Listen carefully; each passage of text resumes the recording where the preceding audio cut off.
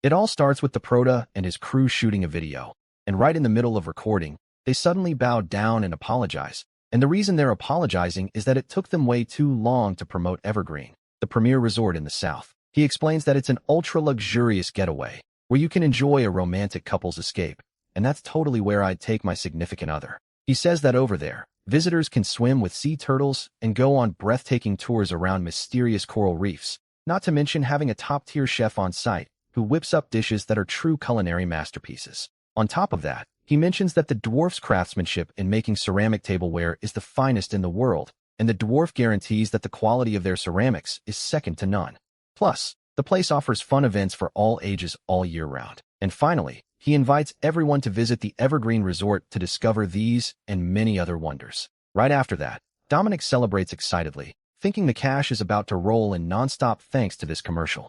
But looking over to the side, he sees his companions completely wiped out at the table. Kalen complains that they were utterly exhausted from having to pose for pictures so many times. The dwarf agrees and calls Dominic a heartless human for working them to the bone without even serving any meat. The blue-haired girl tears up, saying all her energy was drained by the sheer embarrassment. The blonde guy sighs and asks why Dominic asked for all that, knowing full well how busy he was. Dominic asks if they really thought he expected them to do all that for free. He presents a bowl of ginseng chicken soup, perfect for restoring everyone's strength and stamina. This guy is more of a hustler than I am. Dominic calls everyone to eat before getting back to business, instantly lifting everyone's spirits. The story then flashes back to show what happened a few years ago, where Dominic is completely drained, resting against the trunk of a tree. Suddenly, someone walks up to him and calls him a brat. Kalen steps up with an intimidating smirk and asks how he managed to make it all the way out there on his own. Running on empty, young Dominic asks what the man means by that question. Dominic simply replies that he just walked all the way there. The man licks his lips and begins questioning the kid. Laughing out loud, Kalen asks what Dominic can actually do that's useful in a situation like this. But our boy has something up his sleeve. The scene cuts to a massive metal pot being slammed down onto the ground. Dominic calls out to the crowd to come eat and make sure they get their fill. In the distance, a huge crowd of people starts sprinting wildly toward the scent of the food.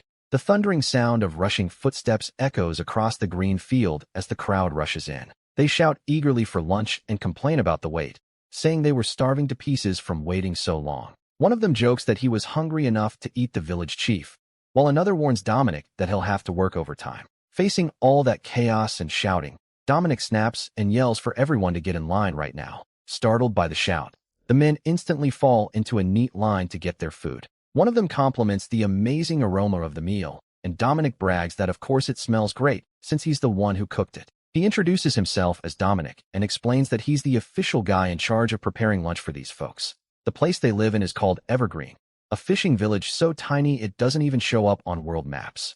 The village was founded by a bunch of tough retired mercenaries, yet Dominic considers them the kindest and most genuine people in his life. Dominic looks back on how Chief Kalen warmly took him in, even when he was just a clueless young war refugee with nowhere to go. Kalen used to joke that he was about to waste away from hunger, acting like a true father figure to the boy from day one. For Dominic, who had given up on everything after facing so much prejudice as a refugee, those men were his saving grace. It has already been 1 year since he moved to Evergreen, where he happily cooks every day to pay back the enormous kindness he received. Kalen takes a generous spoonful of the hot soup made by the young man, and he's blown away by the flavor, praising Dominic's cream soup, which makes all the young cook's hard work worth it. Today's menu features cream soup, sautéed vegetables, and grilled sausages, all perfectly balanced to provide sustained energy. The secret lies in thoroughly sautéing the carrots, mushrooms, potatoes, and onions in a sizzling hot pot. He adds a roux made of flour and milk to the pot,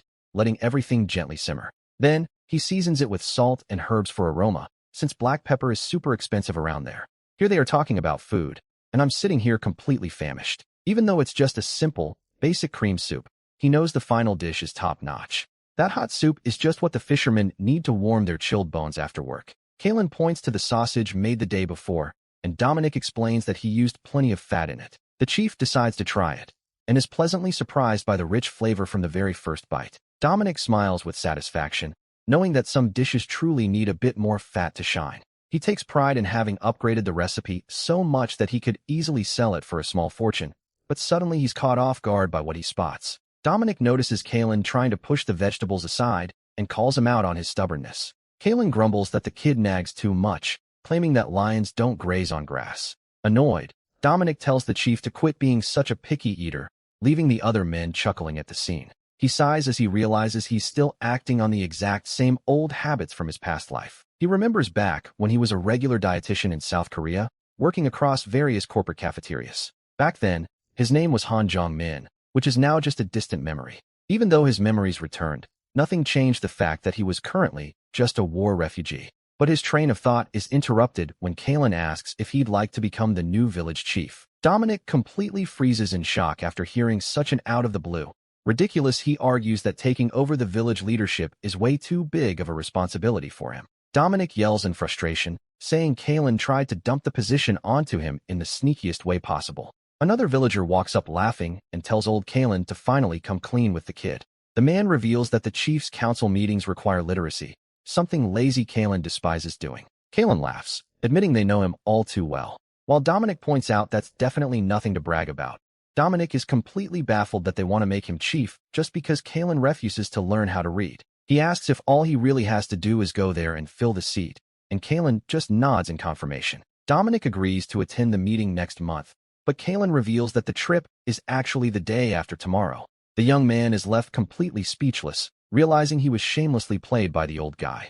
2 days later, Dominic finally arrives at the Lord's imposing castle for the big meeting. Inside the conference room, the chiefs from various villages begin debating the upcoming agenda. One of them mentions that the old Lord's birthday is around the corner and that gifts from different villages shouldn't overlap. Another chief agrees, saying it was pretty embarrassing when people brought duplicate gifts last year. While one suggests offering sheep, another gets scolded for trying to light up a smoke in a restricted area.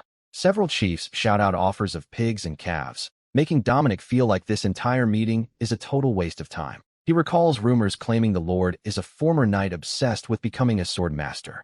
A maid swings the doors open and invites all the chiefs to grab a bite before continuing their discussion. Dominic gets super hyped about finally being able to taste the fancy food served at the castle. He resolves that if the food is truly top tier, he'll figure out the recipe no matter what it takes. But as he steps up to the buffet table, Dominic's eyes go wide with surprise at what's laid out before him. He stands in awe before a magnificent feast packed with stunningly decorated dishes. Taking a bite of the bread, he immediately notices that the quality of the flour used by the royal kitchen is exceptional. He also falls in love with the seafood stew, finding the shrimp and clams incredibly flavorful. However, the dish that truly catches Dominic's eye is something very specific sizzling on the grill. It happens to be grilled chitlins, and he tells the cook that he absolutely loves eating them. Dominic praises how spotless the offal was cleaned, making the cook take immense pride in his craft. The cook shares that the old lord loves all kinds of meat, which pushed him to hone his cooking skills. He offers Dominic a fresh sample on the house, explaining that the grilling technique makes all the difference. The man then asks if Dominic's village has already picked out a birthday gift for the lord. Dominic gets slightly worried, since all the other villages have already claimed the best cuts of meat. The cook glances around to make sure no one is listening in and drops a brilliant suggestion. Instead of meat, Dominic's village should offer a barrel of quality spirits. Dominic considers that his village does brew ale, but the quality isn't exceptionally high. He thanks him for the tip and promises to return the favor, happily accepting another piece of grilled chitlins. Thinking about the Lord's daily habits, Dominic offhandedly remarks that eating that much meat is bound to cause gout. He explains to the confused cook that gout is an intensely painful condition that typically flares up in the big toes. Dominic continues breaking down how uric acid builds up in the body before catching himself and apologizing for oversharing. The cook finds all that pure rind talk bizarre and tells him to quit the nonsense and just enjoy his food. Dominic realizes that his old habit of lecturing people about nutrition accidentally kicked in again. Walking through the castle hallways, he tells himself he seriously needs to stop over-explaining everything. At least he comforts himself knowing he got to enjoy plenty of that delicious grilled meat. Nowhere, a dark sack is thrown over Dominic's head, and he gets pinned down before he can even process what's happening. Sometime later, he groggily regains consciousness and slowly blinks his eyes open. He realizes he's lying on the floor while cloaked figures in blue capes receive orders to haul him away. The men promptly comply and carry Dominic off while he's still dazed and disoriented. Dominic snaps awake in a panic, realizing he's tied to an ornate chair. The person behind the kidnapping notes that he's finally come to from his blackout. The mysterious man calmly explains that his subordinates completely misunderstood his orders. He apologizes for the rough treatment by the guards who brought him in, claiming that wasn't the plan at all. Dominic plays it cool and says it's fine, but deep down he's totally freaked out by the abduction. Seeing that the guards standing behind the man are heavily armed, he realizes one wrong move could be game over. When Dominic tries asking how he should address him, one of the guards snaps angrily, calling him an insolent brat. The guard chews Dominic out for his lack of manners, but gets cut off instantly by the leader's commanding voice. Sinclair orders the guard to stop yelling, grumbling that all the noise makes his bones throb with pain. He strains to bow slightly and apologizes for taking so long to properly introduce himself to his guest. He introduces himself as Theodore Sinclair, dropping the bombshell that he's actually the former lord of these lands. Dominic's eyes go wide in total disbelief as he registers the true identity of the man in front of him. The young man lets out a startled shout, making Theodore wince in pain, and asks him once more to keep his voice down. Dominic starts connecting the dots, trying to figure out why the former lord is in so much bodily agony. He asks if the root cause of all this suffering is indeed gout, and Theodore confirms it is that very condition. The former lord asks if Dominic knows anything about this curse, convinced that someone put a hex on him. Dominic thinks the idea of gout being some mystical curse or dark spell is completely ridiculous. He knows full well that the pain stems from an overload of purines caused by the lord's heavy drinking and poor diet. But he worries that if he explains the scientific truth, the lord might mistake him for some shady dark sorcerer. And if the lord suspects that of his captive, he'll definitely toss him straight into a damp dungeon instead of a cozy guest room. Dominic studies Theodore's stern, shadowy expression, feeling the heavy pressure rolling off the man. Seeing the former lord's hands trembling in agony, he realizes just how desperate the man is for a cure. He decides to step in and asks if the pain kicked off with severe swelling around his toes or ankles. Dominic describes how the flare-ups are usually unbearable at night, and sometimes strike the elbows and fingers as well. A flashback shows Theodore writhing in torment on his bed throughout the night during severe flare-ups. He adds that on the worst days, even a light breeze feels like pure torture, only for the pain to vanish out of nowhere later on. The former lord is thoroughly impressed by the spot-on description and confirms that's exactly how it goes. Dominic then states with absolute confidence that it's no curse at all, but rather a medical condition known as gout. Theodore echoes the young man's words, still a bit skeptical and stunned by the revelation. He asks what triggers this issue, and Dominic explains that his daily diet is the primary culprit behind it. He breaks down that there's a compound called purine found in heavy concentrations in rich, fatty foods. And if the body fails to flush out this compound properly, it builds up and triggers excruciating pain in the joints. The Lord questions why these issues are only showing up now, and Dominic explains it's due to the natural aging of his digestive system. Dominic gives a heads up that he isn't a physician and that this is merely an educated guess, leaving Theodore quite surprised by the honesty. Theodore wants to know how he understands the illness so well without being a physician, and Dominic realizes this is his golden opportunity. He makes up a story on the spot about traveling with a master who taught him that proper food serves as the body's ultimate medicine. Dominic wraps up by saying that eating in balance harmonizes vital energies and promotes a long, healthy life. Theodore wonders if these vital energies refer to the elements that form mana and asks for the name of Dominic's master. The young man pauses for a brief second before replying that his master's name was June.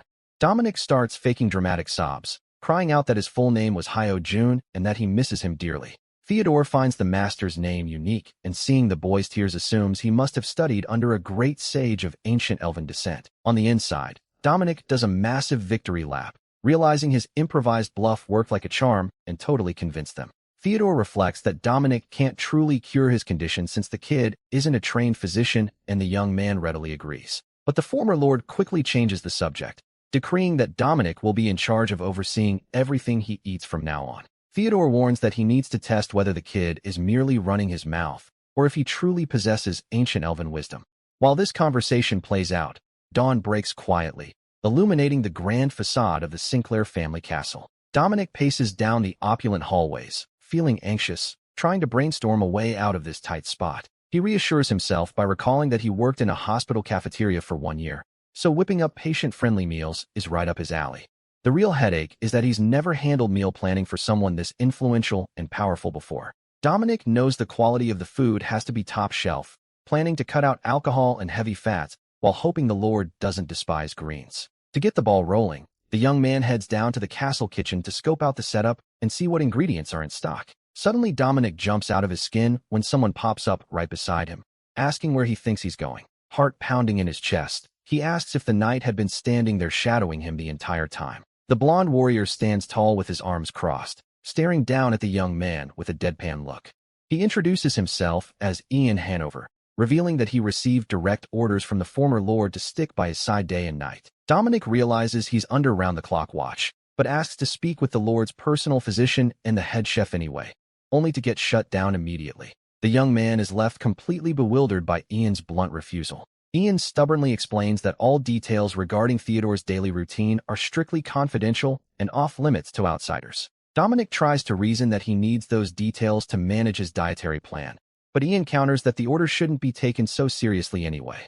Losing his patience to argue, Dominic yields, thinking that if things go sideways, it'll be entirely on the stubborn knight. The young man walks off annoyed that the folks here don't understand that proper nutrition genuinely has the power to heal. Right then, Dominic stops in his tracks, spins around with determination, and calls out to the knight. He asks if Ian Hanover will change his tune if he manages to improve the former lord's health solely by fixing his diet. Dominic firmly asserts that while food is just fuel to some, to others, it represents something far more essential. Ian falls completely silent, staring at the young man with a look of surprise and deep contemplation at such unwavering conviction. The knight acknowledges there's truth to that, but doubles down on his point that food alone cannot act as real medicine. Dominic fires back that he'll do his absolute best and asks Ian not to get in his way, leaving the warrior taken aback by his sheer boldness. Keeping a cool face with a slight smirk, Dominic calmly remarks that it's really not that deep. Left without a comeback against the young man's confident attitude, the knight simply clicks his tongue in annoyance. Dominic walks away thinking he has no reason to fear Ian, since he's an official guest of the former lord of these lands. Out of nowhere, the knight appears right next to him again, asking where he's heading, making the kid let out another terrified shriek. Stuttering in pure panic, Dominic replies that he's heading to the kitchen and desperately asks why the knight is breathing down his neck. Cool as a cucumber, Ian points in the opposite direction and lets the kid know that the way to the kitchen is actually over there. Seeing Dominic walk into the kitchen, the head chef is utterly shocked to see that the supposed fake shaman is still alive and kicking. Dominic clarifies that the whole thing was just a misunderstanding, and the head chef mentions he assumed the kid would be terrified after being dragged away by the knight. The young man then reveals that he's been put in charge of managing all of the former lord's meals moving forward, leaving the cook floored. The head chef flies into a rage and grabs Dominic by the collar, but the kid quickly clarifies that he's only stepping in as an assistant to lend a hand. The man settles down a bit upon learning that Dominic will work under his supervision, and the boy notices just how strictly the castle hierarchy is enforced. The chef asks what he means by picking ingredients, and Dominic explains that he needs to check which foods might be harmful to the lord. Ian questions whether specific foods truly match different body types, and the young man compares it to the mana that warriors train with daily. The knight agrees with the logic, and Dominic adds that ingredients that absorb the world's mana also yield different effects for each individual. The head chef admits the explanation holds up, realizing Dominic's plan is to curate the ideal ingredients for Theodore's constitution. Dominic smiles on the outside, but knows on the inside that he had to spin this mystical tale because real nutritional science would be impossible to explain here. Dominic starts gathering intel and asks if the former lord was a legendary warrior, which Ian confirms, stating he was once the commander of the army. The young man notes that the lord's training routine must have dropped off significantly after retiring, and Ian agrees the intensity just isn't the same anymore.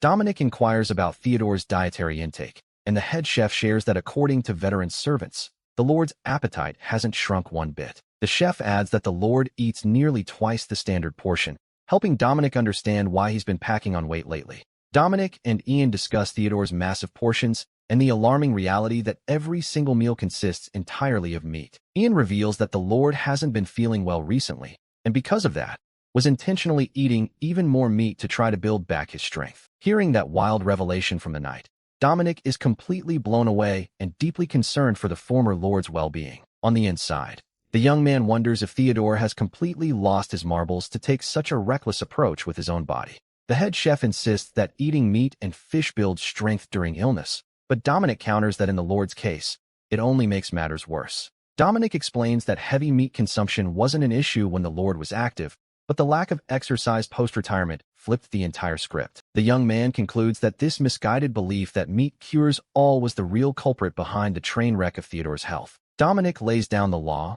banning red meat, fatty fish, shellfish, and alcohol from the menu, leaving the cook and the knight utterly terrified. He takes full responsibility and approves only chicken, white fish, and modest portions of eggs, while the head chef begs the heavens for mercy. Trying to offer some reassurance, Dominic firmly grasps the frightened head chef's hands. The man asks the man to place his trust in him, reminding him that his own neck is entirely on the line with this new diet.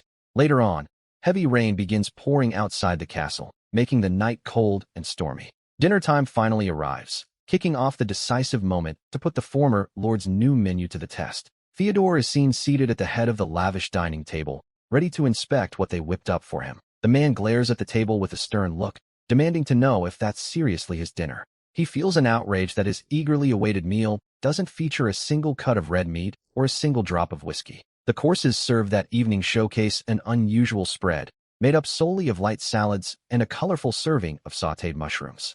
Theodore's daughter attempts to break the ice by praising the vibrant colors and appealing presentation of the new dishes. The former lord softens his posture slightly, concluding that the best course of action is to taste the meal and judge for himself. Theodore takes a sip of the ruby-red beverage in his goblet and instantly realizes it isn't his usual wine. The former lord's son remarks that it looks like pomegranate juice, noting that the tart flavor helps stimulate the appetite, and asks his father what he thinks. Theodore admits the juice is exceptionally good, praising the perfect balance of gentle acidity, natural sweetness, and a subtle bitter finish. The pomegranate juice hits the spot so well that he compares it to the complex, bold profile of a high-end vintage wine.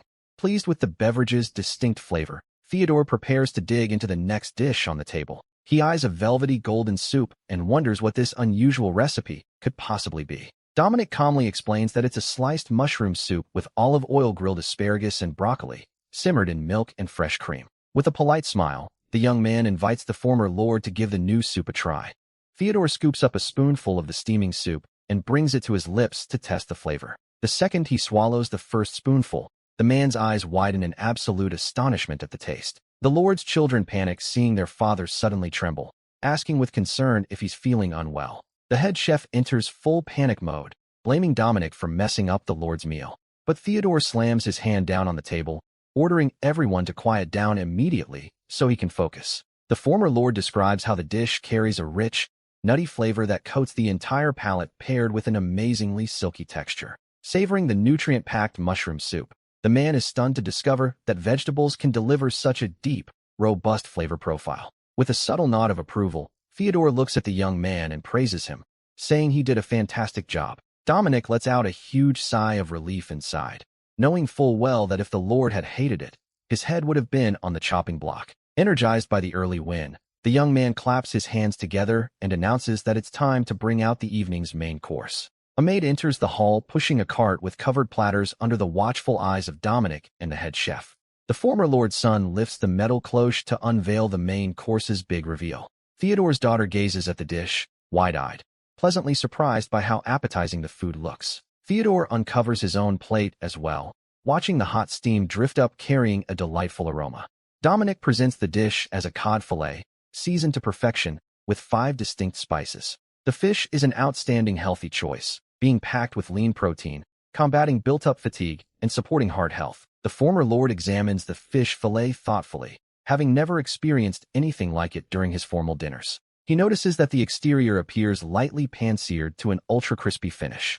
Wasting no time, the man pops a generous bite into his mouth all at once to taste it. Theodore is blown away to find the fish amazingly tender and juicy on the inside, wondering how on earth they achieved that texture. The former lord's son calls out to his father, noticing he's trembling with excitement at the dining table once again. Theodore admits he simply can't hold back in front of such delicious food, and his children just smile in agreement. With a massive grin on his face, the former lord invites everyone to dig in, celebrating a special family meal for the first time in ages.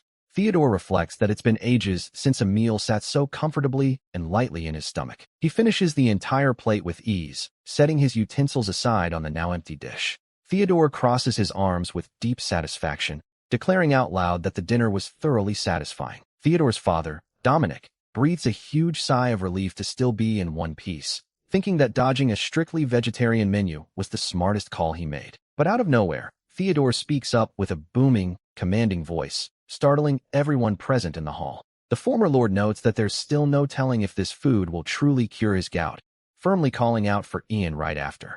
Theodore instructs the knight to keep Dominic from wandering the castle grounds at night, ensuring the boy doesn't step a single foot outside. Ian promptly takes the order while a frustrated Dominic grumbles under his breath, realizing his situation just got complicated all over again. With no way out, poor Dominic ends up being escorted back by the guards to his quarters under house arrest. The relentless, heavy rain continues pouring down over the imposing Sinclair family castle throughout the dead of night. Strong winds howl outside as the roar of the storm reverberates through the grand windows of the darkened corridors. In his quiet bedchamber, Theodore lies down on his spacious bed, feeling remarkably relaxed and peaceful. The man realizes nighttime has rolled around again, wondering how long he'll be able to hold on to this sense of peace. He recalls with dread the excruciating physical pain that routinely ambushes him first thing at the break of dawn.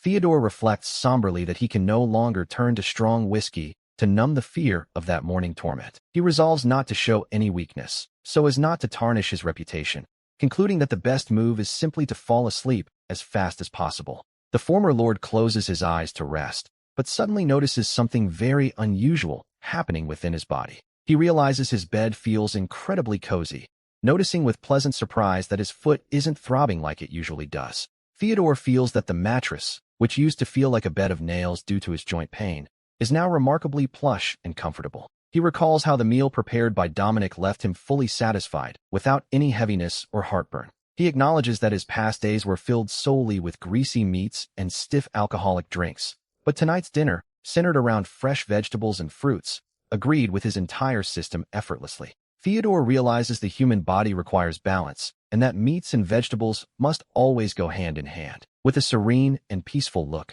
the former lord admits to himself that he's been far too stubborn all these years. Suddenly, a mysterious and potent aura of blue energy begins radiating from his body in the darkness of the room. The following morning, the sky clears up completely, turning bright, sunny, and without a single cloud in sight. A gorgeous butterfly with colorful, shimmering wings flutters across the vibrant garden surrounding the great castle. Dominic watches the small insect land gently on his fingertip, whispering how carefree and unburdened it seems. The young man vents aloud, wishing he had the ability to fly freely far away from this place. Having been ordered not to take a single step outside his room, Dominic now tours the garden seated in a wheelchair pushed by Ian. Dominic decides to mess with him, asking the knight to wheel him closer to the butterfly, pretending he wants to fly alongside it. The kid playfully rushes the knight, leaving Ian with a furrowed brow, visibly annoyed and irritated. Running out of patience, Ian points out that the kid has perfectly good hands and feet to walk on his own,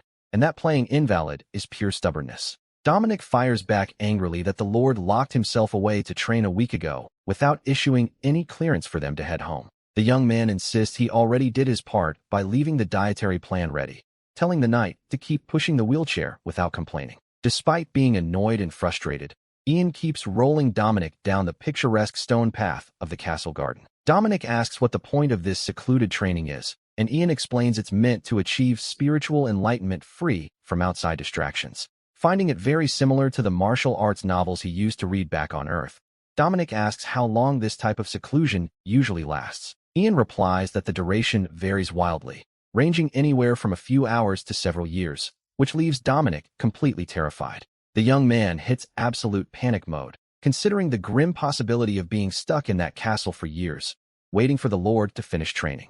Ian simply clams up and looks away, showing that he's just as worn out by the whole ordeal. The knight keeps wheeling the young man back inside, while the brisk wind rustles the leaves of the courtyard trees. Dominic calls out to the knight, asking if the former lord's instructions explicitly stated that he had to remain physically locked up. He argues that he already handed off the full dietary plan to the head chef, and that the lord never mentioned keeping him behind bars. The young man wraps up by suggesting that as long as he doesn't skip town and honors the agreement, there shouldn't be any issue with him going back home. Ian suddenly spins around and stares at Dominic, wide-eyed, completely taken aback by that airtight logic. That very afternoon, departure preparations are set into motion in the castle's main courtyard. Ian hands over a clearance pass stating that the chief of Evergreen Village is permitted to return home, provided he receives weekly check-ins for the diet. Dominic celebrates cheerfully, seeing that this whole ordeal ended up turning into a very well-paid, one-week business trip. Bags packed, Ian dryly informs Dominic that it's time to grab their gear and hit the road back home. Ian spots Dominic holding a travel bag and asks in surprise what that bag is for and where he thinks he's going. Dominic simply replies that he's heading back to Evergreen, and Ian acts surprised upon hearing the village's name. Dominic shoots the knight a suspicious look, sensing that he's scheming something annoying. Ian reveals with a tired sigh that he received orders from Theodore to keep a very close eye on him, just in case the kid tries to make a run for it on the road. While they chat about the trip, seagulls glide freely across the clear blue sky right along the coastline. Dominic and Ian hike up the hill carrying their bags, with the young man pointing toward the village of Evergreen just ahead. The kid emphasizes that his village sits right next to the ocean, reiterating that he's explained countless times it's a humble fishing settlement. Out of the blue, a familiar voice calls out Dominic's name with great surprise from the small village square. Chief Kalen appears carrying a large fishing net, celebrating warmly to see the kid back safe and sound from the castle. The man says it's great to have him back and immediately asks for his help with the beach troubles, leaving both the young man and the knight totally baffled. Kalen puts on a dramatic face and cries out in panic that the dreaded devil's hand has surfaced in the village waters once again. Ian is completely shocked by the creature's menacing name, while Dominic wonders if he's the only one completely out of the loop here. Kalen clarifies that a flock of sea turtles actually showed up and laid tons of eggs on the shore right by the village entrance, spreading those marine plants everywhere. A local villager warns that the situation on the beach is getting worse by the minute, while Dominic remains puzzled, unable to fathom why everyone is panicking so much. Ian finds it absurd that the village chief is clueless about this phenomenon, but Dominic fires back that he's no fisherman and never even wanted to be leader. Kalen explains that the devil's hand is actually a giant marine plant cultivated by the region's farming sea turtles. The man adds that it resembles a massive underwater tree, which grows up to 3 times the height of an average adult once fully mature. These plants completely block the passage of fishing boats and shoot up at an incredible speed, even when the fishermen try hacking them down. To make matters worse, the turtles that tend to the vegetation are aggressive and chase the larger fish away from the shore, wrecking the village's livelihood. Ian finds it odd, since those turtles usually steer clear of shores with human activity, but Kalen reveals the backstory is a bit different here. Chuckling nervously, Kalen confesses that he got scammed when buying the village land. The turtles return there every few years. Ian and Dominic stare at the old man with completely deadpan faces, wondering if this clown show is supposed to be funny. The three of them walk together toward the towering stone cliffs, where the ocean waves crash with immense force down below. Dominic tries to break the tension, mentioning to Ian that the view from atop the cliff is genuinely stunning and pleasant. The young man scans the sea, noticing that this time around, there's a massive swarm of turtles planting seaweed that's already nearly full-grown. Dominic remarks that the view looks rather peaceful, but Ian warns him that the situation is serious, telling the kid to look at the water more closely. The young man squints and shields his eyes with his hand, complaining that he can't spot any major threat in the water from this far away. Annoyed by the kid's slowness, Ian angrily points toward the water and shouts that those dark plants are blanketing everything down there. The knight takes a closer look at the plant's details, asking with a bead of sweat on his face if all of that is really just ordinary seaweed. Dominic lets out a curious hum as he recognizes the shape and texture of that supposedly mysterious saltwater plant. Ian insists the plant is known as the devil's hand, but Dominic replies that back in his hometown, they just call it seaweed and see zero reason to freak out. Dominic is impressed by how healthy the seaweed is growing, remarking that it would make an amazing rich soup. Ian and Kalon stare at the boy with absolute horror upon hearing that he's actually craving to eat the dreaded devil's hand. The kid, wiping a bit of drool from the corner of his mouth from sheer anticipation, genuinely asks why on earth they wouldn't take advantage of such good food. Ian states the obvious, saying it's because the plant carries such a terrifying name, but Dominic finds zero logic in that silly superstition. The knight demands to know what's going through the kid's mind to want to put a plant with such a creepy look into his mouth. Dominic brushes off Ian's complaints and invites Kalon to have a taste, and the old chief excitedly accepts, missing the kid's home cooking. Ian is left utterly speechless and stunned, staring at the two in pure disbelief, wondering if they've completely lost their minds. A little while later, the wooden door of a cozy little village home is pushed open by the young men. Dominic happily cheers for being back home, while Ian compliments the fact that the house's kitchen is remarkably well kept for a small village. Dominic boasts that the place is great because he was the one running it, prompting the annoyed knight to tell the kid to pipe down for once. Kalon holds up a damp, green ribbon of freshly gathered seaweed, asking Dominic what they need to do to get the cooking started. Kalon mentions that the seaweed ended up drying out due to poor storage, but Dominic is thrilled to see it actually dehydrated perfectly. The village chief doubts that a brittle, dried-up leaf is good for anything, but the young man explains it turns out even better and more flavorful that way. He details that dehydrated seaweed packs an incredible depth of umami, sparking the knight's curiosity with this new culinary trivia. Pumped by the ingredients he managed to track down, Dominic eagerly rolls up his sleeves to get down to business. The young man happily celebrates that the time has finally come to show off his culinary chops in his own home. The young man grabs a razor-sharp knife and gets right to work, swiftly mincing several garlic cloves on the wooden table. Next, he slices up some fresh scallions, while the fire crackles brightly in the hearth behind him to warm the kitchen. He heats the skillet over high heat, drizzles in sesame oil, and sautés the clams alongside the rehydrated seaweed and minced garlic. The knight catches a wonderful, unique aroma wafting over from Dominic's skillet. Ian closes his eyes and takes a deep breath, admitting he's never smelled anything quite like this before, yet it seems incredibly appetizing. Dominic notices the knight's reaction and suddenly turns around, catching Ian off guard for being spotted peeking. The young man smiles warmly, glad to see people in this world appreciating the traditional Korean seasonings he worked so hard to prepare. Dominic notices there isn't much cooked rice left, but decides to be generous and scoops a hearty portion into the bowl. Dominic finds it hilarious watching the proud knight pretend not to care about the dish, while constantly sneaking glances at the pot. The kid chuckles to himself, thinking this is his only way to go toe-to-toe with the formidable knight, using nothing but his cooking skills. Ian gasps and yells upon seeing Dominic pour the murky water used to wash the rice straight into the pot where the soup is bubbling. The knight complains that he's dumping dirty water into the food, but the young man explains that rice water is the secret weapon to giving the broth a rich body. Dominic scolds him, pointing out that the starch and nutrients neutralize any harsh fishy taste, telling the knight not to micromanage his cooking. Ian ends up thoroughly confused by the technical breakdown, and the kid playfully teases that he has no idea what he's been missing all this time. The young man lets out a long, weary sigh after giving the proud guard a full-on culinary lecture. Dominic continues preparing the meal, remarking that he knows Ian is different from other highborn warriors because he doesn't look down on commoners like him. He praises the warrior's character, noting he treats everyone fairly and showed genuine respect to both Chief Kalon and the castle cook. While dishing out a side of kimchi, Dominic playfully wraps up by saying the knight's only real flaw is being way too stiff. The young man sets the steaming bowl of rice on the wooden table alongside the side dishes with great care. With a friendly smile, Dominic invites the proud knight to pull up a chair and try this simple, home-cooked meal. Ian eyes the food thoughtfully, reflecting on Dominic's words about accepting and respecting people for who they are. Kalon walks into the house carrying a platter of pan-fried fish, thanking him for the safe escort and calling everyone to dig in right away. The warrior pauses for a split second before the rustic, unfamiliar spread. Under the watchful gaze of the old village chief, Ian finally works up the nerve to take a spoonful, his eyes flying wide open in pure shock at the explosion of flavor in the soup. He is thoroughly amazed to realize that such a rich and comforting soup was made using the very weed everyone refers to as the devil's hand. Unable to help himself in the face of such a treat, the ravenous knight dumps a generous mound of rice right into his bowl.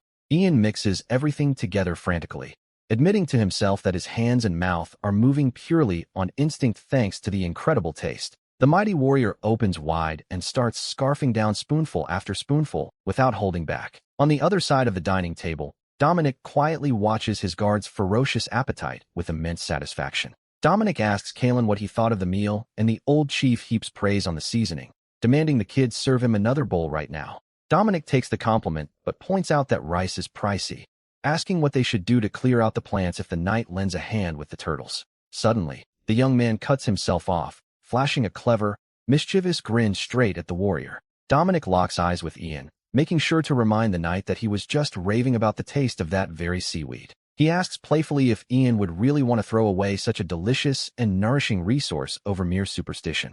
Meanwhile, a merchant carriage rolls down the road, and a young man asks his grandfather if they really need to pull over at that village. The boy complains that the settlement looks tiny and has nothing to offer, but the elder scolds him, telling him never to judge a place by its cover. The seasoned merchant imparts that Evergreen could thrive down the line, and that for a budding trade guild, every single client is pure gold. The young man gladly takes the elder's wisdom to heart, breaking into a warm, friendly smile. The two keep chatting about the village's history, wondering if Evergreen has always just operated as a humble fishing outpost. Pulling up to the village entrance, Chief Kalen and Dominic step out together to greet the traveling merchants who just parked. The elder greets Kalen, who asks not to be called chief anymore, jokingly explaining that he dumped the annoying leadership gig onto young Dominic. The merchant announces that he brought 3 full sacks of premium-grade rice to trade, and Kalen agrees to buy up the entire stock on the spot. With a welcoming and friendly demeanor, Dominic walks up to the travelers and asks if they've had a bite to eat today. The elderly merchant holds the bowl of hot soup and asks with great curiosity what that dark ingredient in the broth could be. Kalen explains that the kids call it seaweed and urges the elder to taste it without fear, promising the broth will help him unwind. The young merchant takes the first bite and, brimming with excitement, tells his grandfather to hurry up and try it because the flavor runs deeper than any fish stew. The old trader takes a spoonful and is floored to realize that rich, savory flavor comes directly from the dark plant itself, not from meat. He feels his merchant instincts tingling, instantly recognizing that this exotic item holds colossal sales potential.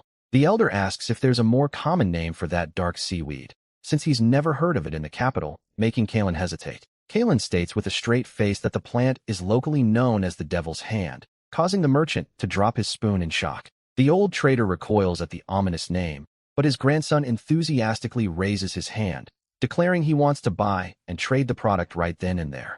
Anton argues that unique ingredients are a massive hit in the capital and that this devil's hand actually tastes out of this world. Eyes sparkling with excitement, the young merchant promises his grandfather that he sees a literal gold mine waiting on that shoreline. The seasoned old merchant pauses in complete silence for a few beats after hearing the seaweed's ominous name. The elderly merchant gives his grandson the green light to handle the deal however he sees fit, leaving the young man thrilled with the call.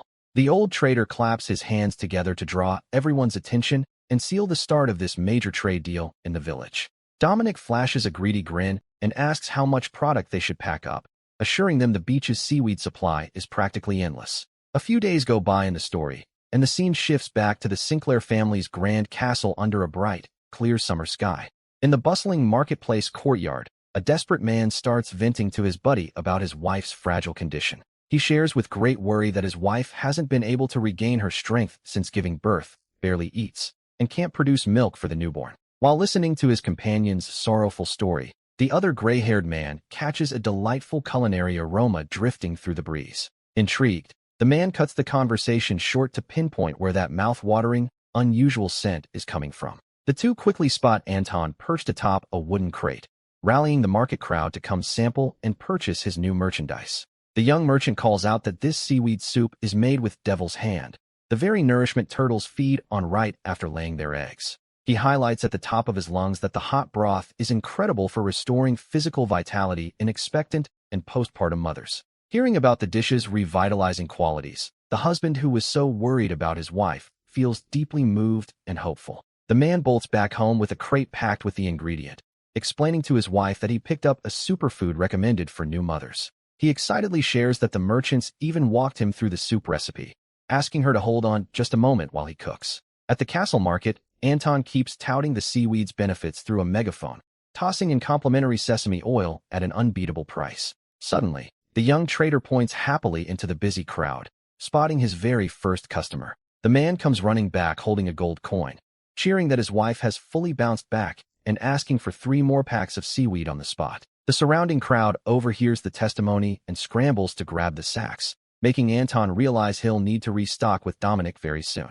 Back in his home kitchen, Dominic stirs a bubbling pot while letting out a delightfully greedy, mischievous chuckle of pure joy. The young man jumps for joy, celebrating that he can finally make spicy rice cakes, a comfort food he couldn't afford before due to the price of rice. He reflects happily that sales of the dark seaweed are blowing past expectations and that he'll be able to live comfortably for quite a while. Dominic gets so caught up celebrating his profits that Sir Ian has to step in and warn him that the pot of red sauce is about to boil over. The knight comments on the intense spicy fragrance and gladly accepts Dominic's friendly offer to have a taste. A plate piled high with rice cake simmering in a mouth-watering fiery red sauce is served right after. Dominic gives a playful thanks for the meal while the knight gets ready to try the new spicy dish with utmost seriousness. The young chief pops a whole rice cake into his mouth, nostalgically savoring that classic, comforting taste from his homeland. But their peace is shattered when a castle soldier kicks the door wide open, booming out an urgent royal decree from the Lord. Several heavily armed guards clad in blue capes file into the humble home, drawing the eyes of everyone eating at the table. The messenger unrolls an official scroll, formally proclaiming that the current ruler of the Sinclair domain has issued a high-priority summons. The guard reads the decree ordering Dominic to report immediately to the main Sinclair castle under armed escort. The soldier warns with a firm, piercing glare that turning down the current lord's summons is out of the question. Ian steps into the conversation, stating that he also holds direct orders to accompany and look after the young chief of Evergreen on this return trip. The knight stays composed, but grows curious to uncover the real reason why the guards are acting so pushy and rushed. The soldier states that mere guards cannot question their master's motives, reiterating that they are under strict orders to ride out without delay. Ian rests his hand on his chin, deeply pondering the unusual nature of this immediate summons from the ruler. Ian clears the soldiers to take Dominic, prompting the kid to whine in frustration that the knight should have backed him up after all the meals they shared. Ian remarks that if this were a punishment, he'd be locked in irons right now, suggesting it's likely just urgent business, and telling the kid to hurry up and pack. Dominic tries to stall the guards to finish off his plate of spicy food, but Ian yanks him up, telling him to get on his feet without making excuses. The young man clams up and shoots a pouty glare back over his shoulder after being blocked from finishing his meal in peace. However, Dominic notices with shock that the knight's plate is completely licked clean, wondering how on earth the guy managed to inhale everything that fast. Shortly after, the carriage arrives before the grand staircases of the Sinclair family's opulent main palace. Dominic and Ian walk side by side down the castle's grand corridor, making their way toward the great audience chamber. The massive doors to the royal hall swing open with a heavy thud, leaving Dominic on edge and nervous about the encounter. They step into the grand hall and spot the current lord of the Sinclair lands sitting solemnly upon his high throne. Patrick Sinclair, the youthful ruler of the territory, gazes down from the throne with a stern expression and exceptional poise. Ian bows out of respect while a flustered Dominic stammers a greeting to the lord, who promptly grants them permission to raise their heads. On the inside, Dominic tries to hide his nerves by making a face and silently cursing guard Ian's blunt attitude.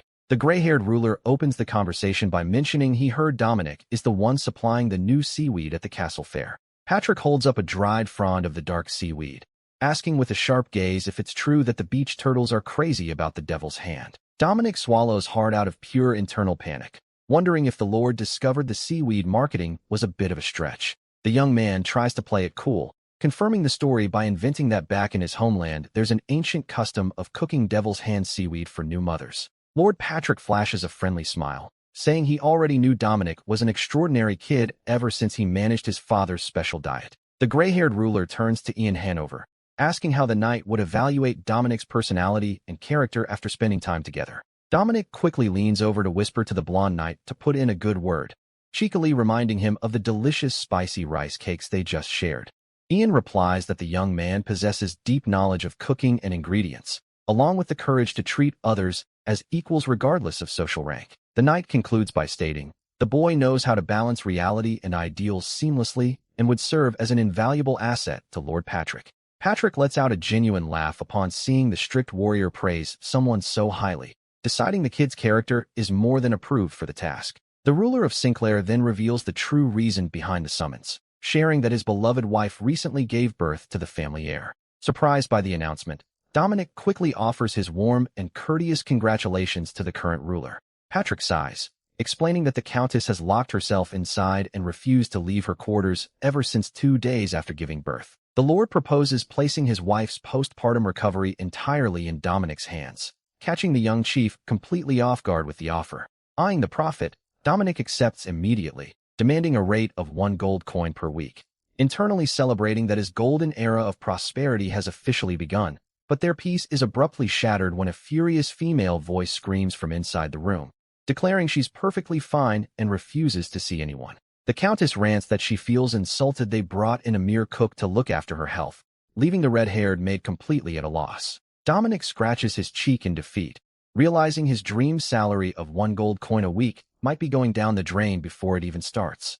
The young man asks Ian if the noble lady was always this cranky, and the knight replies that she never used to act like this, clueless as to what caused the shift. The red-haired maid steps out with her head low to apologize, stating the Countess has zero appetite and mentioning she'll report this to the Lord. Dominic begins putting the clues together, trying to figure out why the Countess locked herself in her room 2 days after giving birth despite continuing to eat seaweed soup. Suddenly, the young man's eyes go wide as a major realization hits him regarding the noble lady's behavior. He flashes back to his past life on Earth, remembering when his own sister had a baby and stayed at a postpartum care center. Dominic recalls how his sister would try to hide her face in embarrassment over the physical changes her body went through after pregnancy. He remembers calling out his sister's name upon seeing her from behind in the room, because she looked so different from her usual self. His sister was so swollen, it was genuinely hard to recognize her at first glance, helping the young man relate to the Countess's feelings. Connecting the dots, the kid deduces the Countess locked her doors out of body insecurity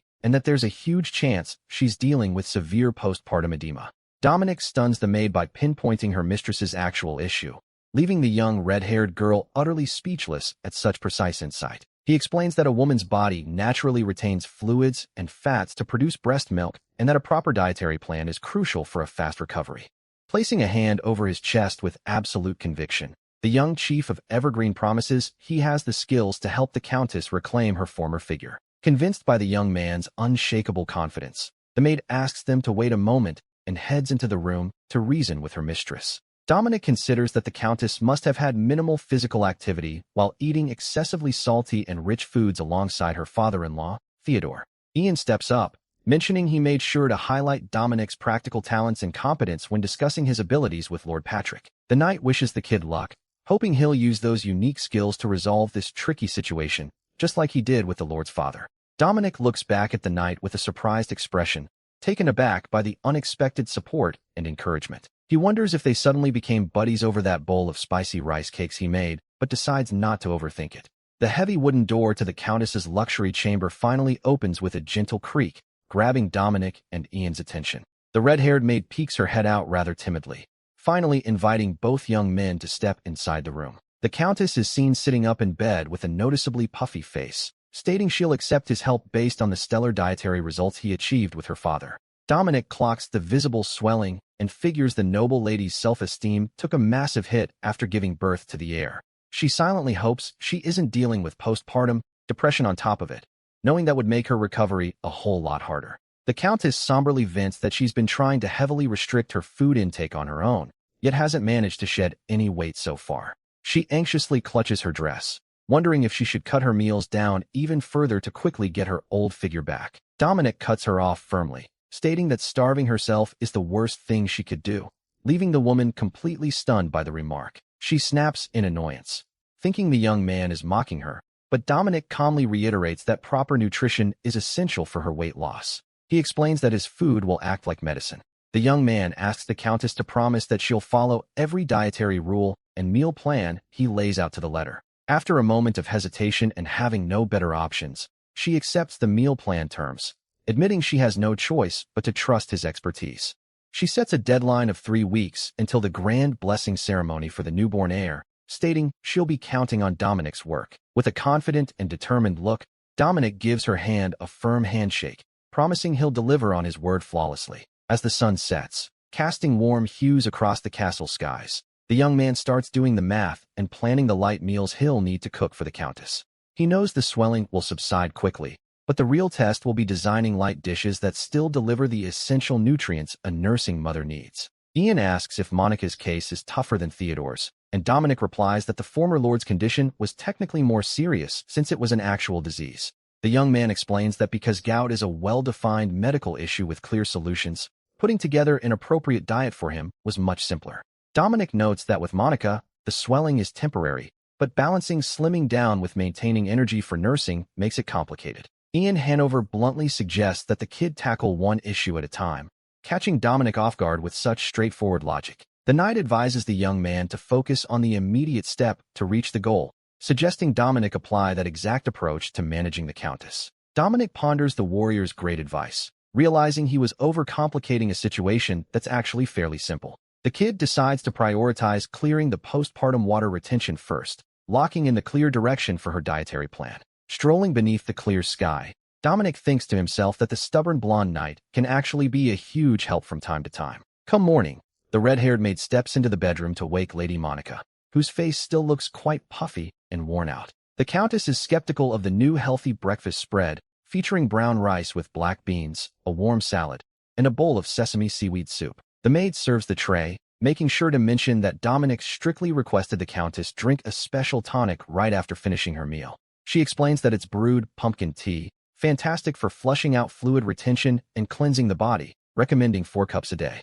Even though she finds the whole routine bizarre, the Countess decides to give the regimen a shot and starts eating to see real results. Monica begins sipping the sesame seaweed soup peacefully under the watchful, quiet eye of her personal maid. The Countess complains to the maid that the food tastes rather bland, wondering if her taste buds got thrown off after days of total fasting. The maid clarifies that the boy intentionally cut back on salt so the swelling would drop faster, helping the mistress see his logic. Determined to get her old figure back, Monica puts her doubts aside and willingly finishes every bite of the wholesome breakfast. Feeling drowsy after eating, she considers taking a nap, but the maid informs her that the young man recommended a light 30-minute walk after meals. The noblewoman grits her teeth slightly, visibly annoyed that all her lazy urges are getting shut down by the kid's strict health rules. Taking a deep breath, she remembers she promised to follow the young Evergreen Chief's instructions and heads out for a stroll down the castle hallway. Panting and working up a sweat, Monica is shocked by how out of shape she is,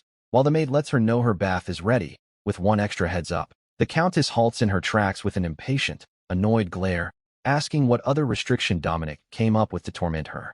The maid sheepishly shares that the boy banned long, steaming hot baths, directing her to stay in the tub for no more than 10 minutes flat. Absolutely furious, the Countess grits the young man's name through clenched teeth, fuming that Dominic is systematically robbing her of every little daily comfort. Right after the quick bath, the maid announces that the next step on Dominic's schedule is a soothing body massage session. Clasping her hands with a sweet smile, the maid apologizes in advance, warning that the muscle massage might sting just a little bit. Wincing in pain during the routine, Monica whimpers in agony, swearing to herself that if this doesn't show results, the young cook will pay dearly. Meanwhile, a loud shout calling for Dominic suddenly rings out from outside the Grand Sinclair Palace kitchen. Dominic stops eating, his eyes widening in surprise as his name is bellowed so loudly through the corridors.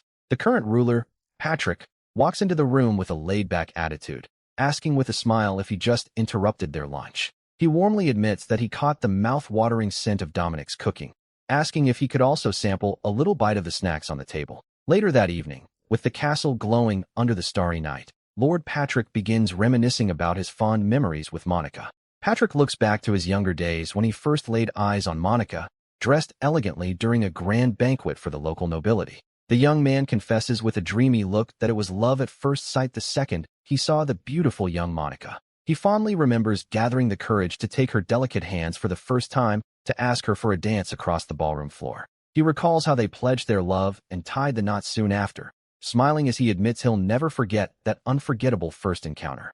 Patrick shares that he took over the domain following his father Theodore's retirement, becoming swamped with duties when his wife was blessed with a child. Even though he was drowning in administrative work, he always tried to shower his wife with affection, believing their bond remained rock solid. Yet that smooth harmony between the young couple mysteriously fractured out of nowhere right after the delivery. The ruler of Sinclair breaks down in tears at the table, frantically asking what on earth he did so wrong for Monica to constantly be mad at him now. Drunk and emotional, the Lord vents that her mood swings are out of control, questioning if married life is always this confusing and rough. He points dramatically at Dominic and Ian, saying they couldn't possibly understand, while the two bachelors just stare back with blank expressions. Dominic attempts to calm the Lord down rationally, reasoning that the Countess is likely just overwhelmed due to the upcoming blessing ceremony. The young chief of Evergreen pauses, feeling he needs to share some meaningful words to comfort the Lord's heavy heart. Dominic locks eyes with the ruler of Sinclair,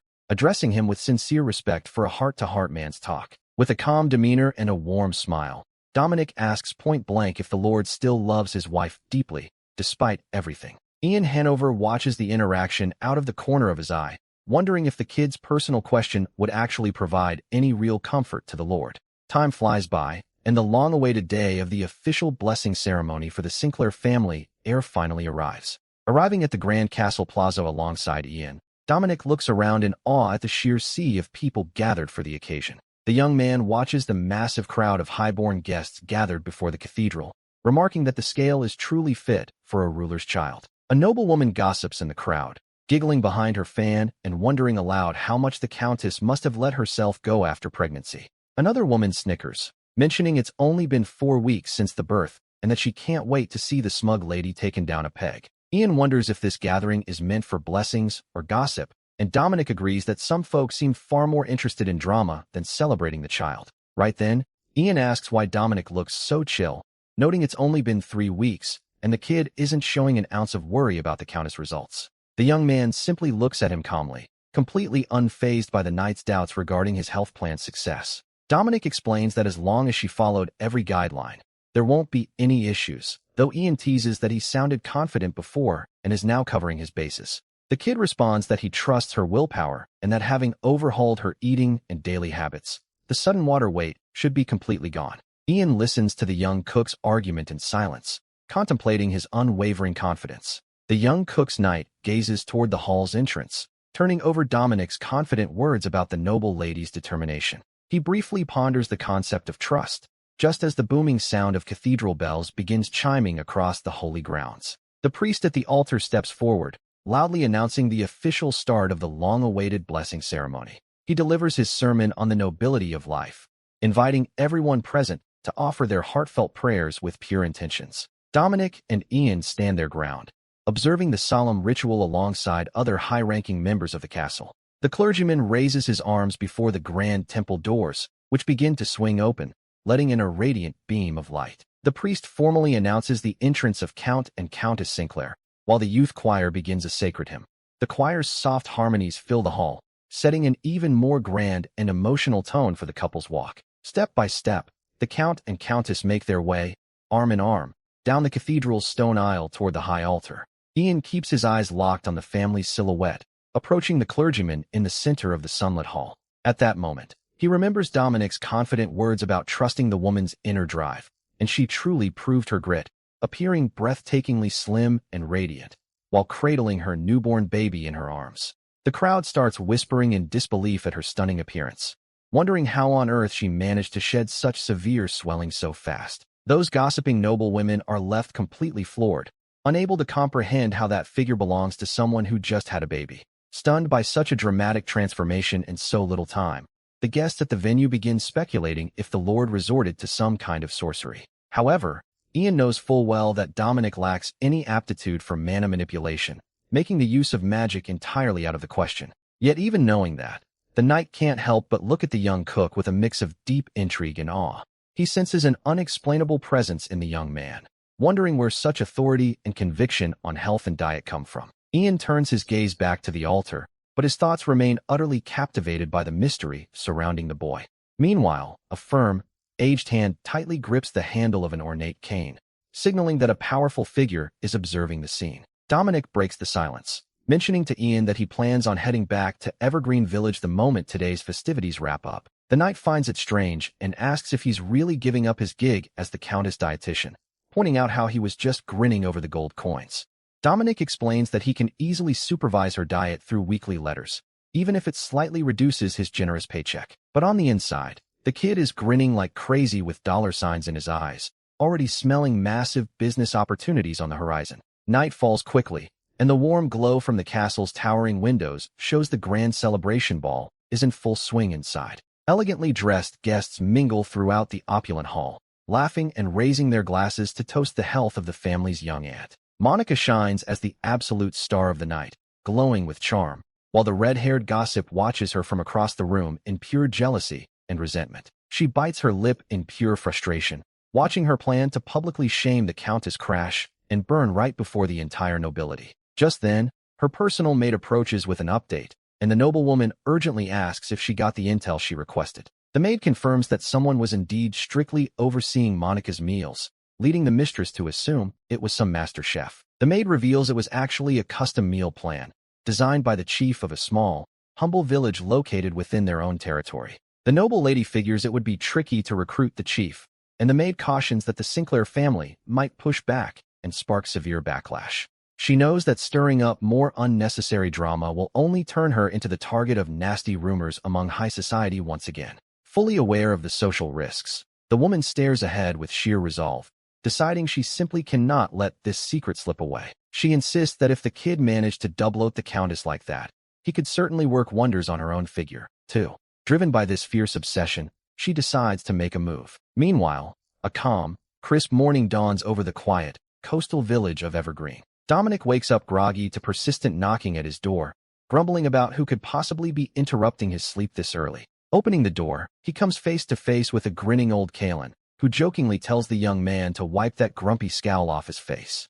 Kalen asks if the kid isn't curious about what happened in the village over the past month, but Dominic calmly replies that something great went down. The elder unexpectedly drops a heavy brown pouch in his hands, eagerly telling the young cook to open it up and check out the contents. Dominic opens it to find hundreds of gleaming gold coins, the payout from the seaweed sales sent over as commission by Anton's merchant guild. The kid is surprised to learn about Anton launching his own guild, and the elder chuckles, praising the young merchant's bold move. Kalen thanks Dominic with a wide smile, stating that thanks to him, the village brought in far more coin than they ever made from fishing. Dominic humbly replies that he never could have harvested, washed, and packed the seaweed alone, and that the success came down to the fishing guild's teamwork.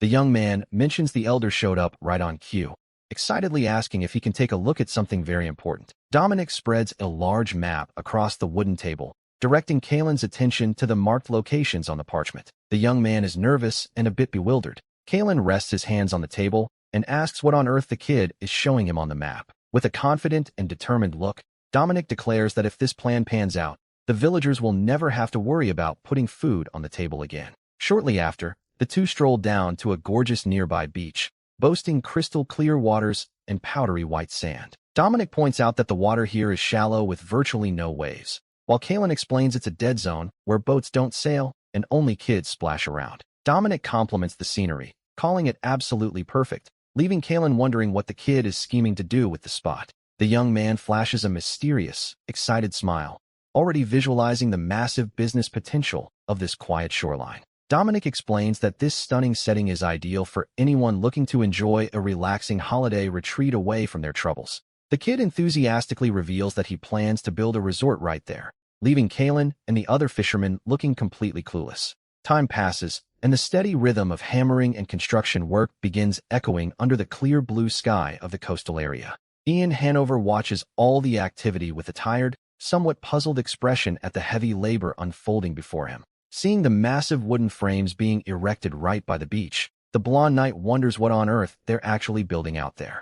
Dominic steps out clutching two wooden batons, barking orders like a boss for the crew to hold the line and keep at it. The hammer strikes continue driving wooden pilings into the sandy beach, showing the project is moving along at a rapid pace. The young cook waves his baton energetically in the air, ordering the men to keep working nonstop on the build. Construction on the resort continues at full throttle, driven by rhythmic beats and hard labor from every local involved in the venture. Dominic clacks the two wooden batons together in a steady tempo, acting as the head supervisor setting the pace for the entire site. He shuts his eyes and keeps tapping the wood continuously, completely locked in on keeping the crew motivated on the floor. Ian walks over and asks what he's up to, and Dominic states the obvious, that he's overseeing the entire resort construction. The knight grumbles that he's the most annoying supervisor he's ever laid eyes on, telling the kid to get ready to head somewhere else with him. Ian explains they need to attend the important village chief's council, as a full month has passed since the region's last official gathering. The village chief then heads to the main transitions to the Grand Sinclair Palace, where the day's fresh agenda is about to get underway. One of the chiefs steps up, proposing that to avoid duplicate gifts for the council newborn, each village should gift garments in different colors. The villages begin bickering over gift colors, sparking a funny little argument among the elder leaders about who gets to claim blue. Dominic watches the silly squabble with a bored expression, mentally suggesting they just draw lots to get it over with. The Lord will be joining them for lunch, prompting the chiefs to eagerly head over as well. The leaders hustle off, thrilled at the opportunity to see the Lord, while Dominic lags behind, failing to see what the big deal is. Letting out a heavy sigh, the young cook finds the whole thing tedious, but tags along just to watch the training as a bystander. Suddenly, a loud, unpleasant gagging sound shatters the quiet of the sunny training courtyard. One of the young recruits clad in heavy armor appears violently sick, prompting Kylon to comment that their training must be brutally exhausting. Another veteran chief brushes it off, grumbling that back in his day military training was 10 times harder and stricter than it is now. Out of nowhere, the young warrior heaves violently, catching Dominic's attention as he clocks the kid's distressed stomach condition. Dominic rushes over to the struggling soldier, asking point-blank how long he's been feeling this terrible.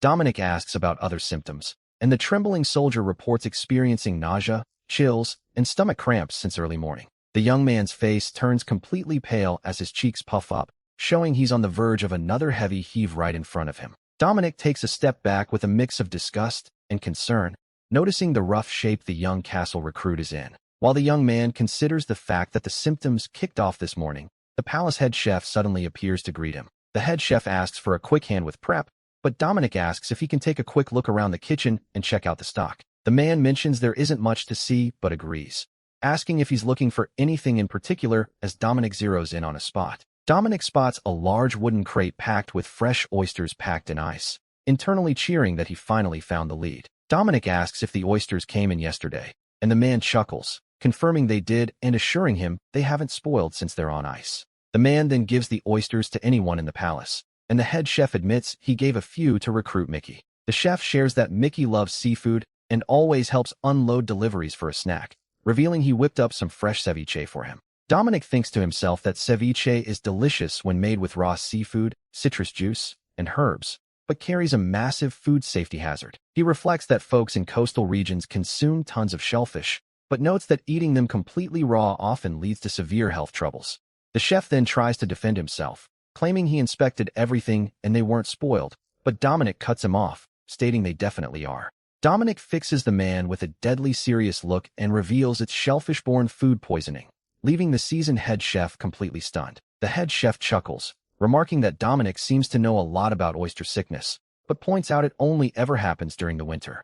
The man warns he's only keeping his cool because of their friendship, cautioning that walking into someone else's kitchen and causing a scene is dangerous business. He wraps up with a warning, hoping Dominic understands what will happen if he keeps up that attitude. Dominic calmly explains that oyster contamination doesn't just vanish in a thin air just because it's summer. He notes it's rarely reported because nobody eats raw shellfish in the heat, revealing that Mickey has been battling vomiting, diarrhea, and fever since this morning. The head chef is left utterly horrified and shaken, desperately asking if that report is actually true. Dominic points out that only Mickey fell ill, asking the cook what he thinks caused it, factoring in the 2-day incubation period. The man swallows hard and breaks into a cold sweat, realizing the massive jam he just landed in over-contaminated food. He trembles in fear because the soldiers are in the middle of summer drills, a session Lord Patrick himself came down to inspect. The chef panics, thinking he'll get fired, stressing over his daughter's schooling, his retirement plans, and the fact that his wife will end him. He fears being thrown in the stockade for sabotaging the army, but is caught off guard when Dominic reaches out, offering to help sort this out. Dominic gives a warm smile, saying that since they're friends now, he couldn't possibly walk away pretending he knows nothing. The head chef is deeply touched, his eyes welling up with tears of gratitude for Dominic's kindness. Dominic points out that lunch is right around the corner, telling them to swap out the menu immediately, leaving his colleague confused and hesitant. The cook explains that summer drills mirror a real battlefield, and that the same strict protocol applies to meal service. He reveals that to prevent food tampering, every ingredient must be cleared with Lord Patrick ahead of time, and the list is already locked in. The man laments that they'll have to dump all the oysters, but Dominic disagrees, suggesting they cook them thoroughly rather than waste prime stock. The cook stares wide-eyed in confusion, asking if he seriously plans on serving oysters carrying the virus. Dominic explains that high heat eliminates pathogens when cooked properly, winning over the man who compliments his deep culinary knowledge. Dominic thinks to himself that the virus is neutralized above 85 degrees, but opts against dropping technical jargon to avoid looking like a fraud again. The cook asks what they're going to do with that mountain of oysters, and Dominic begins brainstorming a solid recipe to prepare them. With a look of pure determination, Dominic decides it's time to roll up his sleeves and get down to cooking. Meanwhile outside, the sun beats down relentlessly from the blue sky, punishing the soldiers on the training grounds. The warriors maintain their synchronized spear drills under the blazing heat, grunting with effort at every thrust. Lord Patrick Sinclair watches the military exercises from high up in the stands, maintaining a serious commanding posture.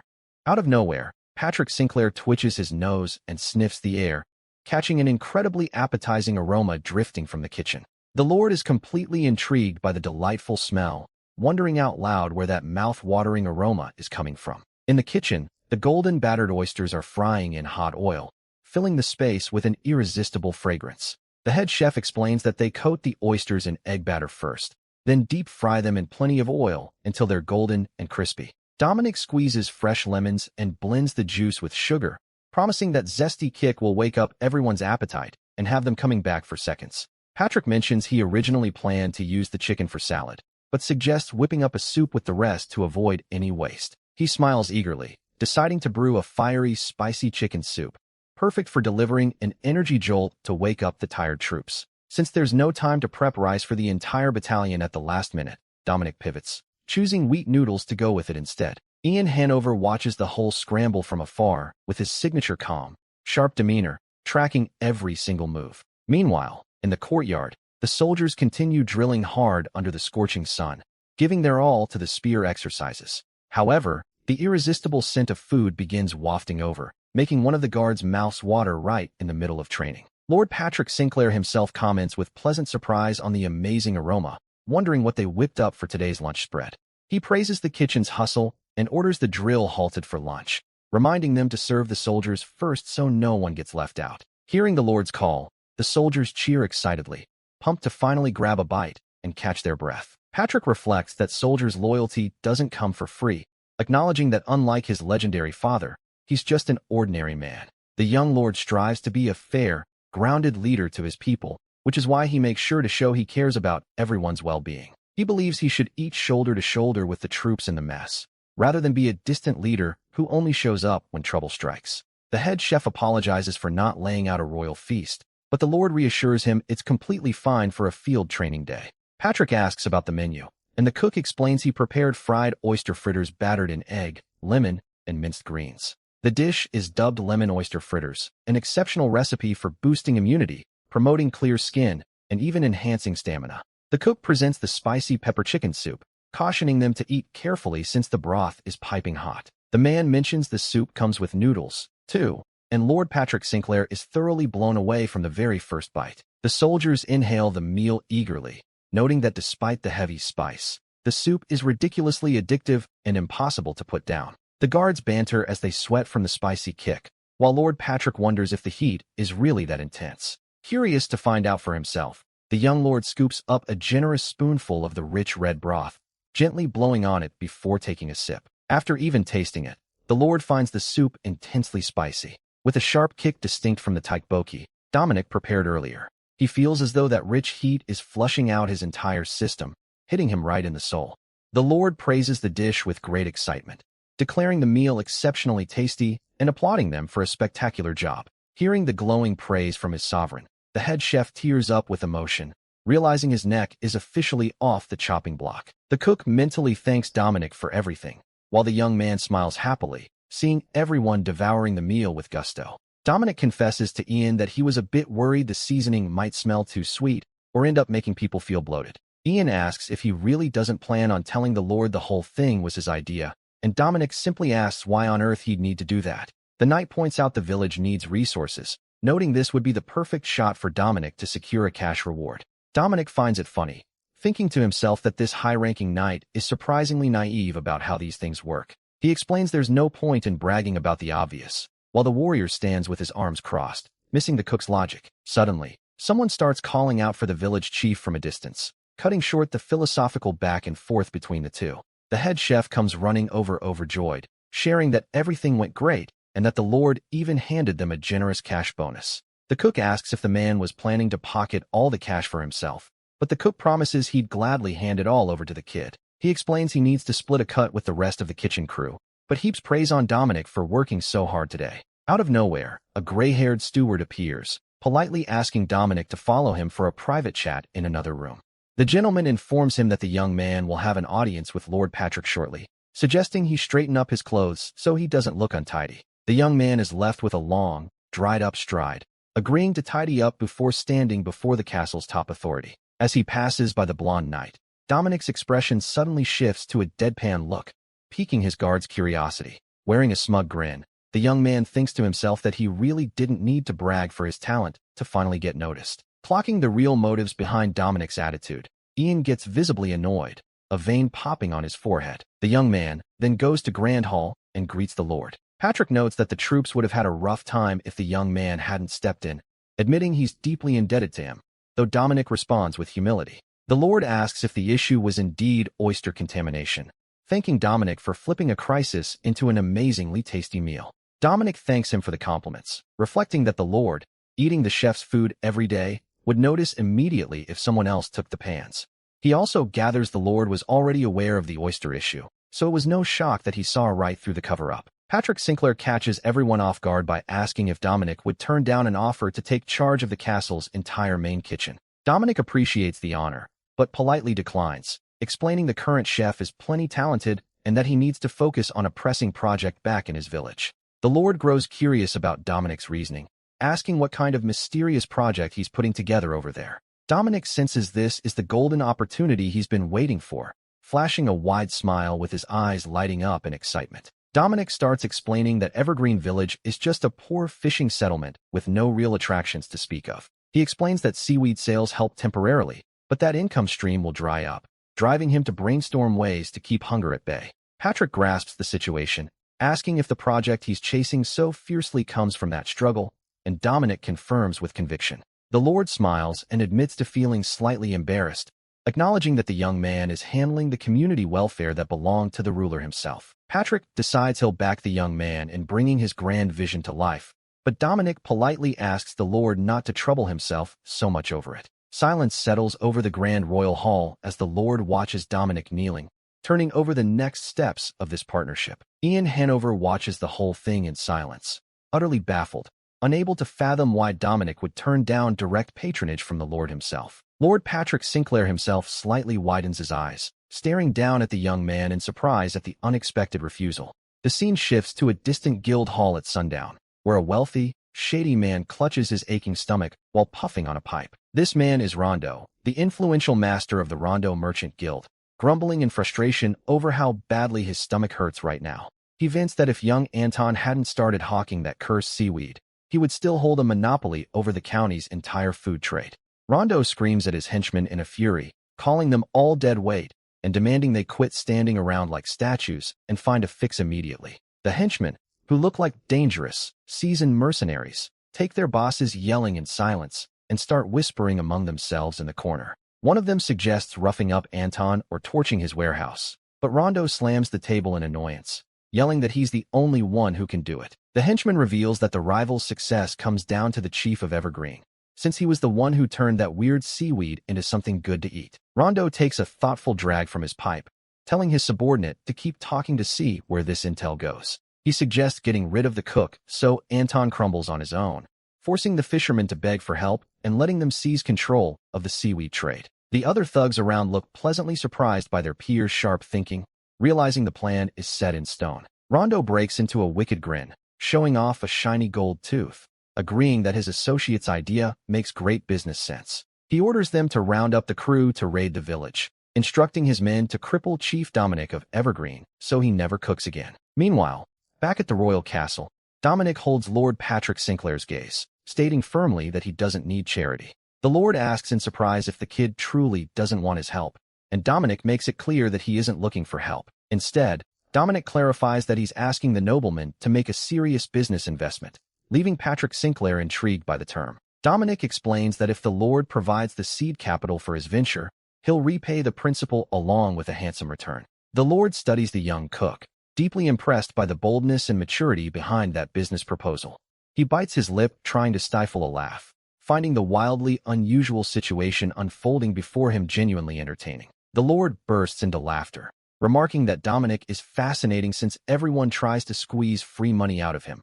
Yet this kid wants a legitimate business contract. Patrick points out that every deal needs terms, asking if he brought anything prepared, and Dominic nods, pulling important documents from his robe. The castle steward takes the papers from Dominic's hands, presenting them to the Lord with full courtesy for review. Patrick schemes the parchment, realizing Dominic wants the funding without the Lord interfering in his management decisions, praising the Lord's decision. He accepts the terms, instructing the steward to disperse the treasury funds immediately, setting a repayment term of 10 years. The nobleman guarantees he'll charge an interest rate far below commercial bank averages, leaving Ian quite stunned in the background. Patrick admits he realized he was wasting a brilliant administrator in the kitchen, asking the young man not to let him down on this venture. Dominic drops into a deep bow on the floor, expressing his sincere gratitude for the Lord's immense generosity and trust.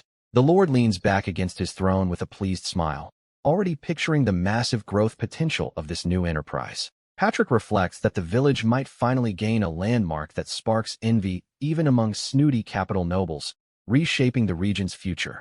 Kylon holds up the signed parchment, laughing his head off, unable to process that Dominic secured such a massive investment from the Count. Dominic points out with a smile that the old man is holding the document upside down, making Kylon play it off sheepishly. Dominic mentions they can now ramp up construction with the funds, and Kylon agrees that the lack of coin was their only real bottleneck. To celebrate the win, the fishermen throw a huge bonfire party with roasted meats and drinks, raising their cups in Dominic's honor. Outside, under the glow of the setting sun, one of Rondo's thugs rides toward the village with a wicked smirk, eager to stir up trouble.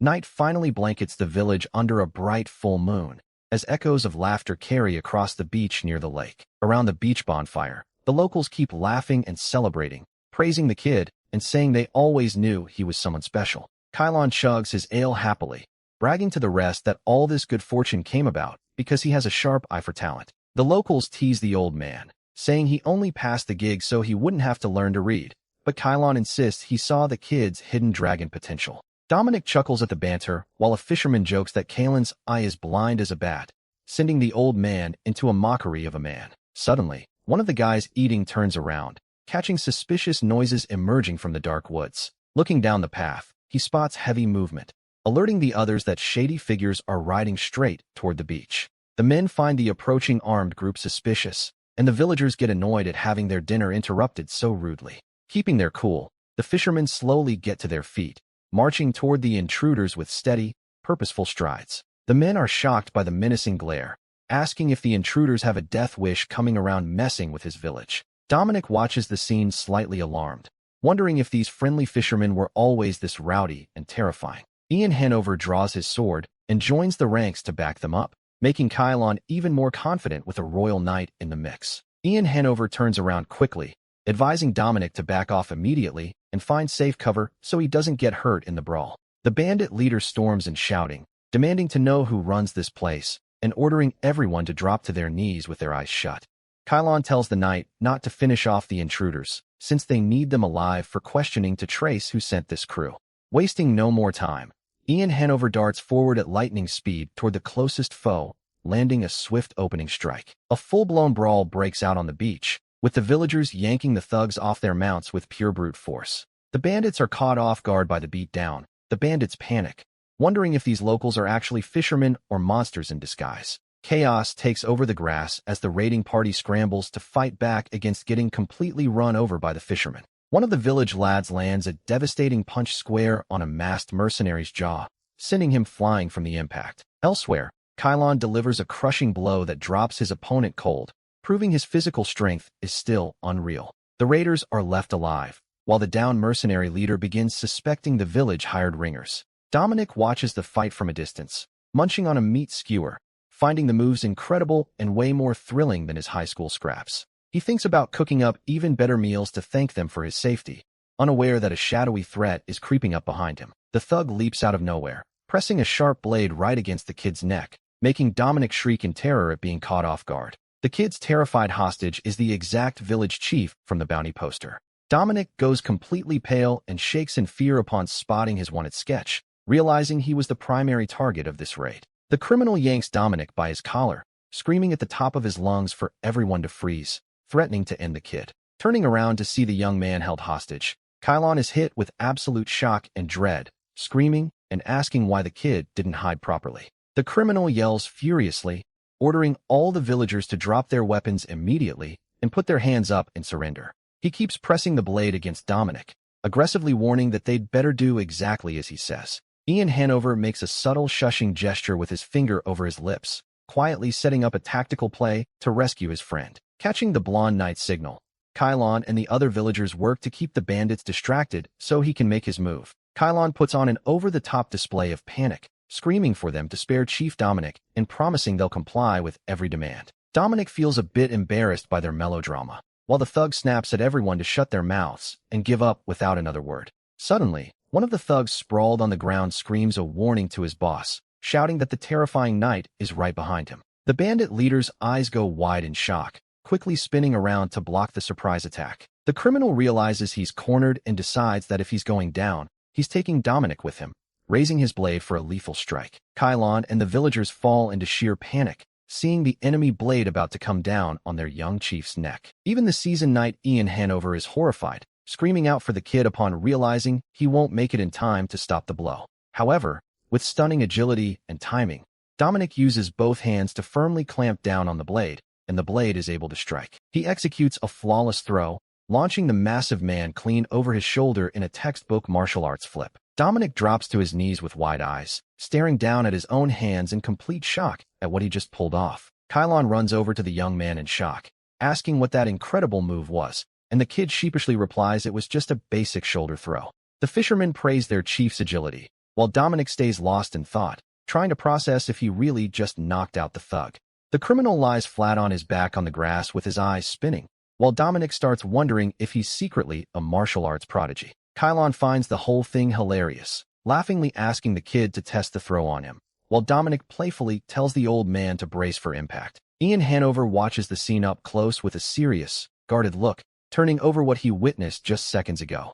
The knight wonders to himself if what he saw flaring from Dominic's body during that quick throw was actually an active surge of mind-boggling. A short while later, all the raiders are tied up on the ground, and Dominic confirms for sure that they belong to the Rondo Merchant Guild. Anton mentions he was already keeping tabs on the crew for scoping out storefronts, adding that this raid isn't the first time the Shady Guild pulled something like this. The young man explains that Rondo's henchmen are infamous for taking on any dirty job for coin, but is stunned they went as far as a full raid. One of the captured bandits listens to the talk in silence with his head down, wearing an expression of exhaustion and regret across his face. The gray-haired mercenary arrogantly tries to bluff, claiming they're just common highwaymen and don't know anyone named Rondo. Dominic catches the lie instantly, firing back that the prisoner's clumsy delivery only proves their ties to the man. Wearing a sly, intimidating smirk, Dominic plays along with the answer, mockingly asking if they truly know nothing. He fakes disappointment, mentioning he planned on setting one of them free if they cooperated with his questions, leaving the criminals sweating in panic. Suddenly, one of the men in the crew loses his cool at the shot at freedom, screaming at the top of his lungs to be the one picked by the young man. He thrashes against the ropes, desperately shouting that he'll answer everything with complete honesty, begging Dominic to choose him. The prisoners turn furious over their peers' betrayal, shouting and bickering over who gets to spill the beans first.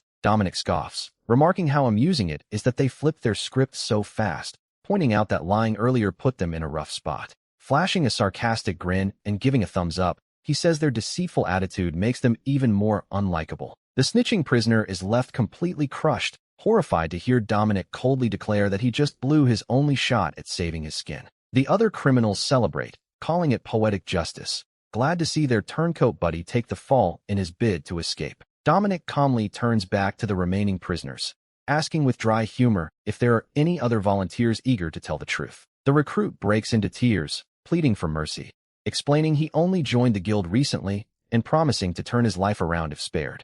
Ian Hanover inspects the kid's hands, confirming his palms are still soft, backing up that the boy truly seems to be telling the truth about being a novice. Dominic gives an understanding smile, accepting the apologetic recruit's plea, and tells the boy to follow him to chat somewhere quieter and more private. The boy weeps in relief, expressing his deep gratitude for the second chance, feeling remarkably fortunate to dodge a harsh fate. The scene cuts to the cabin interior under the evening moonlight, where the debrief among Dominic, his allies, and the young captive is about to start. Dominic asks if the Rondo Guild manages to sell produce so cheap because they run farms that cost next to nothing, and the kid hesitantly confirms. He explains he heard the tenant farmers were forced into unpaid labor after defaulting on debts engineered through predatory interest rates. Dominic asks in confusion about the extortionate rates, wondering if there isn't a legal interest rate cap established across the entire district. The captive is shocked to hear this, while Dominic firmly assures him that there is definitely legislation designed specifically to protect citizens.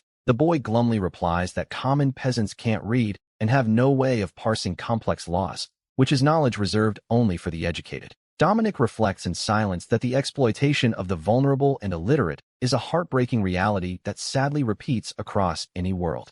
Dominic asks what else he knows about the guild, and the kid reveals they used to be a group of people who were in the same group. The boy reveals they also torched a competing guild hall in the past, making Anton realize that horrific incident was Rondo's doing. Anton explains they'll need solid proof that Master Rondo ordered the crimes, and the young captive remembers a crucial detail.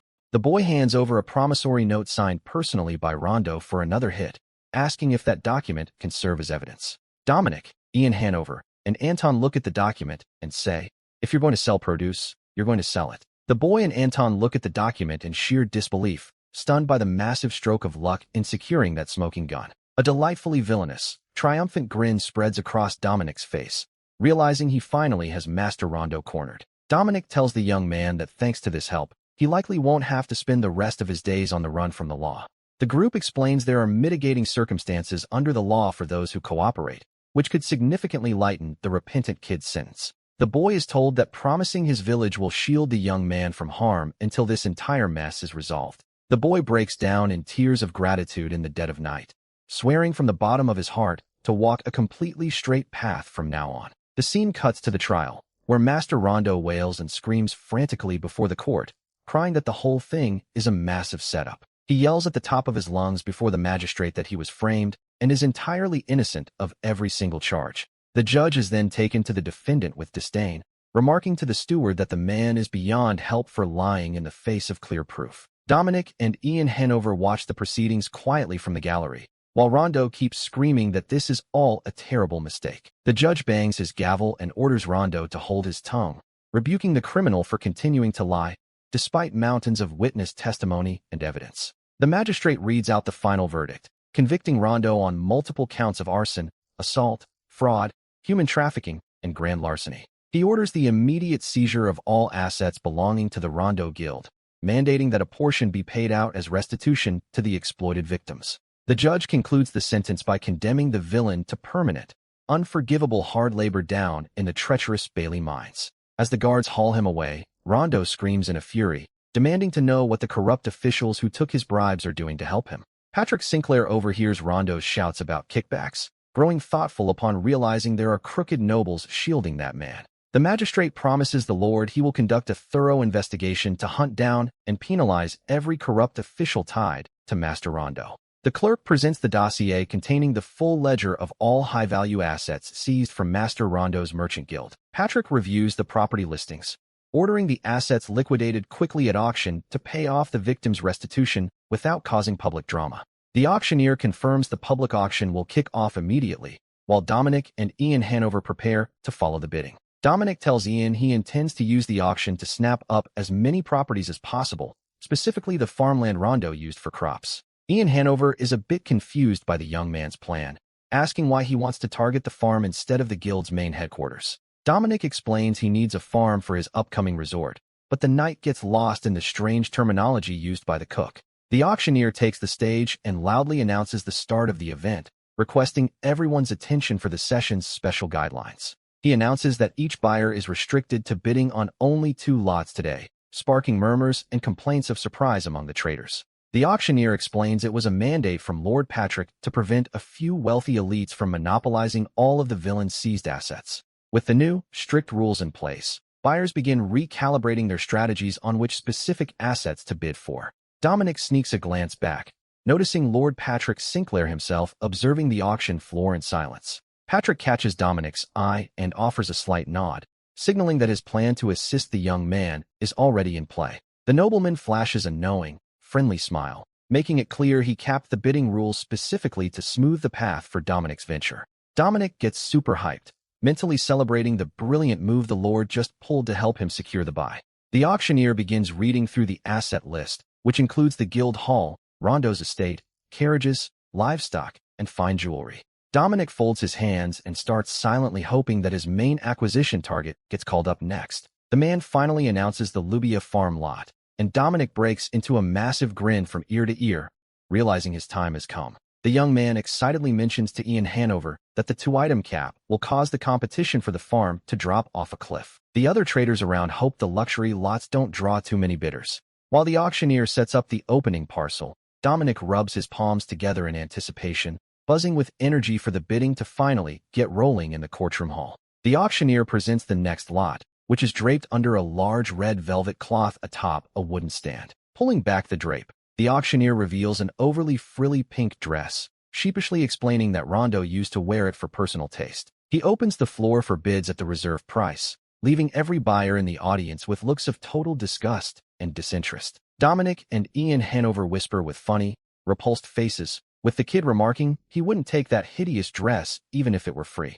Suddenly, to everyone's utter shock in the room, a man in the crowd firmly raises paddle number 35 to place a bid. The auctioneer confirms the bid from paddle number 35, asking if anyone else on the floor wishes to make an offer on the item. The dress is sold to the man, who beams with pride, loudly telling the folks around him that he bought the luxury piece as a gift for his wife. Dominic and Ian Hanover stand in dead silence with completely traumatized expressions, picturing the bizarre anniversary gift reveal. The auctioneer announces that the next lot up for grabs is the Lubia farm, making Dominic's eyes sparkle with relief and excitement. The auctioneer clears his throat to regain the room's focus before reading out the parcel's detailed specs to the buyers. He explains the soil is rich but boxed in by mountains, making expansion tough, with the only access route being a very narrow trail. The auctioneer notes that the former workers were illegally indentured and are heading home today, requiring the winning bidder to hire a fresh workforce. The men in the gallery grumble amongst themselves, saying nobody would want to touch such a troublesome farm that will take forever to turn a profit. Ian Hanover is baffled by the odd assortment of lots, asking Dominic if he's genuinely 100% sure about buying this land. Flashing a highly confident grin, Dominic raises his paddle number 36, deciding that farm is the exact match for his needs. Some time passes, and the scene cuts to a tavern, where two mugs of ale clink together in a cheerful toast to celebrate the successful buy. Anton congratulates Dominic on snagging the farm at the baseline reserve, noting the kid had incredible luck having zero competition. Dominic laughs heartily, joking that it wasn't just luck, but good karma rewarding him for always being such an upstanding guy. Anton shoots him a knowing look, asking what the real goal behind buying the farm is, wondering if it'll be operated by Evergreen. Anton asks Dominic to give him exclusive first dibs on any new crops, and the cook sheepishly explains it's nothing too mysterious. Dominic uses the moment to ask for help sourcing seeds, and Anton agrees, asking what exactly he plans to grow on that new plot. Dominic pulls a detailed inventory list from his coat, setting it on the wooden table to show the specific seeds the merchant will need to source. Anton looks over the list, noting that securing the seeds is a breeze, but the specialized fertilizers for each crop might take some time. Dominic catches his companion off guard by stating he won't be needing any chemical fertilizers whatsoever, leaving Anton completely floored and confused. The young man gives a playful wink, assuring him he doesn't use synthetic additives on his crops because he prefers keeping everything 100% natural. Anton tries to argue, assuming Dominic knows nothing about farming, but the kid fires back that he knows exactly what he's doing here. Ian Hanover listens to the cook discuss organic farming, growing pensive as he tries to wrap his head around that unfamiliar concept. Anton mentions he can deliver all the seed stock in 4 days, and Dominic asks if he can settle the tab using dried seaweed and mussels from the shore. Anton happily agrees to the barter with a smile, and they clink their mugs once more to celebrate their business partnership. The following day, under a blazing sun and a cloudy blue sky, loud complaints echo down the winding forest dirt road. The carriage rattles violently along the rutted dirt road, with Dominic coughing and looking green inside from all the rough swaying. Dominic begs the driver to pull over immediately due to motion sickness, but the driver snaps back that the bumpy road isn't his fault. Pale as a sheet and breaking into a cold sweat, Dominic clutches his stomach with both hands on the verge of tossing his cookies right then and there. Sitting right beside him, Ian Hanover watches the scene with a judging look, letting out a sigh of disapproval at his friend's misery. The knight points out that the auctioneer explicitly warned about the rough road conditions, adding that the kid shouldn't have had so many drinks last night. Hearing his friend heave heavily out the window, the knight coolly tells him to hang in there just a bit longer until the trip wraps up. The carriage keeps rattling down the narrow tree-lined path, with the driver calling out that they're almost at their destination. One of the carriage's large wooden wheels slams hard against another rock in the dirt road, making the entire frame shudder violently. Finally, the ride comes to a halt and Dominic's leather boots touch the solid ground of the farm, bringing immense relief to the kid's stomach. Dominic breathes a huge sigh of relief, hoisting his heavy backpack while the blonde knight scopes out the farm from his comfortable seat. Dominic is pleasantly surprised to see the lush green fields, noting the parcel is significantly larger than the auction chatter suggested. He checks the dark soil, realizing the ground is exceptionally fertile and top quality, fully justifying the investment made here. With everything unpacked, Dominic tells Ian Hanover it's time to tackle an urgent matter right here at the makeshift farm camp. The two guys rushes a knowing grin, casually revealing that their top priority is knocking out that brutal hangover. Ian asks if he isn't going to survey the perimeter, but Dominic jokes that the dirt isn't going anywhere, asking if his buddy wants to eat. The knight reluctantly accepts, and Dominic kicks off the cooking prep, getting the fire going under the iron cauldron to bring fresh water to a boil. Dominic asserts with total conviction that there's no better ingredient on earth for curing a hangover than the secret ingredient he brought along. The liquid ingredient is still perfectly fresh, triggering curiosity and a touch of suspicion from the blonde knight. Dominic lets out a mysterious chuckle, getting ready to reveal the truth behind that unusual ingredient he's tossing into their soup. Dominic reveals it's congealed ox blood, leaving the blonde knight in absolute shock, wearing a look of sheer disgust at the dish. Dominic says he gets that some folks can't stomach it, promising to make the knight's portions separately without adding any blood to the broth. He then brings the two pieces together with excitement, licking his lips as he prepares to deliver the signature touch that will elevate the meal. While the blood cubes and meat simmer in the iron pot, Dominic adds in cabbage leaves that were previously blanched and squeezed back at the end. He seasons the pot with soy sauce, red pepper paste, fermented soy sauce, and a little bit of salt and ginger, letting everything boil down over high heat. The mouth-watering aroma begins wafting across the farm, making Dominic close his eyes in bliss, feeling his hangover fade away. Overcome by the irresistible fragrance,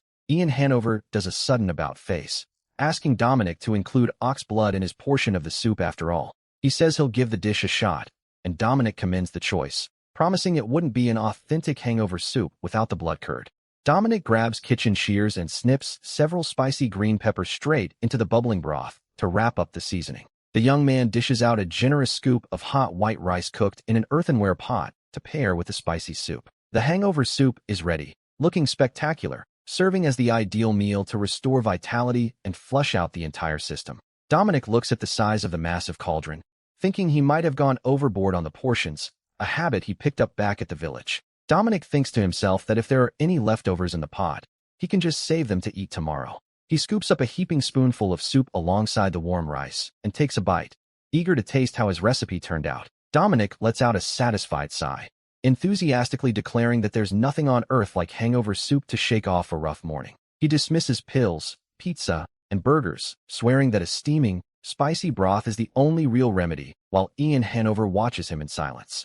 Ian Hanover holds his own bowl, swallowing hard, feeling deep hesitation as he looks at the exotic, fiery broth. He wonders nervously if he can actually stomach it, recalling his commitment to understanding the everyday lives of commoners in the realm. The knight finally works up the courage, blows gently on the spoon, and brings a small taste of the congealed ox blood and broth to his lips. While the two eat, Ian Hanover spots strange movement in the distance, pointing toward the entrance of the farm campsite. Dominic notices they're the former tenant farmers who used to work under the Rondo Guild, but clocks something off about how the group is approaching. The workers march over clutching scythes and farming tools with deadpan faces, showing zero signs of a warm welcome. One of the men gruffly asks if Dominic is the new owner of the grounds, and the young cook cautiously confirms. The group's spokesperson slams the butt of his tool firmly against the dirt, telling the new boss to listen very carefully to what he has to say. He yells with all his might, a furious glare in his eyes, declaring firmly that they will never allow themselves to be treated like indentured labor again. Dominic is completely bewildered by the dramatic reaction, stating the obvious, that they aren't under anyone's thumb anymore.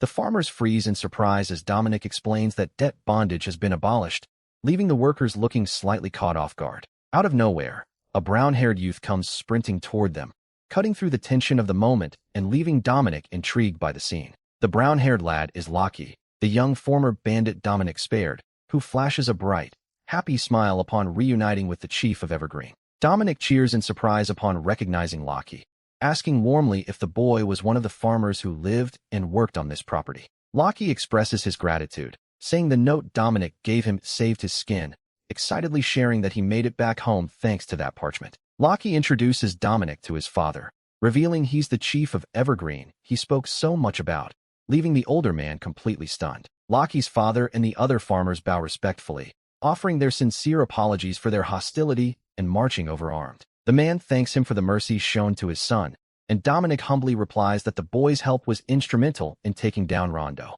Dominic adds that Lockie was merely a victim of circumstances, celebrating the fact that thanks to this turn of events, he was able to acquire the farm. Right then, an awkward silence settles as one of the farmer's stomachs lets out a loud rumble at the delicious scent of the hangover soup. Clocking how hungry these men are, Dominic flashes a warm, welcoming smile, already planning a generous gesture.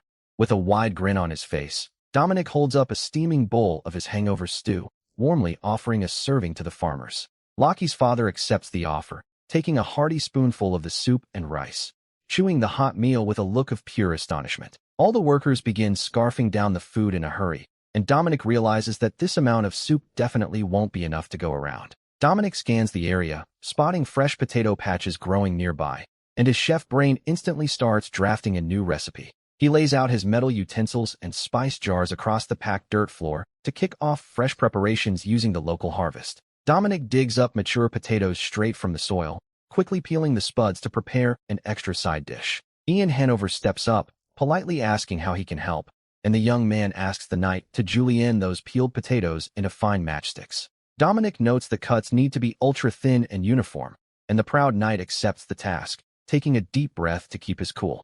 The knight grips the sharp steel kitchen knife firmly, channeling his elite martial precision into the simple chore. Ian Hanover begins slicing the potatoes at an unreal speed, sending the thin strips flying straight into the wooden bowl. The surrounding farmers stand slack-jawed in awe, whispering in surprise at how masterfully knights handle a blade. In the bowl, Dominic tosses the potato strips with a scoop of flour and salt, working the mixture by hand to form an even batter. Satisfied with the texture of the potato batter, the young cook happily prepares to start frying the new dish in sizzling oil.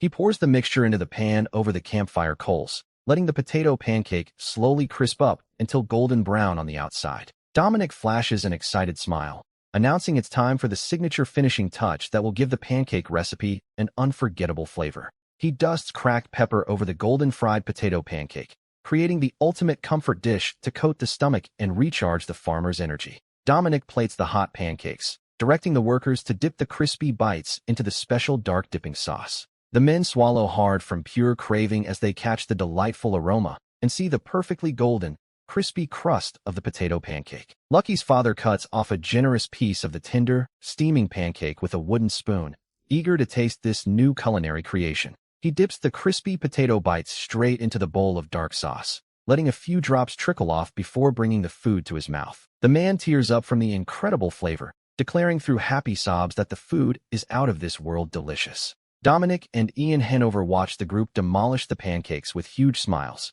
glad to have helped out these hungry workers. Suddenly, Dominic's eyes widen as he remembers a crucial detail, announcing out loud that he has an announcement for the group. He explains he intended to bring this up a bit later, but decides to take advantage of everyone being gathered, asking if anyone has other plans lined up. Lucky's father and the other hands look at Dominic with puzzled faces, not quite grasping what the young man meant by asking about their plans. Dominic asks if now that they have received restitution and are free from the Rondo Guild, they plan on returning to their hometowns or seeking work elsewhere. The farmers exchange weary, somber looks, turning over what they ought to do with their lives moving forward from this moment of freedom. Lucky's father looks down, explaining that the only trade they've ever known and practiced their whole lives is working the soil as farmers. He wrings his hands nervously, asking if Dominic would allow them to keep working and farming on this very same land. Dominic grabs the man's hands in excitement, thanking him from the bottom of his heart for the fantastic news, catching the farmer completely off guard.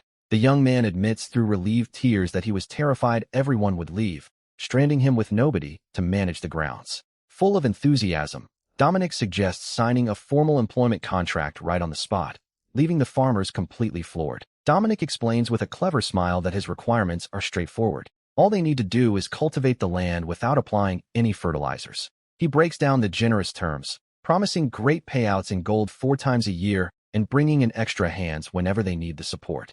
The farmer asks hesitantly if the young man truly wants them to grow crops without any fertilizer, and Dominic confirms that's the only way to do it. The older man ponders the conditions, seriously asking the new boss to walk with him for a moment to another part of the farm. The farmer leads Dominic, Ian Hanover, and Lucky across the farm grass toward a large barn with a red clay tile roof. He pauses before the wooden warehouse's grand entrance, solemnly stating that the secret he wants to reveal is stored right inside. Swinging the doors open, Dominic is left speechless before a truly massive mountain of sacks packed with harvested produce. The farmer reveals that all of that produce was grown without any synthetic fertilizers, leaving Dominic and the knight completely wide-eyed. The man shares that they planned on escaping come autumn and only received a few sacks from that reserve harvest as payment for all their hard labor. He shares that since they figured they were doomed anyway, they decided to stop using fertilizers on half the farm as a final roll of the dice. The farmer looks to the new boss with hope, asking if Dominic could truly manage to sell off such an absurd volume of produce. Dominic celebrates, promising he'll pay a premium for that entire high-grade harvest, which will fast-track the launch plans for his resort. Suddenly, Lucky steps up to Dominic holding a piece of paper, shyly asking the young cook to take a look at it. He presents a detailed hand-drawn map charting out where every single crop variety was planted across the farm, leaving Dominic thrilled and thankful. Dominic inspects Lucky's clean layout, noticing the young man possesses an incredible natural knack for logistics and management. The kid thinks to himself that if Lucky picks up reading and basic arithmetic, he'll turn into an indispensable asset for the farm. He catches Lucky off guard by announcing that he's promoting him to general manager, overseeing all farm production and harvesting, leaving the kid stunned. Dominic winks at the young man, playfully remarking that he's far too tied up with his other big ventures to handle all that himself. He warns the boy that the workload will be demanding and that he'll need to study hard to master reading and math starting today. Lucky and his father weep, bowing deeply in gratitude, swearing they'll give it their all to never let their savior down. The scene shifts to a large city, highlighting the grand wooden crest carved on the facade of the busy merchant guild headquarters. At the front desk, the clerk reviews a quest posting, explaining that Evergreen is looking for entry-level mages capable of casting basic alarm or duplication spells. The gray-haired guild client is completely intrigued by the unusual listing, wondering what a fishing village could possibly want with a mage. The receptionist shrugs, commenting that since the payout is low and the location is remote, no experienced spellcaster wants to take the gig. She adds that to draw in applicants, the village is even throwing in complimentary room and board for a duration of up to 3 months. Suddenly, a young mage sporting vibrant blue hair and a classic pointed hat slams her hands on the counter, cheering at the top of her lungs that she'll take the job. A little while later, the wooden wheels of another carriage roll swiftly down the dirt road under the bright sun, ferrying the new magical recruit from afar. The young mage steps off luggage in hand, happily strolling down Evergreen's blooming paths, blown away by the village's tranquil vibe. Taking in the stunning coastal scenery unfolding before her, the girl's eyes light up with pure wonder at the beauty of the place. She gazes at the lighthouse atop the green hill and the beach, wondering in awe if this paradise is genuinely just a fishing outpost. Watching children run and giggle across the grass, the mage smiles warmly, thinking to herself that she finally found the peace she'd been longing for. However, that peaceful, poetic moment is abruptly interrupted by a loud, echoing rumble coming straight from the girl's empty stomach. Shrugging off the hunger, she takes a deep breath of fresh air, thinking that while it's a quiet, remote village, she's going to make the most of the next 3 months here. Sharing a bright, satisfied smile, the girl feels completely confident that she picked the ideal mission and perfect spot for the next chapter of her life. Suddenly, the young spellcaster's serene look twists into total shock as she catches the sound of intense bickering coming from a nearby cabin.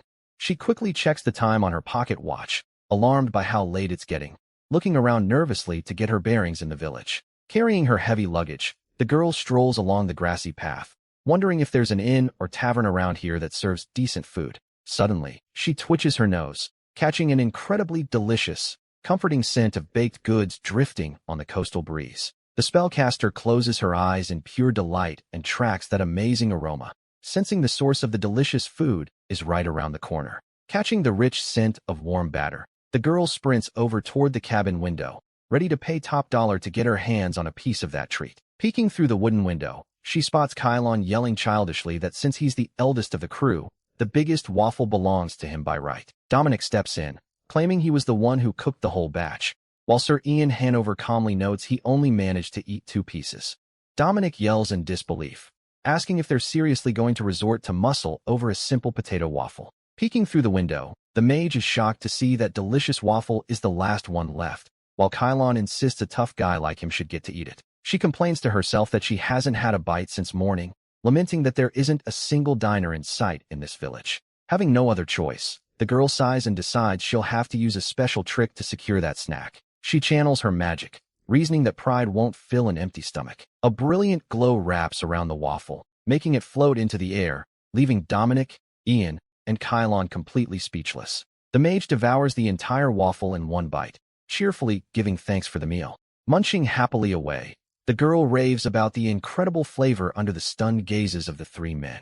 Still in shock, Kylon points at the young woman, asking if she's some kind of food thief. Blushing, Perodine apologizes, explaining she was so hungry she lost her head, introducing herself as a rank 3 mage from the mercenary guild. Dominic mentions he figured she was a mage, introducing himself as the chief of Evergreen, while the young woman apologizes for the waffle, offering to pay for it. Dominic says there's no need to pay and apologizes for mistaking her for a thief, but quickly follows up asking about the potato waffle. Excited and curious, she asks if he baked the treat himself, wondering how he made it so sweet, crispy, and unlike anything she's ever tasted.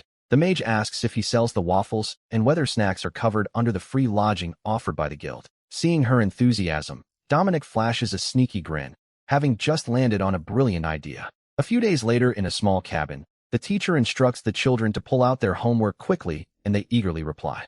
Dominic watches with satisfaction as the mage thrives as a teacher, instructing the village kids with real dedication. Dominic notes the youngsters will make great workers if they learn well, but Ian points out only he would hire a mage to teach reading and math. Dominic thinks it's a stroke of genius, joking that they landed free schooling for the kids just by offering an extra daily snack to the teacher.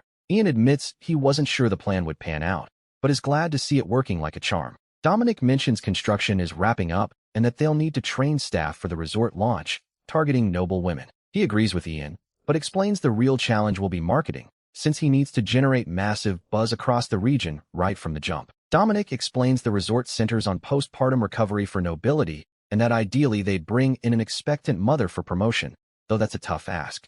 Ian suggests reaching out to the Countess, but Dominic rules it out, saying her case wouldn't make for a solid before and after showcase. Right then, the young man realizes that even though the resort takes inspiration from a postpartum center, there's no rule barring them from taking other clients. He concludes he doesn't need to stay boxed into that initial concept to make the business a hit. The young man figures he just needs an influential noblewoman in need of wellness care who can spread the word to other high society ladies. With a clever smile, the kid realizes there's only one person who fits the bill for this first client role. A few weeks go by, and an upscale carriage travels toward the coastal village under a clear sky.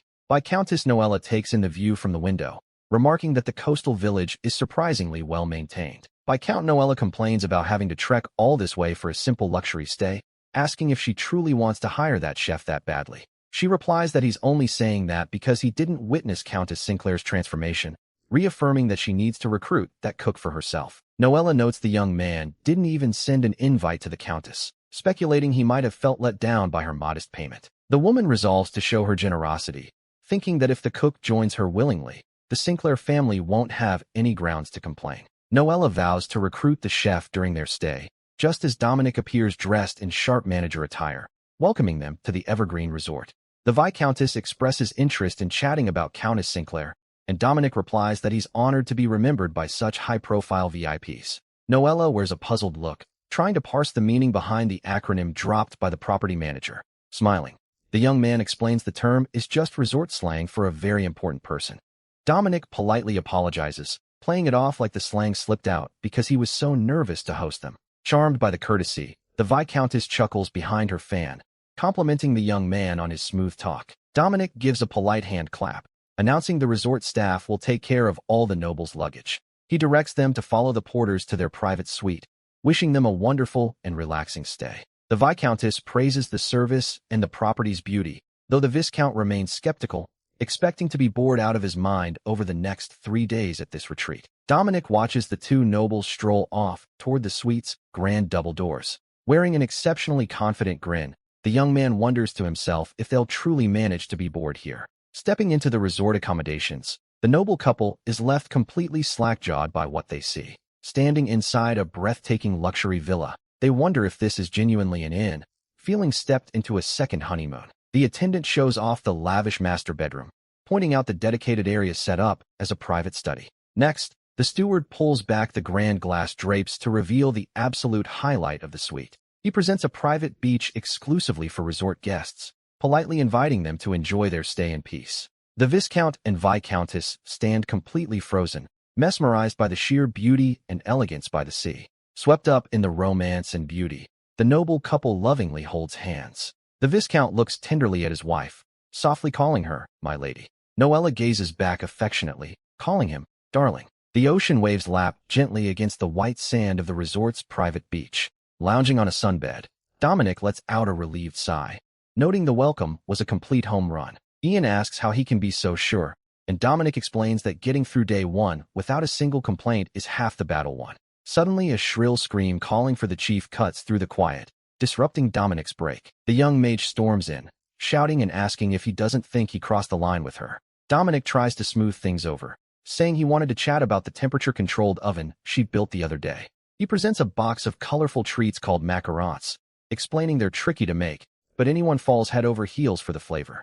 The spellcaster snaps back, saying he's dead wrong if he thinks he can buy her off with just a few sweets. Rushing off the scolding, Dominic pops a pastry into her mouth by surprise, asking her to just take one little bite to try it. The girl scurries off frustrated, whining that the treat is ridiculously delicious. While Dominic calls out that he needs another temperature regulator installed in the spa, she agrees to head back to work, while Ian thinks to himself that neither a chief who bribes a mage with sweets nor the mage who falls for it are normal folks. Dominic says that now all that's left is the fitness routine and dining service, but Ian doubts the noble ladies will ever agree to exercise. The young man insists that when people fall in love with the setting, any activity feels like a luxury, though Ian points out he sounds way too overconfident.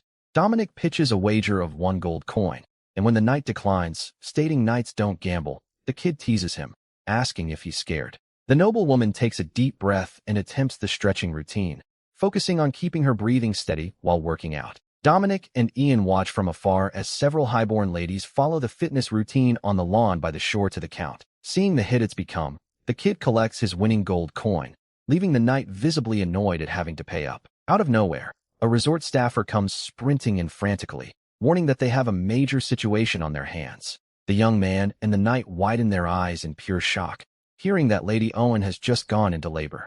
As they sprint, Dominic panics, thinking she was still nearly 2 months out, asking about the midwife and healer's status. The staffer explains they've already headed to her room to assist, following the emergency procedures they drilled for. Dominic is relieved to hear the priest made it first, praising everyone's quick response according to protocol, urging them to hurry over. Inside the luxury suite, Lady Owen screams out from the intense contraction pains of labor. The midwife tells her to breathe out slowly, praising her effort and encouraging her to keep breathing to the count. Shaking in a cold sweat, the expectant mother confesses she's terrified something might go wrong during delivery. She panics, thinking the baby is arriving way too early, crying over the fear that her child won't arrive safely. Suddenly, a warm, magical radiance fills the room, making the noblewoman open her eyes in wonder at the soothing glow. The priest channels his sacred magic, asking her to hold on just a bit longer, assuring her the goddess of life and birth is watching over mother and child. She finds her courage, remembering she has top-tier support around her, pushing her fears aside to focus on delivery. Determined to bring her baby into the world safely, she gives one final push and the newborn's loud cry rings out across the resort. The attendants tearfully announce it's a healthy baby boy, congratulating the mother on her incredible strength and delivery. Night settles over the seaside village, and word of Lady Owen's safe delivery spreads like wildfire. Gathering around a lovely tea table, the other visiting noblewomen happily chat about how wonderful and joyous the occasion is. Noella asks with curiosity if it's true the midwife and priest were on standby for the early delivery, and a friend backs up the news. She shares that she spoke with the staff and learned the resort runs a dedicated care program covering pre- and postnatal care for nobles. The revelation leaves the women thoroughly impressed and curious about the level of hospitality offered at the property. One of the noble women mentions that Lady Owen's personal maids confirmed the staff blocked any unauthorized people from entering the room. She whispers that they hung drapes around the bed to ensure only the medical team could see the patient, sparking admiration. Noella reflects with pleasant surprise on how the resort broke high society tradition, which usually let guests attend deliveries to offer blessings. She remembers how that old custom used to leave mothers deeply uncomfortable and exposed before everyone during such a personal moment. Noella thinks to herself that staying here during her first pregnancy would mean not having to put her vulnerability on display for the whole world. With a bright smile, the Viscountess takes a sip of her tea, realizing just how truly special this coastal resort is. Just like that, the world's first postpartum retreat made a massive splash among highborn ladies, and the buzz quickly began to travel. Under a clear daytime sky, mysterious chuckles of pure satisfaction can be heard echoing right from inside the village. Dominic breaks into a greedy grin while admiring his chest filled with gold coins, celebrating that he'll clear all his debts in record time. Kalen tells him to stop grinning like a greedy goblin, but the young man says it's impossible not to smile with bookings completely locked in through autumn. Dominic shares that many clients want to give birth on site, and Ian suggests building a shrine dedicated to the goddess of life in the village to assist with deliveries. Dominic explains the priest is eager for the shrine because births deepen the goddess's bond with the land, and donations from noble women would fund the entire build. Kalen thinks it's a great call and asks why he hasn't accepted yet, but Dominic notes it's a big decision and he needs to check with the villagers first. Hearing the young man's concern for the villagers' opinions, Colin smiles with pride at the young leader's thoughtfulness. He promises nobody will object and everyone will love it, especially since followers of the goddess of life aren't pushy about preaching. With things settled, Kalen says his goodbyes, mentioning he's heading over to check on the village's seaweed processing workshop. Dominic and Ian watch Kalen head off, feeling confident about Evergreen's direction and future. Ian asks if he genuinely places that much trust in former Chief Kalen, and Dominic replies without hesitation that he does. Ian notes he heard Kalen isn't the most book-smart, but the young man counters that he's seasoned and doesn't keep a closed mind. The knight agrees, acknowledging that Kalen is indeed remarkably adaptable and open-minded toward new ideas. Dominic advises that one should always listen to open-minded elders, as there's always something valuable to take away from others. Ian reflects on learning from the best while using the missteps of the worst as lessons on what to dodge in his own path. The knight admits he picked up another solid lesson from him, and the kid jokes, asking if that doesn't make him a top-tier teacher. Ian quips that he learned to be humbler, but Dominic brushes off the joke, showing him an important ledger. Dominic explains the resort meals are prepared using only pure vegetables, without any synthetic seasonings or additives. Ian asks if he's planning to open a restaurant, and Dominic explains that since the resort concept can be copied, he wants to build a business that's impossible to duplicate. Intrigued by the young man's plan, the knight tries to picture what kind of concept could be so hard for rivals to copy. Wearing a confident grin and raising an index finger, Dominic reveals his secret long-term plan is to zero in on tourism. Meanwhile, at the Sinclair family's imposing castle, the scene settles on the massive, quiet training tower for knights. From within the dark tower, booming laughter rings off the stone walls. With someone thoroughly amused by Dominic's boldness and wild moves, the Lord is entertained reading that the kid used his funding to launch a maternity resort and barred nobles from watching births. Unsure if he's bold or just crazy, the muscular man lightly crinkles the report, noting he spent his recent years shut away from the world just to stay away from annoying folks. However, he decides the time has finally come to step out of his secluded tower just to go see Dominic's village in person. Gripping his sheathed blade firmly, the veteran warrior marches toward the exit of the cold, dark stone tower. Drawing the blade slightly, a massive, glowing aura of blue magical energy wraps around the weapon's steel. The warrior smiles, revealing he finally attained the rank of swordmaster in his advanced years, wondering what kind of gift he should bring for Dominic. With a heavy, loud creak, the tower's massive wooden door finally swings open to reveal the way out. Stepping outside, the warrior thinks to himself that his first move should be visiting to see his newborn grandson's face. Just like that, another swordmaster rises in the empire. While on the dirt road, Dominic lets Sir Ian know he has a very serious proposal for him. Dominic asks him to listen carefully because it's a huge deal, making the knight wonder what on earth it could be this time. The young man proposes the knight move his permanent posting over to Evergreen for good, offering unlimited servings of delicious tteokbokki in return. Dominic keeps pitching the tempting deal with his irresistible dishes while the carriage continues on the journey back. In the face of his friend's dismissive sigh, the kid insists he's dead serious, sweetening the pot by offering to hand over his title as village chief. Ian shoots Dominic a dry look, remarking that he always starts talking nonsense whenever the village chief's meeting rolls around. Dominic complains that these repetitive assemblies and summons are a total waste of time, but the knight sternly warns him to watch his mouth. The young man vents that he always files his reports on time, and that meeting once every 3 months would be plenty, but the knight calls him out for being insolent. Ian explains that written reports can be forged and that in-person meetings ensure the information is accurate and nothing has slipped out of hand. Bored, Dominic grumbles in agreement, complaining that in this medieval world there's no certified mail, let alone email, to make their lives easier. The knight adds that on top of everything, the Lord seems to hold the young man's work, which catches him quite off guard. The kid questions why he always ends up kidnapped or dragged away by force if the Lord likes him so much, prompting Ian to fake an awkward cough to dodge the topic. Dominic tries changing the subject by offering a bowl of tteokbokki to lighten the mood, but the knight immediately complains, telling him not to dodge the conversation. Arriving at the meeting, another village chief flatters Dominic, calling him the star of the show and pleading to strike a business deal together tonight. A bald chief shoves his peer aside, insisting the partnership should go to him because of his iron mind, warmly inviting Dominic to grab drinks. Another leader tells them to back off and give the kid some breathing room, only to turn around and beg for a resort booking for his daughter-in-law, who's due soon. The chiefs start shouting and shoving, ready to settle things with their fists, leaving Dominic exhausted as the meeting turns into even more of a headache. A knock at the door cuts through the chaos, and an attendant walks in announcing they have one final urgent item on today's agenda.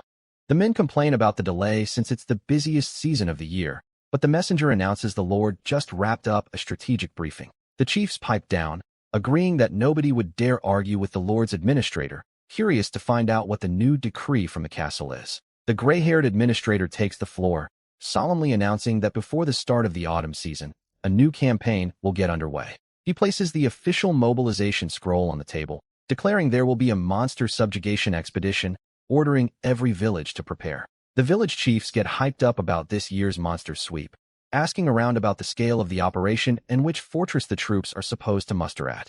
Dominic asks if monster hunting isn't dangerous, making another village chief realize this must be the young man's very first time. He explains that the southern region is naturally well shielded and has very few monsters, so hunts only happen whenever their nests get out of hand. Dominic finds it strange to see everyone so excited over something so violent, but the elder admits that while it is risky, everyone's real motivation is pure profit. The old man points out that because the army buys emergency supplies and hires local hands, the villages make serious cash, so everyone competes for the gig. Frustrated, our MC kicks himself, realizing his village has nothing to sell to the army yet, feeling a massive wave of envy toward the others. Suddenly, the administrator announces that Dominic has been summoned for a private audience with the Lord, catching the young chief totally off guard. The administrator firmly confirms the ruler's personal summons for the young cook. Without giving the young man any time to think, the royal guards grab him by the arms out of nowhere and tell him it's time to roll. The young man is swiftly escorted into the grand main hall of the luxurious and towering Sinclair Castle. Dominic and Ian drop to one knee out of respect for the Lord, who greets them and asks if they've already caught wind of the monster campaign. Wearing a friendly smile, Lord Patrick announces that he has a very important business proposition for the young man. Dominic points at himself in shock, asking if the offer is really meant for him, and the nobleman confirms it is. The ruler reveals that he wants him to step up as the official field head chef for the troops of Sinclair territory. The young man wonders if that gig shouldn't belong to the military cook, but Patrick explains that even though the castle's chef is great, this situation is completely different. The Lord brings up how Dominic showed even greater culinary and organizational chops back during the previous training, so he didn't hesitate to pick him. The cook secretly curses the day he cured the army of the oyster bug, figuring that good deed just landed him a grueling, thankless job. He mentally grumbles that military pay is ridiculously low, and as a wealthy resort owner, he has zero reason to wear himself out with hard labor. Ian catches the cook out of the corner of his eye and notices him hesitating to accept the Lord's generous offer.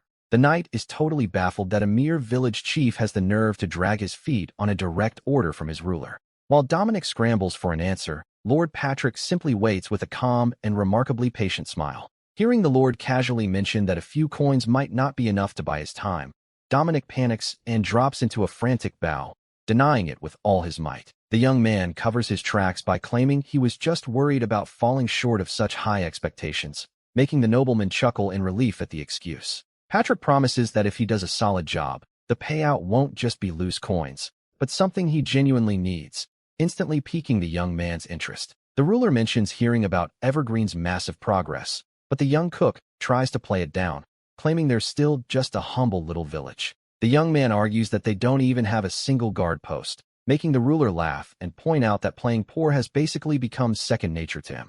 The Lord teases that if the news of progress turns out to be exaggerated, he might just have to swap the reward, making the young cook freeze in terror at the threat. Patrick drops the bomb that he had planned to slash the village's hefty taxes. But if they're doing so well, maybe he should pick another prize instead of the tax cut. Driven by sheer panic at the thought of losing a tax reduction, Dominic screams out and rudely cuts his lord off mid-sentence. The young man drops into an overly dramatic bow and loudly shouts that the ruler's generosity and grace are truly bottomless. Ian is on the verge of losing his mind, seeing the brazen cook interrupt the lord right in the middle of a sentence yet again. After the chat, as they walk through the hallways, the young man turns to the knight and asks what that fancy phrase of respect he just blurted out actually means. The young man tries to cover his linguistic slip-up by claiming it's an old mountain dialect meaning the king's royal favor.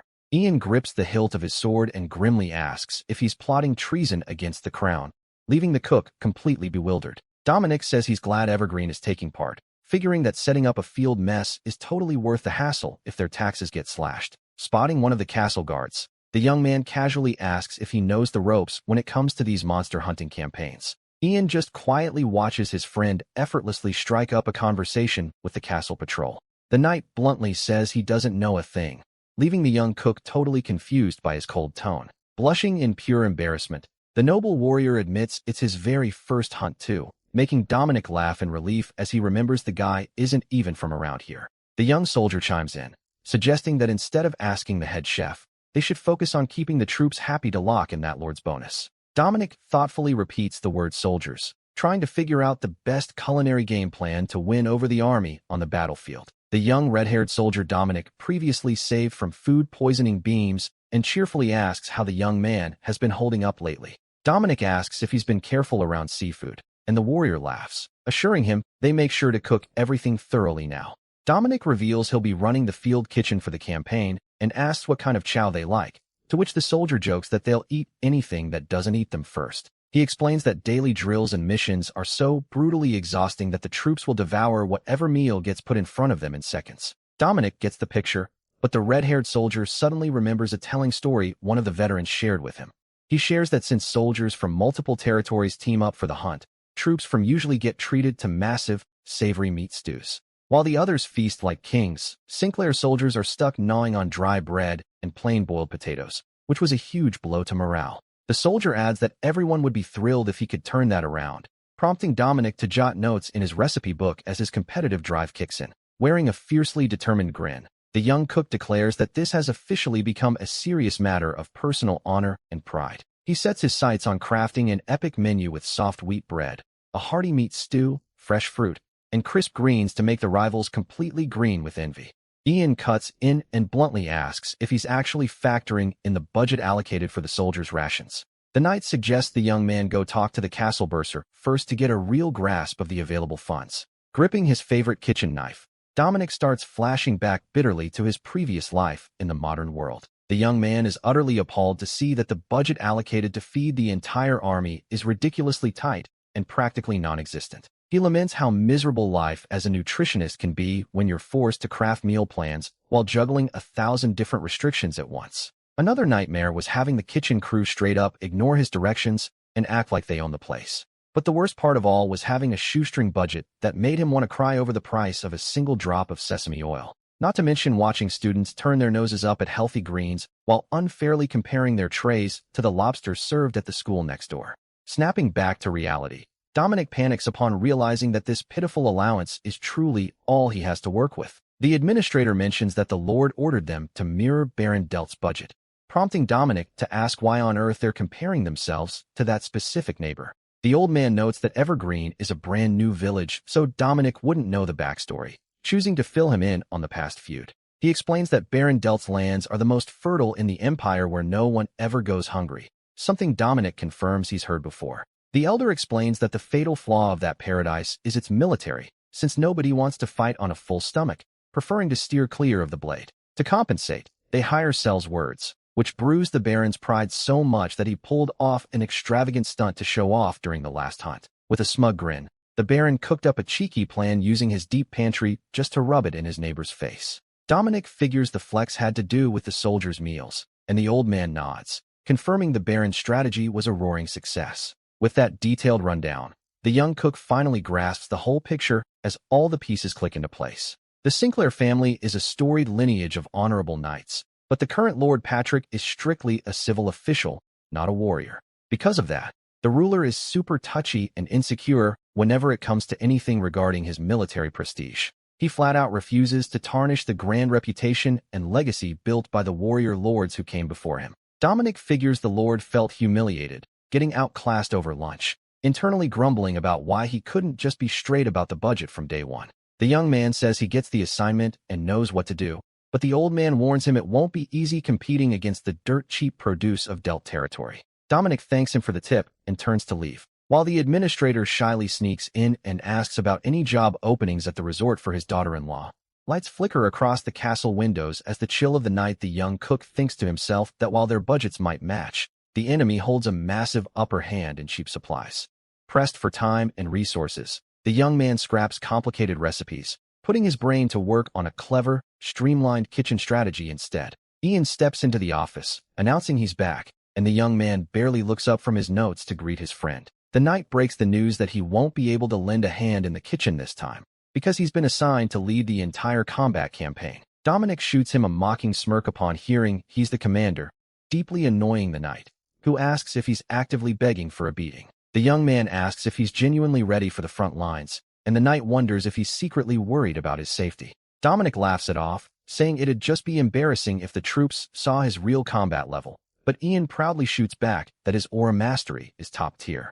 Brushing off the complaints, Dominic tells him they both need to stick to their roles, promptly kicking the knight out of the room so he can rework his recipes in peace. The warrior walks off in disbelief, grumbling about how a mere village chief has the audacity to dismiss him like that, wondering where the world went wrong. Locked into his work, Dominic sighs, thinking about how things have completely spun out of control since this wild journey first started. The following day at Sinclair Castle, the young man sticks to the game plan and finally submits the full order for the kitchen supplies. Anton looks over the list and asks if that's really going to cut it, finding the request way too modest and offering to pitch in for extra seasoning on his own dime. The young man turns down the help, saying that would step on the lord's pride, telling the merchant not to sweat it since he has the whole strategy mapped out. Flashing a mischievous grin, Dominic asks his friend to introduce him to a blacksmith, a carpenter, and round up a few alcohol burner lamps for the master plan. The military base camp is set up in a mountain valley where the lords gather face to face after a long time apart. The ruling lord addresses the assembly, thanking everyone for making the long march out to the staging grounds. The two neighboring leaders exchange pleasantries laced with fake laughs, doing their best to keep up diplomatic appearances. Spotting the ruler of Sinclair, the Baron drops a sarcastic apology for running late, putting on a show of mock friendliness. Baron Delt gives a smirking grin, remarking that he never imagined the Lord of Sinclair himself would show up on the front lines in the flesh. The Baron sneers that with such fine knights at his disposal, Patrick should have stayed back resting in the comfort of his lavish estate. Swallowing his anger, Lord Sinclair smiles and shoots back that he only made the trip because he wanted to witness the bravery of his own troops with his own eyes. Hiding behind a forced smile, the ruler masks the deep irritation caused by his arrogant neighbor's childish jabs. The Lord claps back, saying he's looking forward to seeing the Baron's legendary swordsmanship that everyone talks so much about. The two nobles exchange absolute daggers, sparks of intense rivalry flying as the tension climbs with every single word. The knights and guards quietly watch the standoff from behind, realizing their leaders are dead set on taking this petty feud all the way. The soldiers find the whole thing childish, and the Baron arrogantly suggests ditching the formalities so they can jump straight into the evening feast.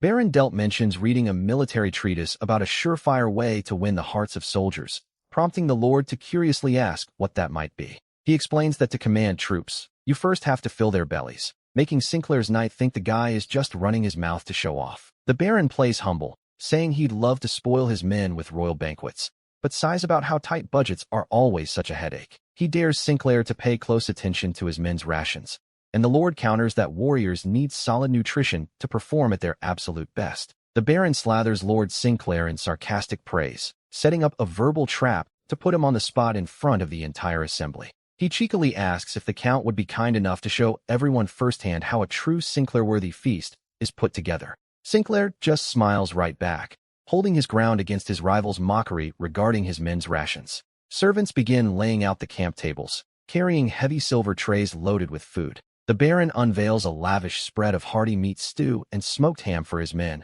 feigning modesty for serving something so ordinary. Neighboring guards whisper among themselves, thoroughly impressed by the variety and abundance of chow whipped up on such a tight field budget. He boasts that the real secret was all in the cooking technique, arguing that having great ingredients means nothing if the cook ends up ruining the dish. The warriors nod in agreement, while the Baron repeats just how hard he worked to deliver this humble spread to his boys. Suddenly, the Baron belts out a dramatic shout to grab everyone's attention for his next dig. He sneers that their field rations could never hold a candle to the marvelous feasts the soldiers of House Sinclair usually enjoy. The Baron sarcastically asks Sinclair to honor them by showing how the pros really do it, earning a supremely confident smile from the Count. Sinclair takes the bait with polite charm, while the Baron smugly thinks his rival is just letting his stubborn pride run wild to the bitter end. The Lord invites the Baron to tag along and see firsthand how his troops are dining at the encampment. Meanwhile, in the mess tent, Dominic is on the brink of a full-blown meltdown, barking rapid-fire orders at his assistants. He dashes around demanding they stow the trash buckets and keep everything spotless so their rivals have zero room to talk trash. Lord Patrick and Ian walk in, bewildered by the chaos, as a guard explains that the cook has been muttering about military flashbacks for the past half hour. The knight finds the whole military trauma thing bizarre, but can't help feeling curious about Dominic's frantic behavior. Ian notices that the young man seems shockingly comfortable bossing soldiers around, wondering where on earth he picked that up. Out of nowhere, a soldier belts out a call to attention, startling Dominic right in the middle of his kitchen scramble. Patrick Sinclair gently tells everyone at ease and bids them to carry on enjoying their meals. The Baron steps in right behind him, his jaw dropping in absolute shock and disbelief at the scene unfolding before his eyes. In a quick flashback, Anton questions why Dominic needs weak alcohol lamps, but the young man insists they're the exact tool for the job. The merchant promises to source the goods, but confesses he has zero clue what his buddy is planning to build with a blacksmith and a carpenter. Dominic flashes a knowing grin, wondering aloud if his friend has ever heard of the game-changing concept he's cooking up. He reveals that all those tools and alcohol lamps are going to be used to build custom chafing dishes. The cook explains that the big idea behind the setup is to roll out a proper, modern, open-air buffet line for the troops. Stunned, the neighboring lords whisper to one another, admitting they've never seen field rations served in such an innovative way. A warrior notes with fascination that they're using lit alcohol burners beneath the serving trays to keep the food piping hot around the clock. He adds in amazement that the entire setup is designed so every single soldier can serve himself, picking only what he actually wants to eat. Patrick gloats that his cook's concept is pure genius, admitting that even he didn't fully grasp the brilliant strategy at first. The Baron praises the care shown to the troops, but takes a jab at Sinclair, claiming the military budget to bankroll this luxury must be astronomically high. Calm and collected, Lord Patrick Sinclair replies to his rival that there seems to be a slight misunderstanding regarding the expenses. The Baron breaks into a nervous, cold sweat, asking what supposed misunderstanding regarding the budget there could possibly be.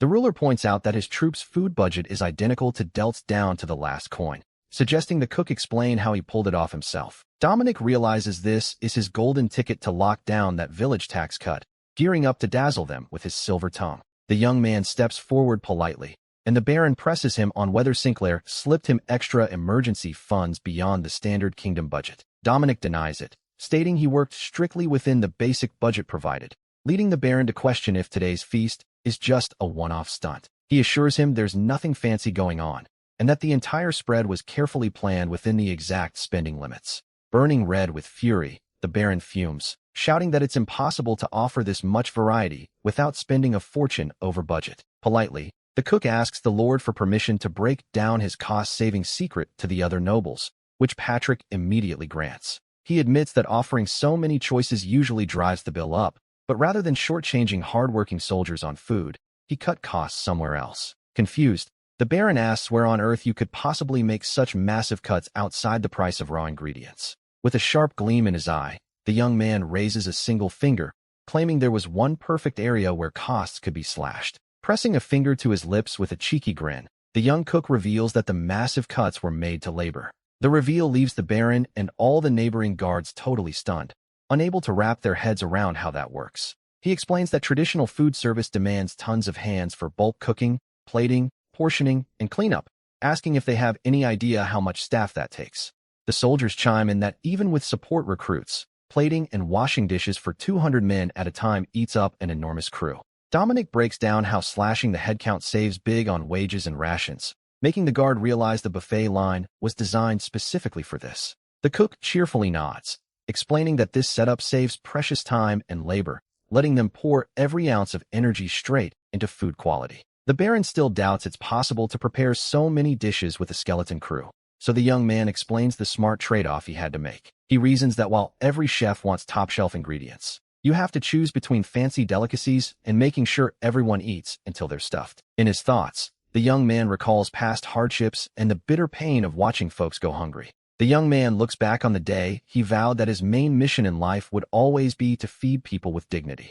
A warm smile of pure satisfaction and pride lights up Lord Patrick's face at the young man's explanation. Dominic proudly states that he will always prioritize serving a hearty, well-made meal to fuel folks who put in honest, hard work. The other village chiefs and soldiers listen in complete silence, genuinely moved by the young man's sincerity and wisdom. Lord Patrick notices that's why the seasoning was dialed up so bold, and the cook flatters him, praising the ruler's sharp eye.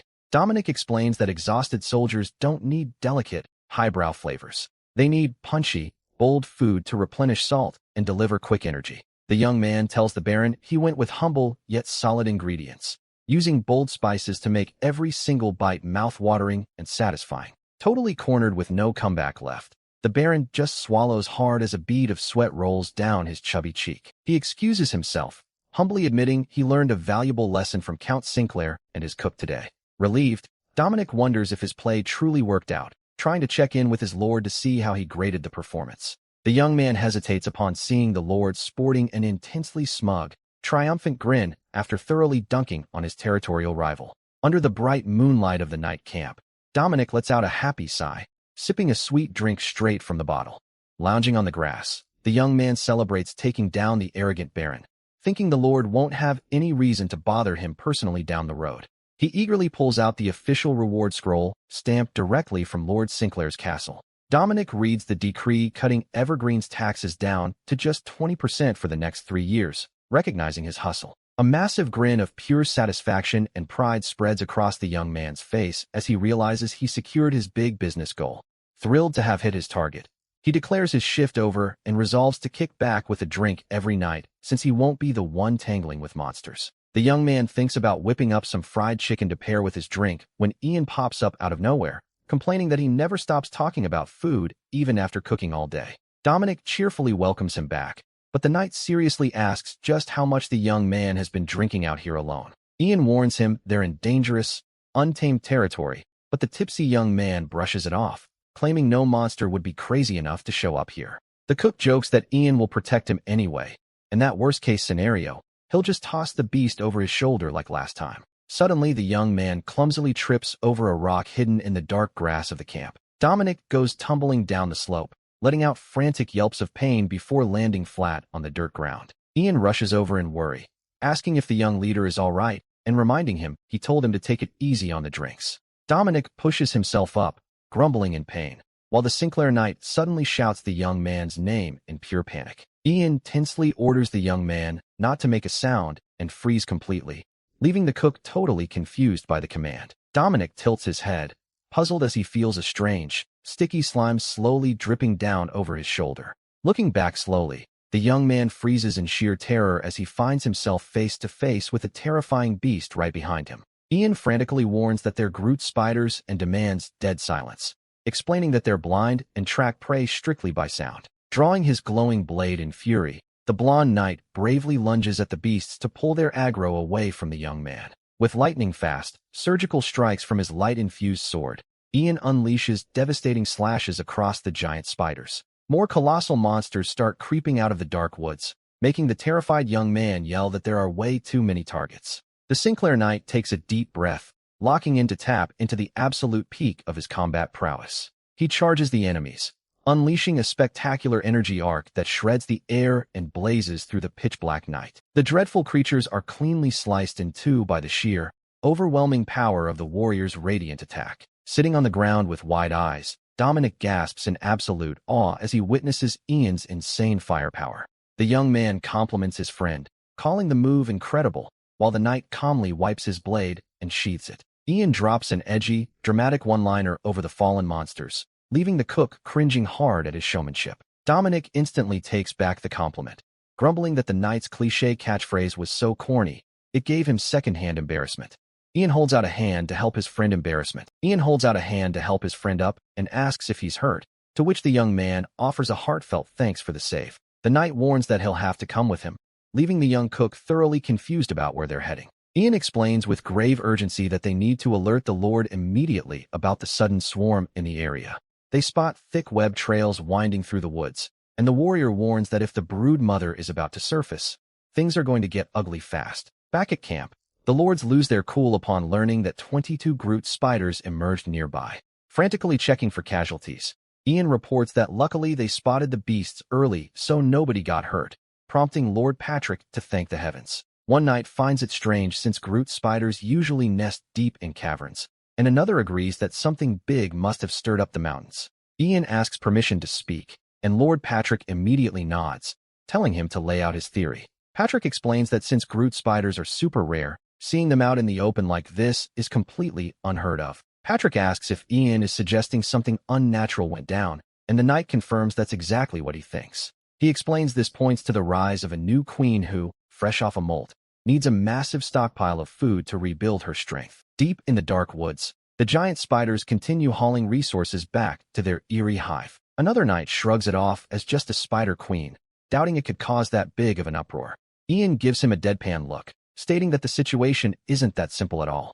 The blonde warrior drops the reveal that the creature the spiders are serving as their queen isn't actually a spider. He reveals that the spider queen is, in fact, a massive mutated centipede.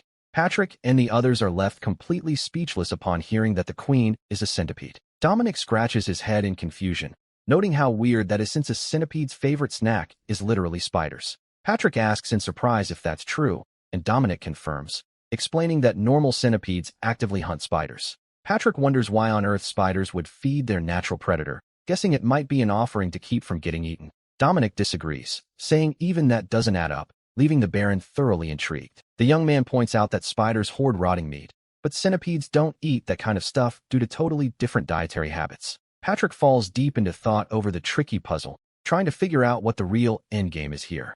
Suddenly, Dominic's eyes go wide as a crucial detail hits him like a truck. Dominic calls out to the Lord, asking if that food stockpile isn't actually meant for the centipede at all, leaving Patrick confused by the question. He suggests it might be an offering to an entirely different beast, capable of driving off their natural predator. Patrick freezes, tension written all over his face, as he realizes the sheer weight of what the young man just suggested. The Lord immediately orders an elite scouting squad of top-tier knights to be assembled on the double. Patrick states that their mission is to uncover the truth behind the monster anomaly and, if possible, take down the centipede for good.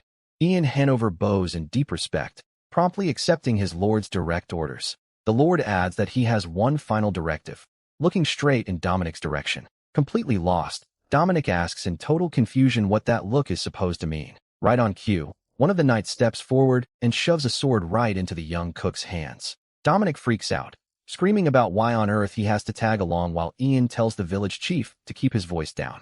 The young man wonders if it's too late to make a run for it, but Ian warns him that dodging military orders is considered capital treason. Dominic grumbles that he was just talking to himself and isn't even a soldier, but Ian points out he's officially assigned to the task force now. The cook complains that nobody gave him the memo, noting that the knight even dropped the polite honorifics with him. Dominic screams that he's so done, but the blonde knight promises to keep him safe, asking him to just feed them intel on the creepy crawlies. The young man panics internally, thinking the only thing he remembers is his old drill sergeant catching centipedes for health tonics back in the army. Suddenly Dominic lets out a terrified shriek as he looks up at the sky and spots flying creatures diving right toward them. He asks if those are eagles, but Ian explains they're wyverns that migrated to the peaks for their mating season. Dominic breathes a sigh of relief seeing they're far off, and Ian tells the squad to push the search before daylight fades. One of the scout knights shouts from a distance, catching the squad's attention and signaling he found something. Dominic complains that the stench around here is sickening, and Ian remarks that's precisely why they tracked the spot down so fast. They come across a massive pile of monster remains, and the blonde warrior notes that everything inside is already decomposing. Ian asks if the young man can make heads or tails of this, prompting Dominic to search for a logical explanation. Dominic theorizes that the monsters grew this massive due to a total lack of natural predators and a surplus of food, just like invasive species in Australia. Ian agrees that there's far more going on here than what the academic records usually let on. Out of nowhere, a violent tremor begins rattling the ground beneath the scouting party's boots. Dominic tries to laugh off the sheer panic with an awkward grin, praying it's just a regular old earthquake. Ian turns dead serious, realizing that genuine danger is about to pop out right in front of them. The knight roars for everyone to brace for combat, because the enemy has finally arrived. A terrifying colossal centipede bursts through the dirt, making Dominic scream in absolute unfiltered horror. The knights draw their blades, shouting in unison to launch an all-out assault against the dreadful beast. They charge forward bravely to pin the monster down before it can fully emerge, dead set on protecting the realm. While the knights roar battle cries for their families and homeland, Dominic bolts in the opposite direction, focused entirely on saving his own skin. Ian barks an order for the village chief to sprint back and call for reinforcements from the Lord, leaving Dominic super worried about what'll happen to the knight. Ian tells him not to sweat it and launches into an insanely high leap, leaving the young man stunned by the warrior's ridiculous mobility. Suddenly, Dominic catches agonizing screams from the front line, instantly ramping up his anxiety. Looking back, he spots several knights taking heavy damage in the clash against the rampaging beast. Sizing up the fight, the young man quickly realizes things are going to go south fast if they keep brawling like this. Biting his lip, the young man feels the heat of the moment, knowing he has to do something to back the warriors up. He notices Ian Hanover is fighting with everything he's got, but the giant centipede is too fast, and its carapace is way too thick to pierce. Dominic realizes that at this rate, everyone out here is going to get wiped out by this monstrosity. A random memory from his past life back on Earth pops into his head, accompanied by a voice calling out to him in good humor. He remembers his military service days, shooting the breeze with his drill sergeant while working the mess hall. The sergeant, with a super hyped look and practically drooling, tells the young recruit to check out something really special. The sergeant explained that centipedes hunt spiders, chickens go crazy for centipedes, and humans love fried chicken, calling it the ultimate law of the jungle. The young cook suddenly snaps back to reality, realizing that old army lesson might just be the clutch key to saving everyone. He glances up at the sky and spots the wyverns circling again, recalling what Ian said about their mating season. Watching the winged beasts glide over the peaks, a wild tactical plan begins to form in his head. Meanwhile, the metallic clatter of Ian's strikes rings through the forest as he desperately tries to crack the giant centipede's armor. The blonde knight yells for his men to focus their strikes strictly on the soft joints between the monster's armor plates. Ian tries to order a retreat with the wounded, but gets completely cut off when he sees Dominic pull off something absolutely wild. The cook emerges holding a blazing bottle of strong liquor, having whipped up an improvised Molotov cocktail in the clutch. Ian is utterly flabbergasted seeing the young man standing right there with fire instead of running for his life. Panicking over the danger, the knight screams, demanding to know what Dominic is planning to pull off with that flammable bottle. With a roar of effort, the cook heaves the lit bottle with all his strength toward the brawl. However, Ian spots the trajectory and screams in panic that the young man threw the projectile completely off target. Dominic snaps back that he missed because the knight distracted him, sharply yelling back for him to get out of the blast zone right now. The blonde knight leaps backward in a flash to dodge the blast that's about to rock the area. With insane agility, Ian Hanover snatches the flaming bottle right out of midair while slipping past the centipede's reach. With pinpoint accuracy, the warrior slams the flammable bottle straight onto the beast's head, triggering a massive burst of flames. The fire spreads rapidly across the giant creature's shell, making its eyes glare through the blazing inferno. The mutant centipede begins writhing in sheer agony from the fire, leaving the knight stunned by the outcome. The knight slides to a halt right next to the cook, who rushes over worriedly to check if his buddy is in one piece after that risky stunt. Ian snaps that the young man almost blew him up and asks how he dares pull a stunt like that on his superior. Dominic tells him to drop the tough guy act and take cover already, while the knight stubbornly insists the battle isn't over yet. Suddenly, the loud whoosh of beating wings catches both their attention, making them look up at the sky in pure dread. To make matters worse, several wyverns begin diving rapidly from the clouds, making the cook groan that they just jumped out of the frying pan and into the fire. Ian dramatically announces he'll go down fighting to the end, but Dominic snaps, yelling why he'd want to fight when the chicken just pulled up. Indignant, Dominic explains that centipedes hunt spiders and chickens hunt centipedes, shouting that this should be common knowledge. The young man screams at the top of his lungs for the knights to clear the area so they don't get caught in the crossfire between the apex predators. The vicious wyverns swoop down at breakneck speed, locking their razor-sharp talons and fangs onto the massive prey below. The winged beasts brutally swarm the flaming centipede, kicking off a vicious turf war between monster predators. One of the wyverns digs its talons and fangs deep into the fire-weakened shell of the giant bug, tearing into its target. The flying reptile uses all its raw power to rip the mutant creature apart once and for all, completely shattering its defense. Hiding behind the bushes, Dominic and the knight watch the monster showdown from a distance, with Ian marveling at the wyvern's sheer efficiency. Ian asks if the young man knew all along that wyverns preyed on centipedes, and Dominic casually admits it was honestly just a 50-50 gamble. The blonde warrior is left sweating in disbelief, asking how on earth he could roll the dice on something like that with so much confidence. Dominic explains that since the wyverns migrated to the mountain to breed and raise their young, their instincts shift dramatically. He reasons they would never allow a dangerous predator near their nests. Plus, the centipede serves as the ultimate protein snack for their hatchlings. Ian Hanover listens closely to the young man's brilliant breakdown and nods in agreement, totally sold on the logic. With the situation finally under control, Dominic turns to the blonde knight with a cheeky, money-hungry grin. The cook beams from ear to ear with dollar signs in his eyes, asking if he's getting a fat payout for saving the day. Lord Patrick Sinclair calls Dominic over with a huge, warm smile plastered across his face. Patrick thanks the young man for his sharp wits and quick thinking, announcing he'll be awarded a Centurion-level bonus along with the Silver Medal of Honor. The knights erupt into thunderous applause, congratulating Dominic on the medal and agreeing that he completely earned the honors. But as Patrick turns to thank Ian, Dominic's face drops, bitterly wondering if that measly scrap is really all he's getting. The young man lets out a dramatic, silent scream in his own head, feeling totally ripped off for all the sweat he put in. Back in his quarters, Dominic stares down at the fancy Silver Medal of Honor with a grumpy, unimpressed pout. Plumped lazily on the couch, he grumbles that it's just a heavy hunk of metal that brings zero practical perks to the table. The cook sighs, remarking that the grunts always do all the heavy lifting, just as Ian walks into the room asking why he's pouting so hard. Dominic sits up and asks if he's staying on as the commander, but the blonde warrior replies that command has already been handed back to the Lord of Sinclair. Ian explains that he's returning to his original post of guarding him, while Dominic privately wonders if that post was actually meant to babysit him.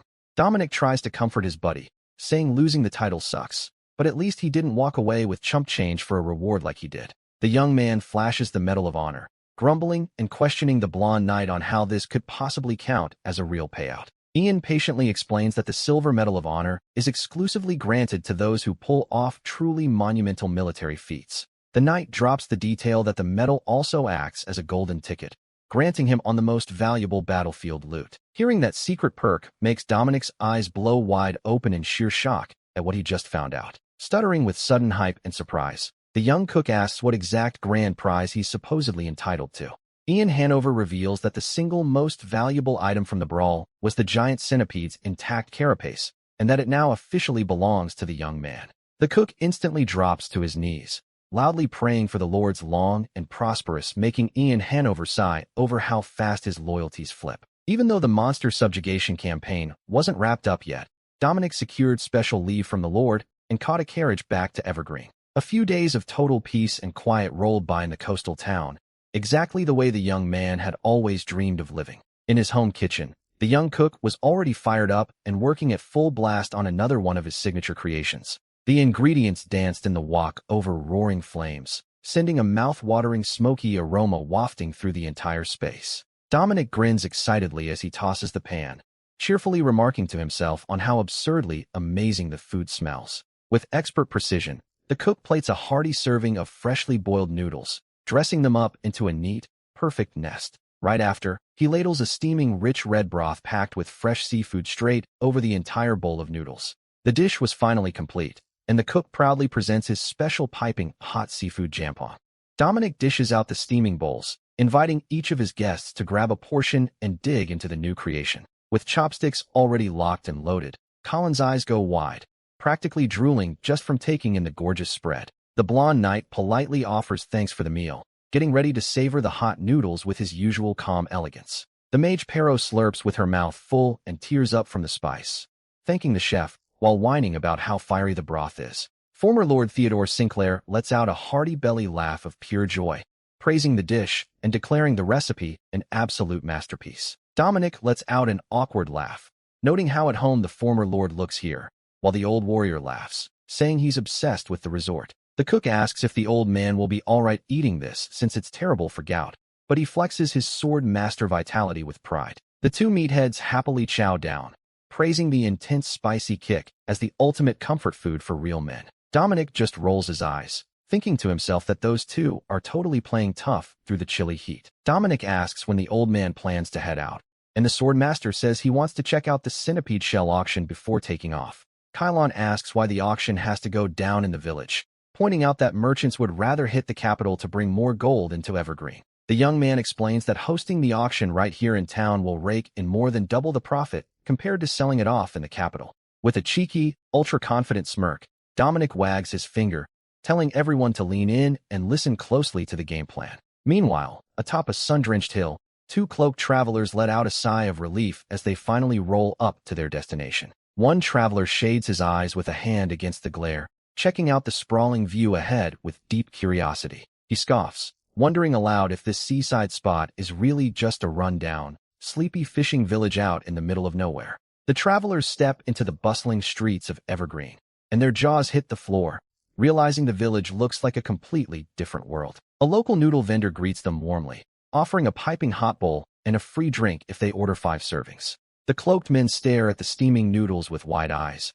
gulping hard from hunger and the mouth-watering scent in the air. They debate what to grab, leaning toward meat and a cold draft, quickly noticing a juicy, charcoal-grilled beef sandwich stall firing up nearby. One traveler flashes a confident, sneaky grin beneath his hood after seeing the crazy abundance and quality of the village's food scene. The group leader suggests they split up to explore the town more efficiently, agreeing to link back up in 1 hour flat. A short while later, they're strolling down the street carrying multiple bags packed with goods they snagged from Evergreen's boutique shops. One walks along munching on a delicious sandwich, while the other lugs a box full of goodies, completely charmed by the town. The cloaked travelers meet back up in the square, laughing in surprise over how they all ended up going on massive shopping sprees. They share a relaxed laugh, amazed by how far the village blew past their original expectations. Watching the town bustle from afar, Dominic sports a look of pure satisfaction with a winning smirk on his face. One of his staffers approaches Dominic to offer a cup of the brand-new tea blend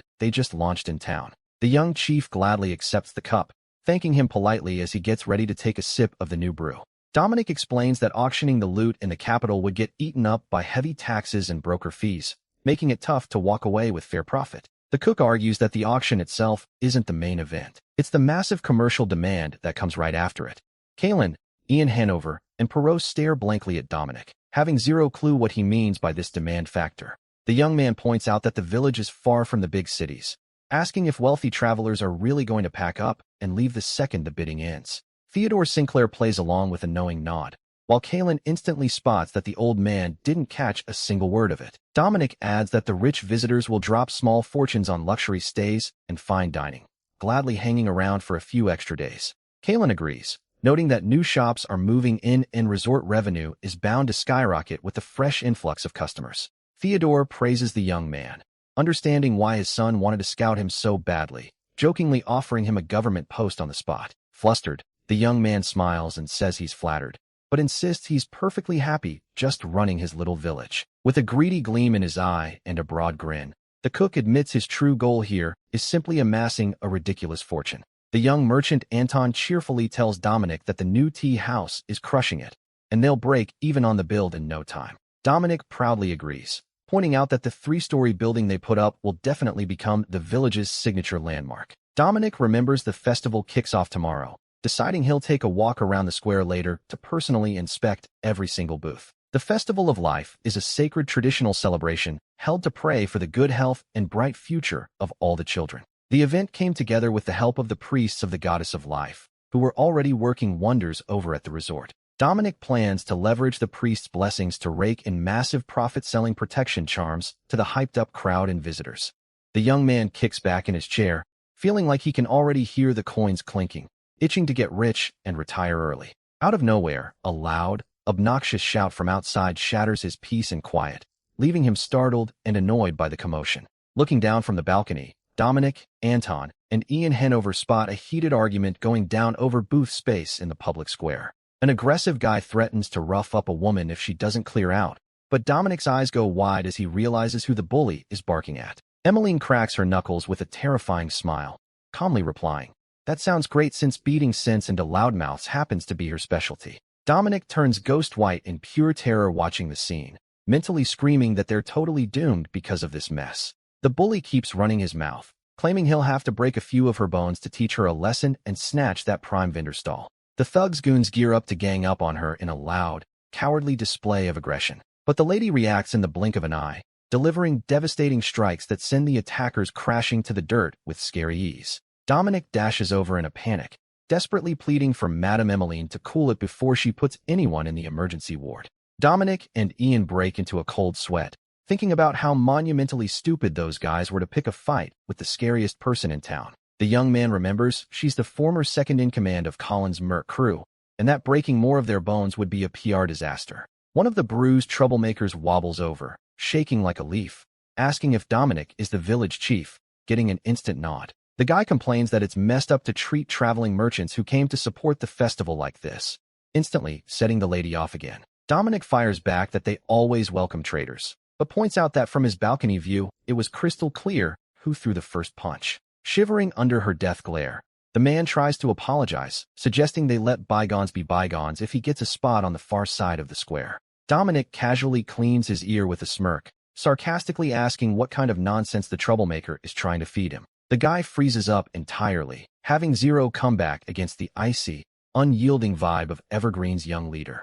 The cook puts on a stern game face, bluntly telling the troublemaker to follow him if he genuinely wants to do business in this town. The young man thinks to himself that shady merchants always crawl out during festivals, but vows he won't let anyone ruin the good vibes for the tourists. Determined to stamp out price gouging at the fair, Dominic leads the men straight to the town hall, leaving them baffled by the location. The men complain that the assigned spot is way too far from the main square, but Dominic fires back that the plaza is strictly reserved for local residents.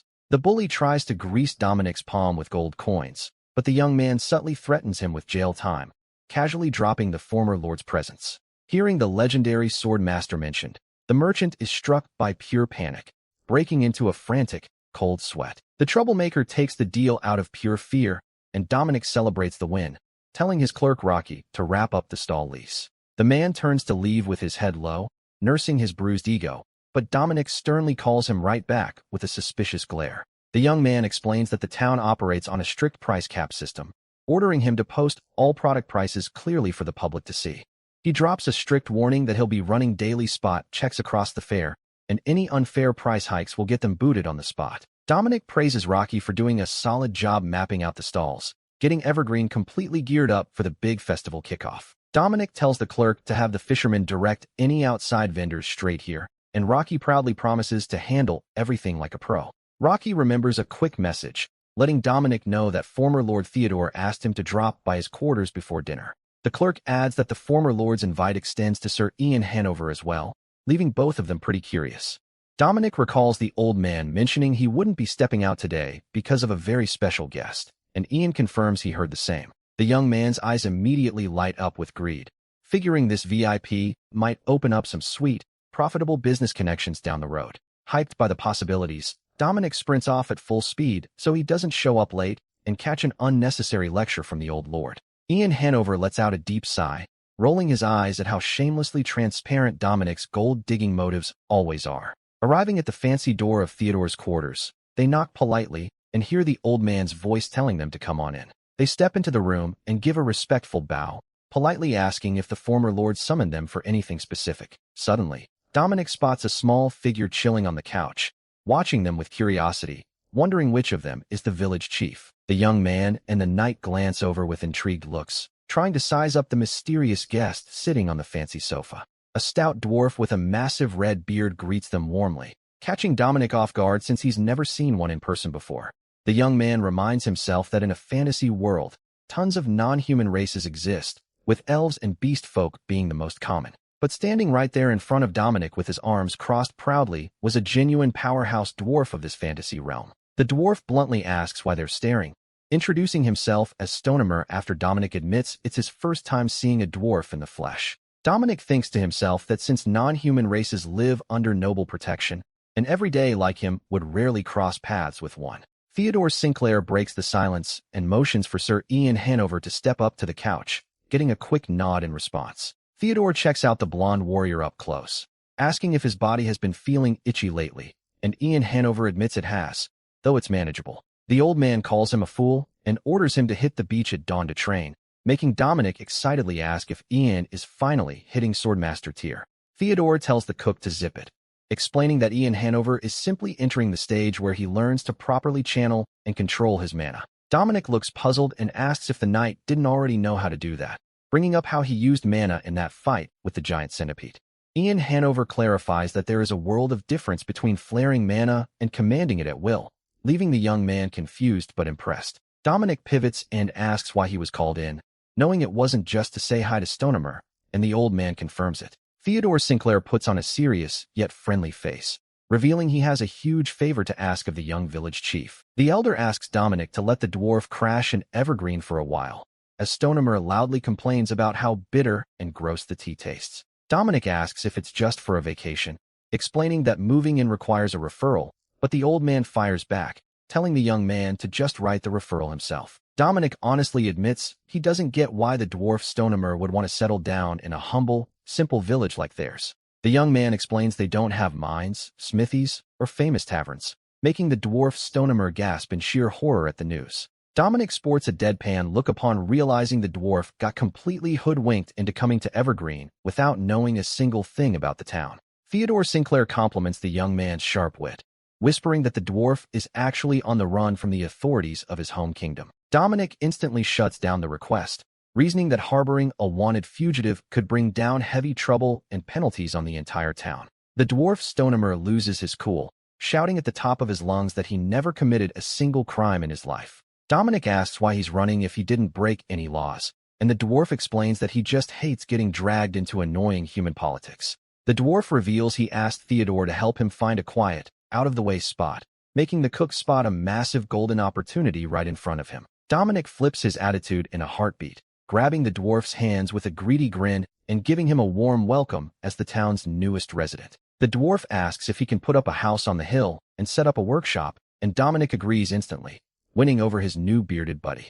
Theodore asks what that annoying human drama was all about, and the dwarf explains he overheard the juice by total accident while passed out drunk in the street. Stonemer puts on a dead serious look and whispers the massive scoop, revealing that the crown prince isn't the emperor's biological son. Hearing that insanely dangerous state secret leaves former Lord Theodore completely frozen, at a total loss for words.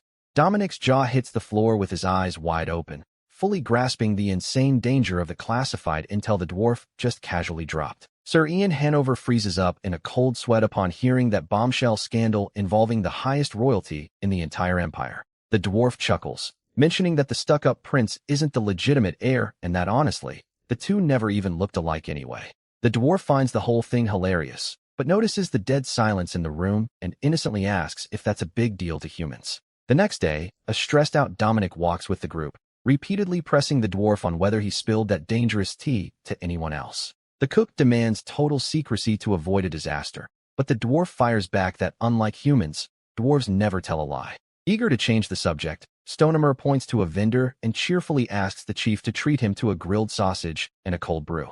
After that evening in the dark square, Dominic bumps into Ian Hanover on a walk and realizes the knight couldn't catch a wink of sleep from stress either. Catching the troubled look on the blonde warrior's face, Dominic realizes even the stoic knight was thoroughly shaken by that explosive secret. Dominic figures nobody could possibly sleep after hearing that kind of wild news, except of course for the dwarf, who was having a blast eating his fill. They take in the lovely hustle and bustle of the street stalls, with Ian explaining that this special night market is only happening because it's Festival Eve. The cook notes that plenty of stalls are catering directly to the resort's wealthy guests, getting the dwarf Stonemer totally pumped up. Ian Hanover sighs in worry, praying the dwarf doesn't stir up trouble, while Dominic wonders if the two of them are the only ones stressing out over nothing. The dwarf laughs loudly, downing his mug of brew, completely oblivious to the massive anxiety he triggered in the other two. Stonemer keeps munching on sausages and laughing his head off, while Dominic tries to unwind by nibbling on a skewer to distract himself. Dominic and Ian shoot him intensely nervous looks, silently praying the dwarf never lets that terrifying secret slip to anyone else. The next morning, the village wakes up to brilliant sunshine for the grand official launch of the first annual Festival of Life at the main church. The high priest cradles a newborn baby and belts out a prayer, blessing Baron Owen's child with the sacred grace of the goddess of life. He lifts the baby toward the heavens beneath a radiant light, declaring that a child deeply loved by Manhwa has officially entered the world. The noble family watches with tears in their eyes from the church pews, hearing that their son's path ahead will be glorious and bright. The baby's mother weeps with joy, witnessing the goddess descend to bless her little one, finding the moment deeply sacred and unique. Dominic wonders in shock if that was a full-on spiritual possession, but Ian Hanover clarifies that it was a genuine divine descent witnessed in the flesh. The young man lets out a nervous chuckle, marveling at how even divine manifestations actually happen in this wild fantasy world. Thinking like a true businessman, Dominic rejoices because the divine display will cause the souvenir charms to sell out in minutes at the fair. Dominic mentions that all that's left now is the evening auction, and Ian Hanover seriously questions if throwing this whole event was really necessary. Flashing a confident, playful smirk, the cook insists it is, saying that's where all the true charm and romance live. The auction was set to go down in style alongside a lavish, high-class seaside masquerade ball under the gorgeous moonlight on the beach. Two masked noblewomen gush over the party, gossiping with curiosity about the young village chief running the show, finding the vibe super romantic. The young man explains that guests could pay a little extra to pick out vibrant masks, letting everyone let loose and enjoy the grand ball. Rocky dashes over excitedly, reporting that the masks are flying off the shelves, and Dominic tells him to log every sale so they can split the cut with the artisans. Out of nowhere, a stout figure catches Dominic's eye, and the cook is stunned to see the dwarf stone hammer strutting over. The dwarf rocks up shirtless, wearing a bizarre mask, making Dominic scream in horror for him to put some clothes on, while the dwarf defends his fashion pride. Brushing off the wardrobe check, the dwarf announces he wants to join the auction, but the young man sarcastically asks how, reminding him he's flat broke.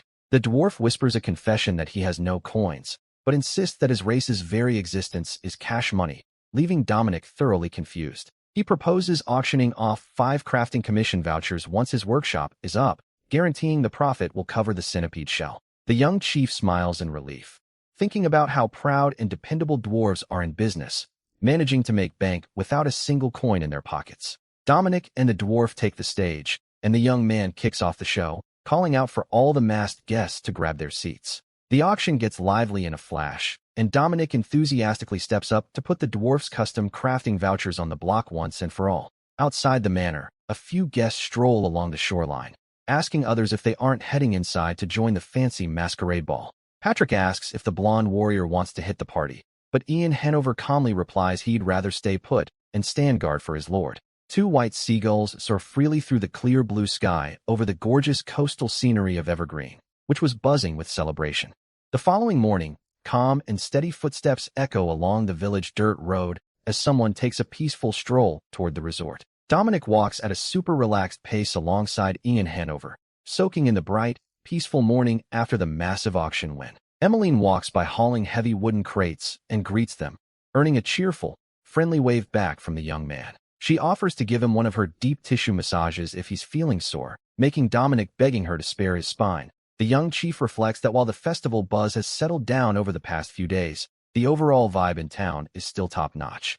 The steady flow of new tourists and travelers hitting Evergreen just keeps climbing daily, locking in the success of his business place. The monster shell auction was a massive hit, and the side cash from the masks was insane, proving the town's tourism pivot was a home run. The cook flashes an ambitious smirk of pure satisfaction, seeing that life in the village has finally found a steady, solid groove. The mage, Perot Diane, walks over carrying a stack of report papers, cheerfully greeting the young man with a warm smile. She compliments how fresh he looks and celebrates how peaceful things are, mentioning she just wrapped up the urgent magic tools for the resort. Dominic asks how the kids' lessons are coming along, and the maid shares that the sharpest students will soon be ready to help out the town. She plans to prep the top students for the civil service exam, and the young man cheers, noting the town hall desperately needs more staff. The mage offers to recommend the top candidates for the roles, and Dominic thanks her warmly as she gets ready to make a personal ask. Blushing a bit and looking shy, The young mage reveals she'd love to move to Evergreen permanently,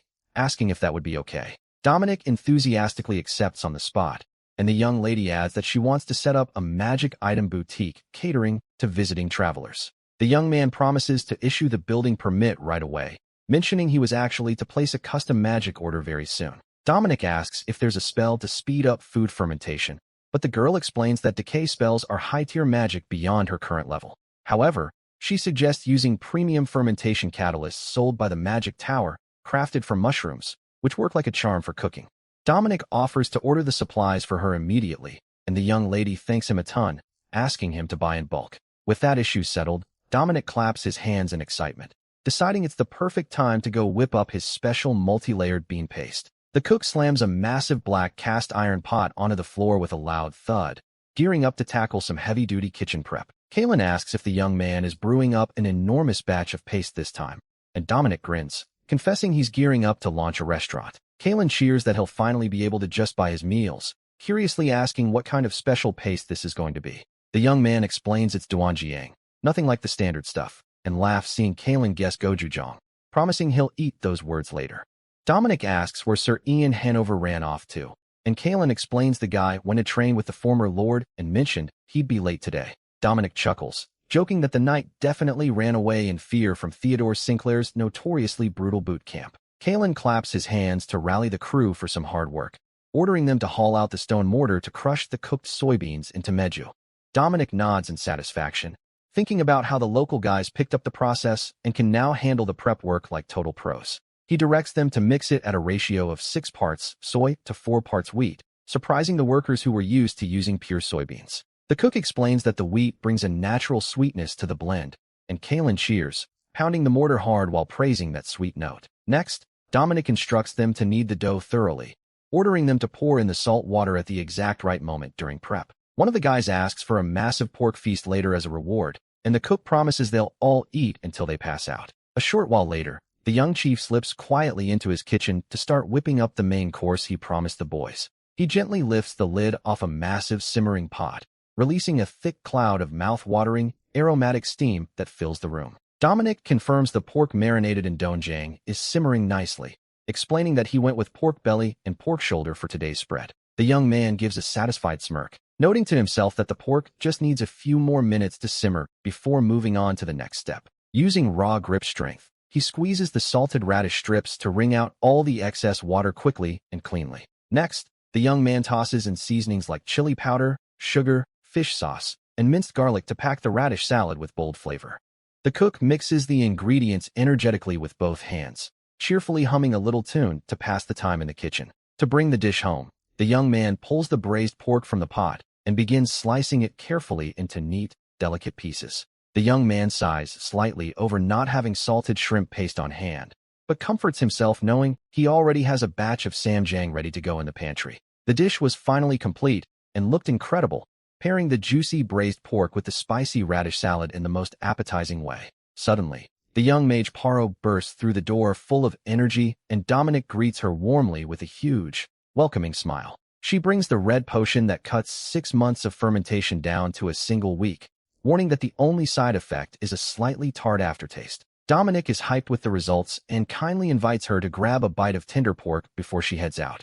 Drooling, the mage turns it down, confessing Madame Emmeline is dropping 3 new types of pastries today in town, and she can't miss out. Wasting no time, the girl sprints off at top speed, saying the pastries might sell out if she's late, leaving Kylon totally dumbfounded. Kylon can't wrap his head around picking bread over juicy meat, commenting that folks from the capital are weird as hell. The big guy turns to the rest of the crew, loudly shouting orders for everyone to grab their bowls and dig into the feast. Dominic spreads his arms with a wide smile before tables loaded with succulent platters of braised pork, inviting everyone to eat their fill. Kylon and the other fishermen get starry-eyed with joy, letting out loud cheers at the sight of the insane feast on the table. The guys dig in with massive appetites, praising the decision to make the young man chief, while Kylon boasts that he called it from day one. The workers laugh loudly in agreement, slapping Kylon on the back, while Dominic just quietly takes in the wholesome scene with a smile. A funny memory flashes through the young man's mind, thinking back to when Kylon and his crew aggressively pressured him to cook for them early on. Dominic feels genuinely grateful, remembering that ever since they took him in when he had nothing, he wanted to repay them with great food. The cook suggests they link up again next week, promising to whip up a mysterious, mouth-watering dish none of them have ever tasted in their lives. Wearing a playful, teasing smirk, he promises the guys are going to get completely hooked on the new recipe. Suddenly, the door flies open, and the dwarf stone hammer bursts in yelling for the humans, totally breaking up the conversation. The dwarf sprints in wildly, with fists raised and drool flying, loudly begging them to spare him a piece of that meat. Dominic smiles with a deadpan look, remarking that the dwarf has a supernatural radar whenever booze and meat are on the table. The loud dwarf's booming voice echoes across the village under the gorgeous sunset, as he keeps laughing and begging for a cold brew. A whole week flies by in a flash, and Dominic pops open one of the large clay jars, eager to check on the recipe's progress. He peeks inside and grins from ear to ear, seeing that the fermented soybean paste has deepened into a rich, dark hue. The young man scoops out a sample with an iron ladle, celebrating that the base is fully primed to transform into mouth-watering chunjang. Carrying the paste, the cook heads into a back room fitted with a massive stone wood-fired stove to wrap up the cooking process. He fires up the burner, explaining that all that's left is to stir-fry the paste with clam stock and caramel syrup to lock in the ultimate flavor and texture. The cook dumps the dark, fermented bean paste into the bubbling liquid, creating a loud sizzle and an irresistible aroma. Picking the pot with a ladle, Dominic realizes it's been a minute since he saw Ian Hanover and Theodore, wondering how their training is going. Right on cue, Ian Hanover walks through the kitchen door with a smile, prompting Dominic to laugh about speaking of the devil. Right behind the blonde knight steps the imposing elder Theodore Sinclair, and the cook cheerfully gives him a warm welcome. Dominic happily greets Ian Hanover, saying the knight showed up right on time to join the feast. But Dominic's smile quickly fades into worry as he takes a good look at the knight, asking what on earth happened to him. Dominic keeps staring blankly at his buddy, repeating the question to figure out what went down. Ian Hanover looks completely drained and hollowed out, angrily thinking about how someone could lose this much weight and what's so great about being a sword master anyway. Theodore Sinclair pats him on the back, saying he's finally getting the hang of it, but Ian privately thinks a little more of this will literally put him in the ground. The old man mentions hearing about some interesting chow and asks if they can grab a bite too, getting an enthusiastic yes from Dominic. Trying to lend a hand in the kitchen, Ian steps up to work, leaving Dominic super grateful for the surprise help. Dominic tells the knight to stir constantly so the black sauce doesn't burn, and Ian acknowledges the instruction. Dominic thinks to himself that you can't serve jajangmyeon without whipping up a batch of crispy tahayuk to go with it. He dredges seasoned pork tenderloin in potato starch and drops the pieces straight into the sizzling, hot oil. Hearing the crisp crackle of the fryer, the young cook beams with pure satisfaction at the results. Ian announces he finished stir-frying the base and asks for the next step, to which Dominic tells him to just finish frying up the remaining ingredients. The young man directs his buddy to fry the pork, chicken, and veggies, reminding him to swap out the oil before tackling the greens. While the two hustle in the kitchen,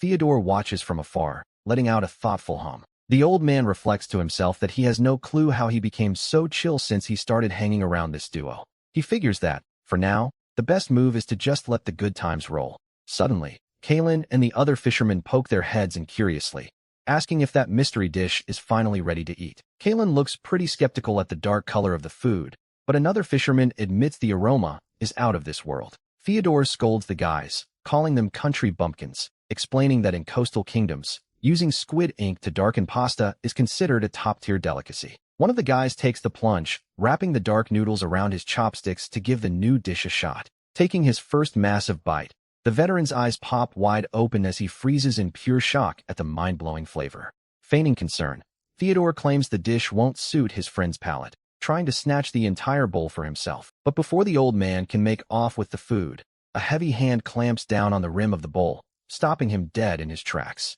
Kalen glares at the old man, asking if he looks like a fool who'd fall for such a cheap hustle. Catching the old man's dramatic reaction, all the fishermen realize the food is incredible and start fighting over the bowls. Dominic tries to calm the chaos, asking them not to scrap and making sure they dish out the sweet and sour pork and egg drop soup too. Watching the sheer hype around him, the young cook feels like all his kitchen sweat was totally worth it.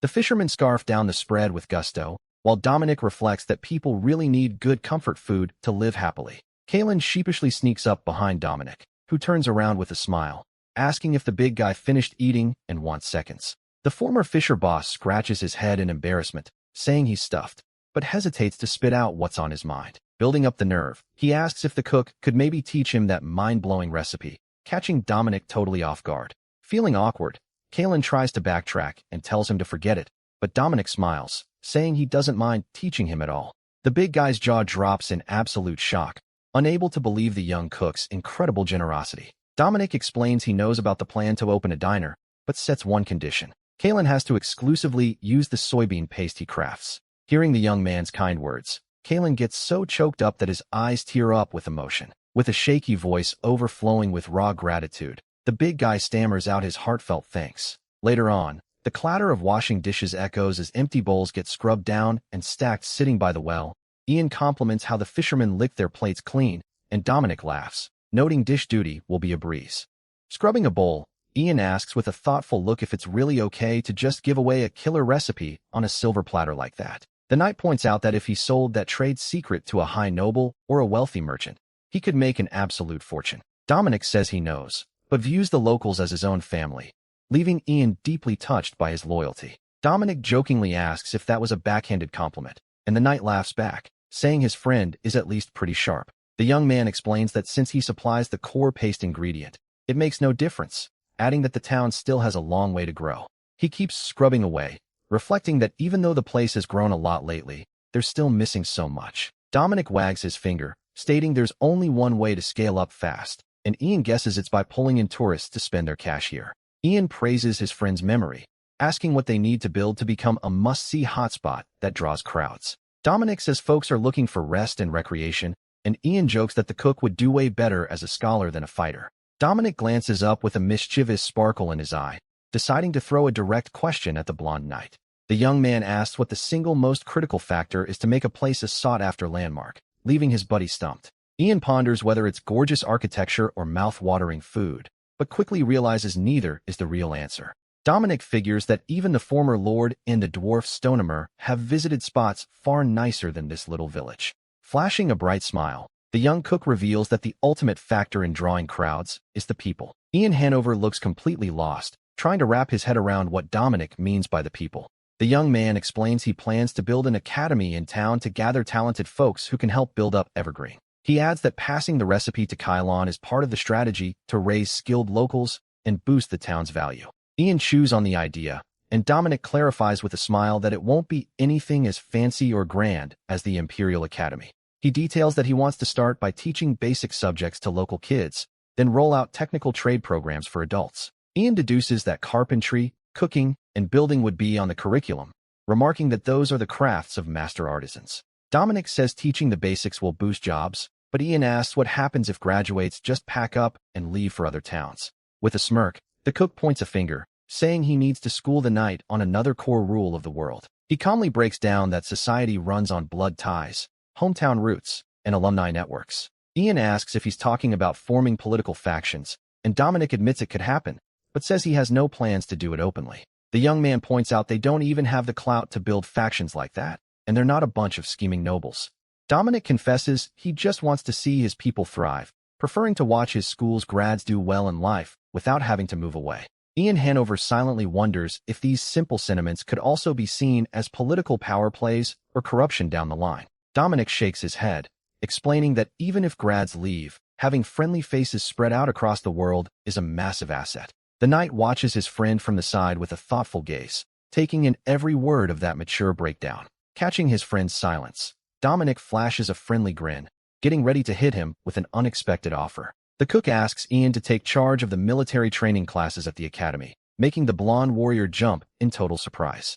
The young man reassures his buddy, saying he only needs to teach basic techniques, and that pitching in will cover his room and board. Trying to dodge the new chore, Ian stammers out an excuse, claiming he still needs to lock in on his own personal training. Out of nowhere, a booming voice shouts, accepting the gig, scaring the daylights out of the two young men who nearly tumble off their seats. Theodore Sinclair appears with a mischievous grin, firmly ordering his disciple to take Dominic up on the offer. The young knight's jaw drops, seeing his respected master suddenly but into their conversation like that. The old man doubles down, loudly declaring the boy has his full blessing, making Ian yell in disbelief at his mentor's call. Theodore laughs heartily, saying Dominic knows what the boy needs, while Ian mentally recalls how the master didn't even trust the cook at first. The veteran heavily praises the brilliant idea of an academy for commoners, and Dominic replies that he pitched it because he's a commoner himself. He asks if nobles would ever trust their heirs with a commoner headmaster, making the old man burst into laughter in total agreement. Clapping a heavy hand on the cook's shoulder, Theodore says he can't just stand by and watch the Empire's first commoner academy pop up without getting involved. He proudly declares that he'll personally take on the role of headmaster and commander of the combat division. Dominic does a total spit take with his water in pure shock and screams for a contract, while the master laughs, promising to sign everything later. Theodore praises the noble goal, but voices concern over how commoners will afford tuition at this new academy. The elder warns that regular donations will be tight without noble backing, and Dominic nods seriously, fully understanding the risk. The young man knows schools in this world rely on hefty tuition and endowments, and that even the Imperial Academy leans on the Emperor. He concludes that to teach folks who don't have cash, locking down a wide pool of willing sponsors will be absolutely crucial. Theodore offers to write a letter asking the Count for a grant, but Dominic thanks him and says he's already got an alternative workaround. He explains that taking money from just one backer means losing control of how the school is run, accidentally splashing water all over the night. Theodore chuckles that greed is written all over his face and asks for the plan, leading the young man to reveal a game-changing model. Holding up 2 fingers with determination, he breaks down the core concept of having students work while completing their studies. The young man flashes a winning grin, announcing that this innovative approach will be the work-study scholarship system. A few days fly by under the warm, sunny coastal weather, bringing another lively morning to the small seaside town. Dominic emerges, stretching his jaw in a massive, lazy yawn, looking like he just rolled out of bed and is still completely half asleep. The young man is lounging comfortably in a hammock strung between trees, quietly grumbling that he's way too lazy to get up yet. Ian walks over annoyed, seeing his buddy slacking off while everyone else is working, but Dominic defends himself, saying he'd just get in the way. The young man argues that the dwarven blacksmith is miles ahead when it comes to construction, and Ian is forced to admit that's true. Dominic adds that Perrault and Theodore are already setting up the curriculum and structure thanks to their experience, and the knight nods again. Ian asks why he isn't handling promotion, but the young man reveals the Fisherman and Merchant Guild already took care of all the marketing. Annoyed, Ian asks what's left for him to do and guesses it's school lunches, sighing over the fact that this slacker is the director. The knight looks away with a sigh, prompting Dominic to ask what that sarcastic jab about his workload was supposed to mean. Suddenly, an urgent courier arrives with word that the respected Count is demanding the young cook's immediate presence. Arriving at the lavish estate, Dominic offers a polite, respectful bow to the ruling lord of these lands. The ruling lord asks about the school project, and Dominic confirms it, explaining that even Master Theodore threw his full support behind it. Lord Patrick Sinclair states he backs the concept, too, adding that the cook doesn't need to hide behind his father to get things moving. The young man finds the lord's deadpan look unsettling, wondering if something went terribly wrong with the project somewhere along the line. Out of nowhere, the ruler reveals that unfortunately, a massive problem has popped up because of this new academy. Dominic jumps in shock, finding himself surrounded by towering stacks of scrolls, asking what all of this is supposed to mean. The Lord explains that the papers on the left contain a massive roster of folks from various towns begging to enroll. The cook is amazed to see all the names and ages neatly cataloged.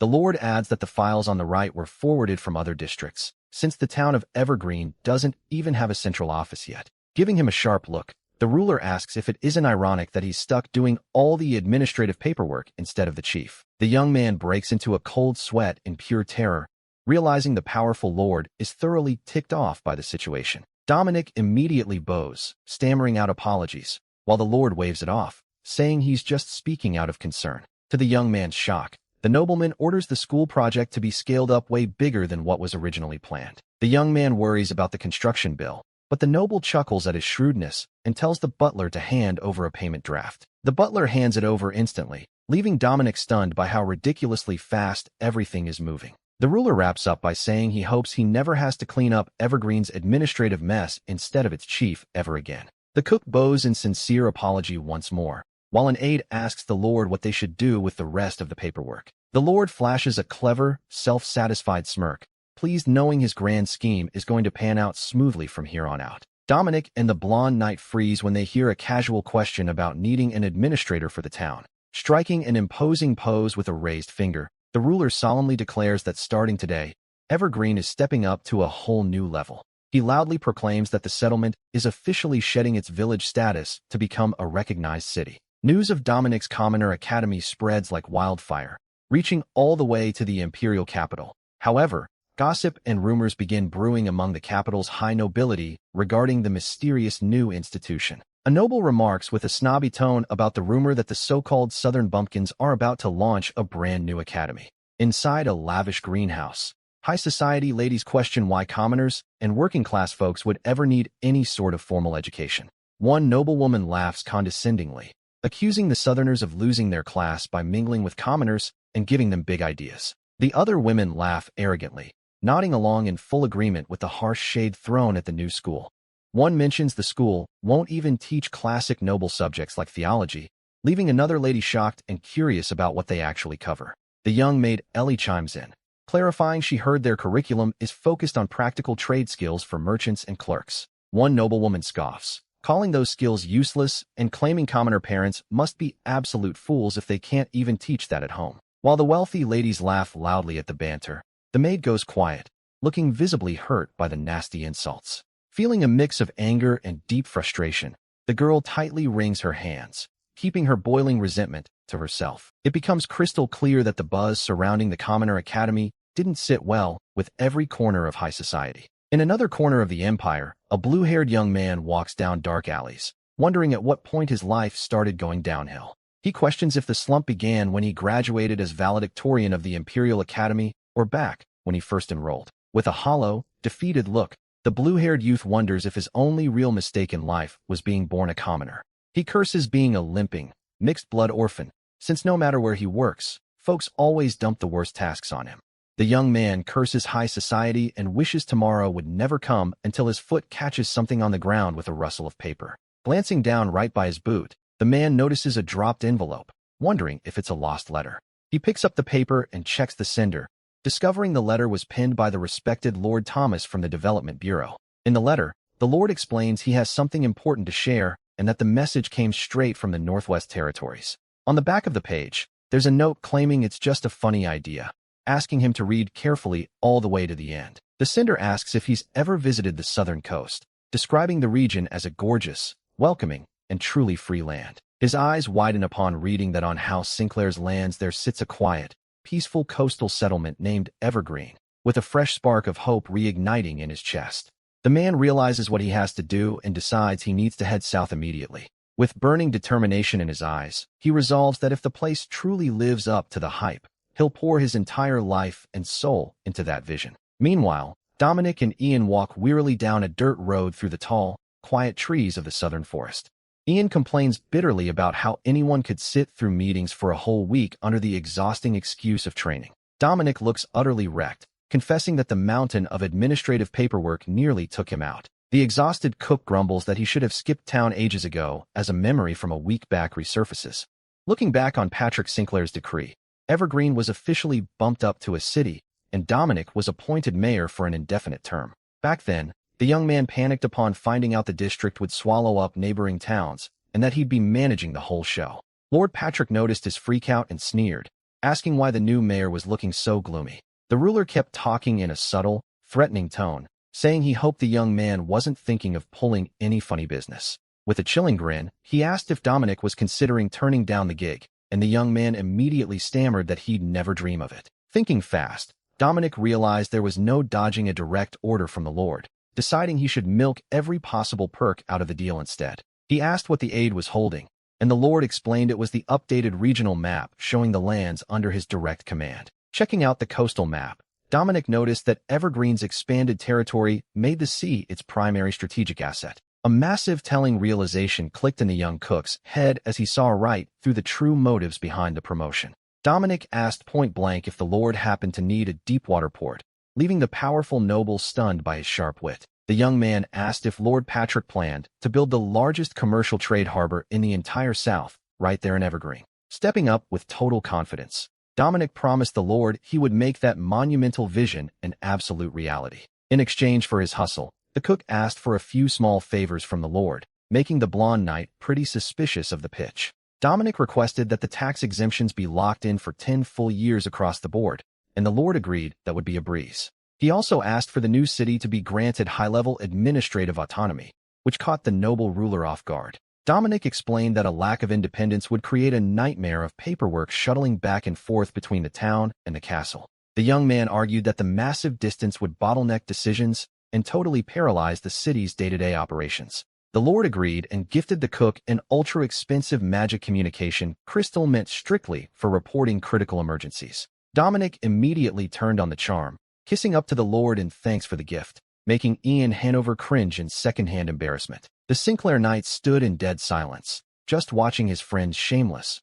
over-the-top brown-nosing in utter disbelief. The cook kept admiring the magic gem and sizing up its hefty market value, leaving Ian stunned by the new mayor's brazen greed. The knight kept walking quietly in thought, while Dominic let out a long, reflective hum to keep the banter going. He remembered studying the harbor map, mentally noting that the deep water zone below the wild blooms would be ideal for larger vessels. The young man also recalled asking the knight if they had any specialty local goods they could start shipping out for export, and he remembered slumping face first onto his desk, groaning over the soul-crushing administrative workload waiting for him, snapping out of his thoughts. Ian Hanover glanced over at the gray-haired young man, quietly admitting to himself that he worked like a dog all week.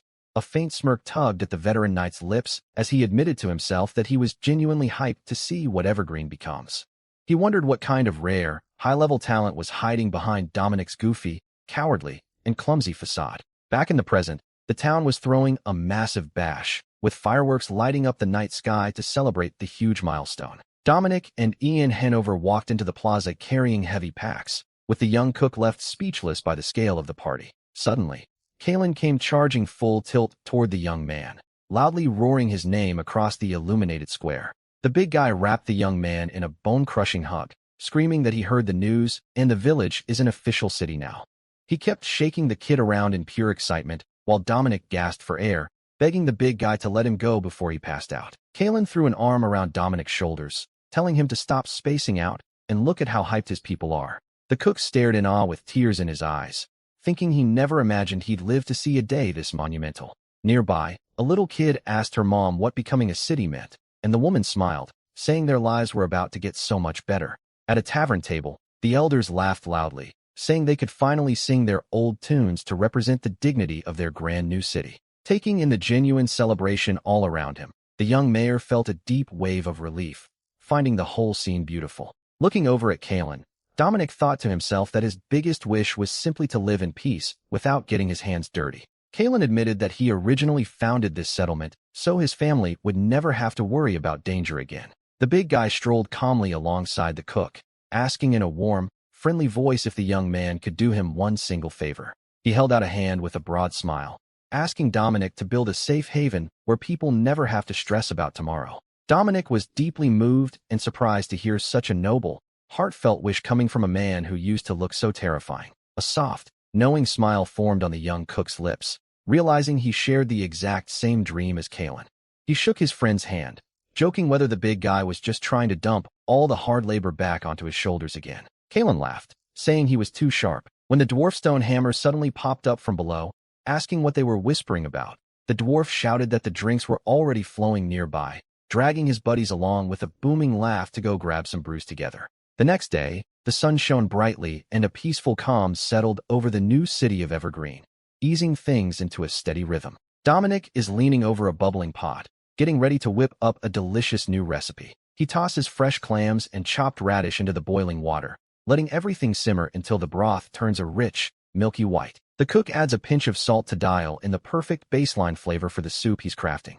Next, he chops up scallions super fine along with red peppers, dumping them straight into the hot pot. A sound catches his ear, and looking back, Dominic spots someone wandering into his kitchen. He's clutching his head with a massive hangover look on his face, quietly mumbling that he's finally awake. Dominic asks if he's holding up and teases his buddy for drinking so heavy when he can't handle his liquor, making the knight beg for quiet. The young man offers up a bowl of steaming clam soup, explaining that it's the ultimate cure to kick a hangover and settle his stomach. Ian sips the soup, pointing out that Dominic drank a ton too, but the cook laughs, revealing he was secretly tossing his drinks out the whole night. Dominic stretches out and starts chatting about his prep list and kitchen game plan for the brand new day ahead. He extends his arms to shake off the morning sluggishness before locking back into his prep work. Outside the tea house, a few stacked wooden crates and a sack loaded with fresh greens have just been dropped off at the entrance. Dominic reads 2 sweet notes left by the locals, who dropped off freshly harvested radishes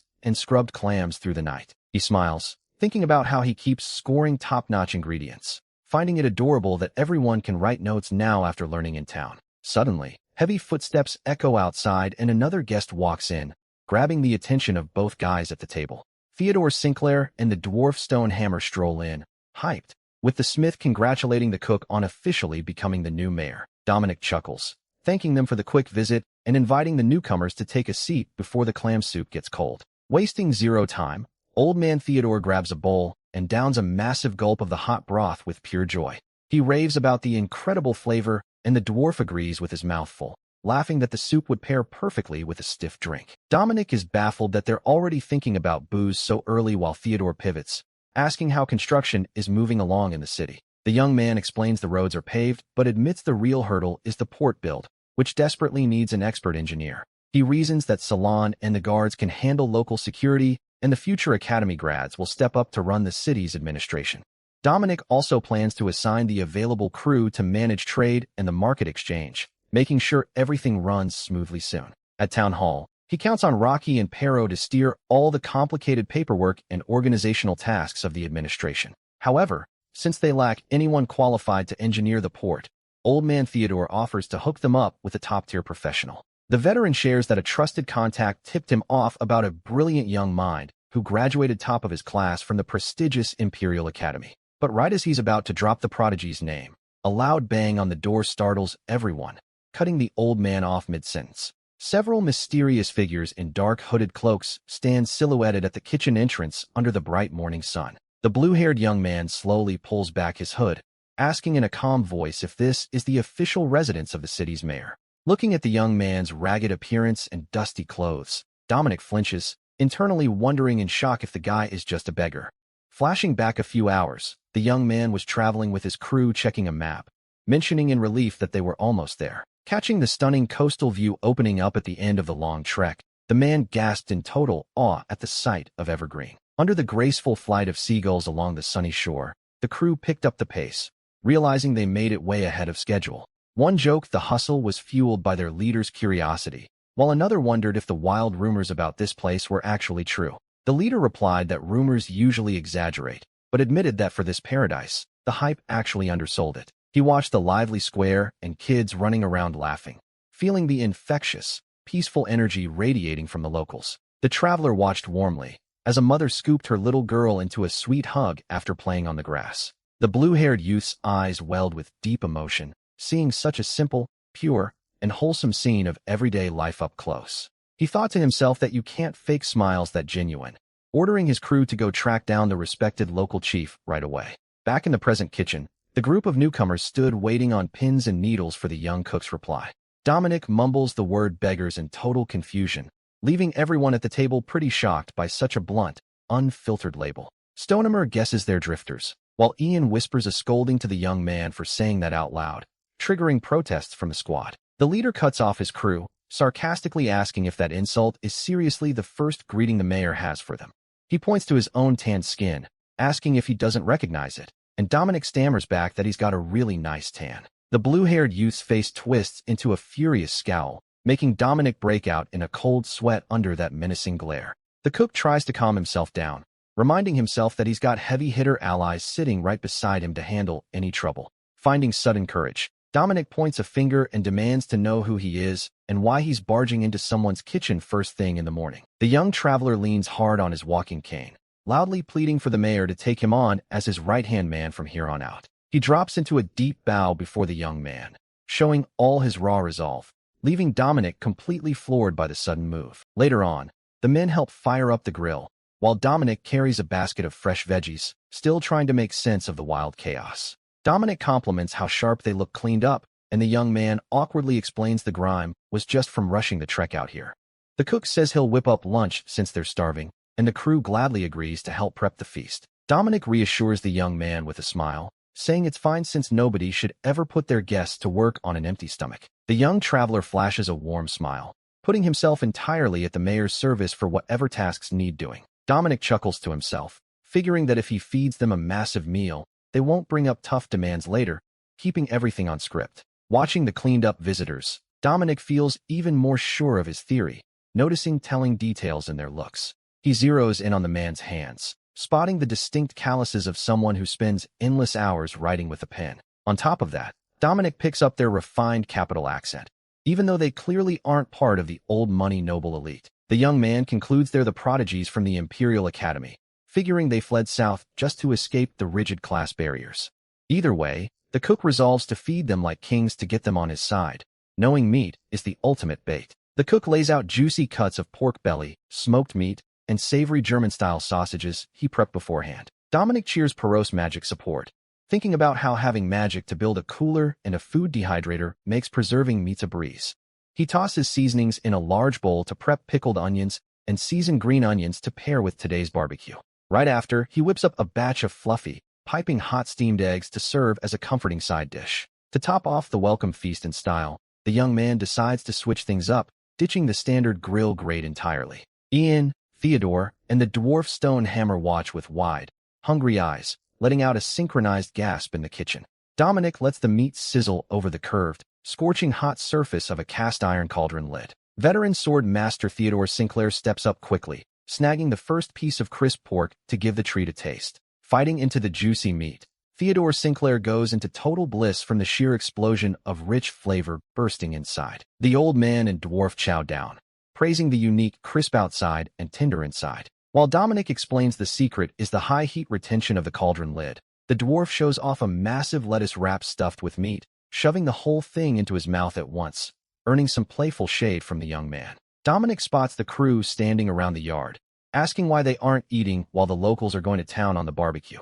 Looking shy, the blue-haired leader picks up his chopsticks to dig in, while his buddy beside him is already chewing with stuffed cheeks. The newcomers rave about the brilliant idea of wrapping grilled meat in crisp greens, blown away by how delicious the combo is. Seeing everyone enjoying the meal, the cook smiles warmly, relieved that the awkward tension between them completely melted away. Dominic pauses and announces aloud that he needs someone with serious port-building expertise, causing the travelers to freeze in place. The blue-haired youth stammers, asking how he knew, then immediately presses on whether the plan is for a commercial or military harbor. The young mayor replies it'll be commercial, and the prodigy ponders aloud that they'll need luxury specialty goods to drive maritime trade. With a sharp gleam in his eye, Dominic confidently reveals he's already locked in the ultimate product for that exact trade goal. Pointing a finger upward with pride, the young man boldly announces that the secret flagship product will be top-tier porcelain.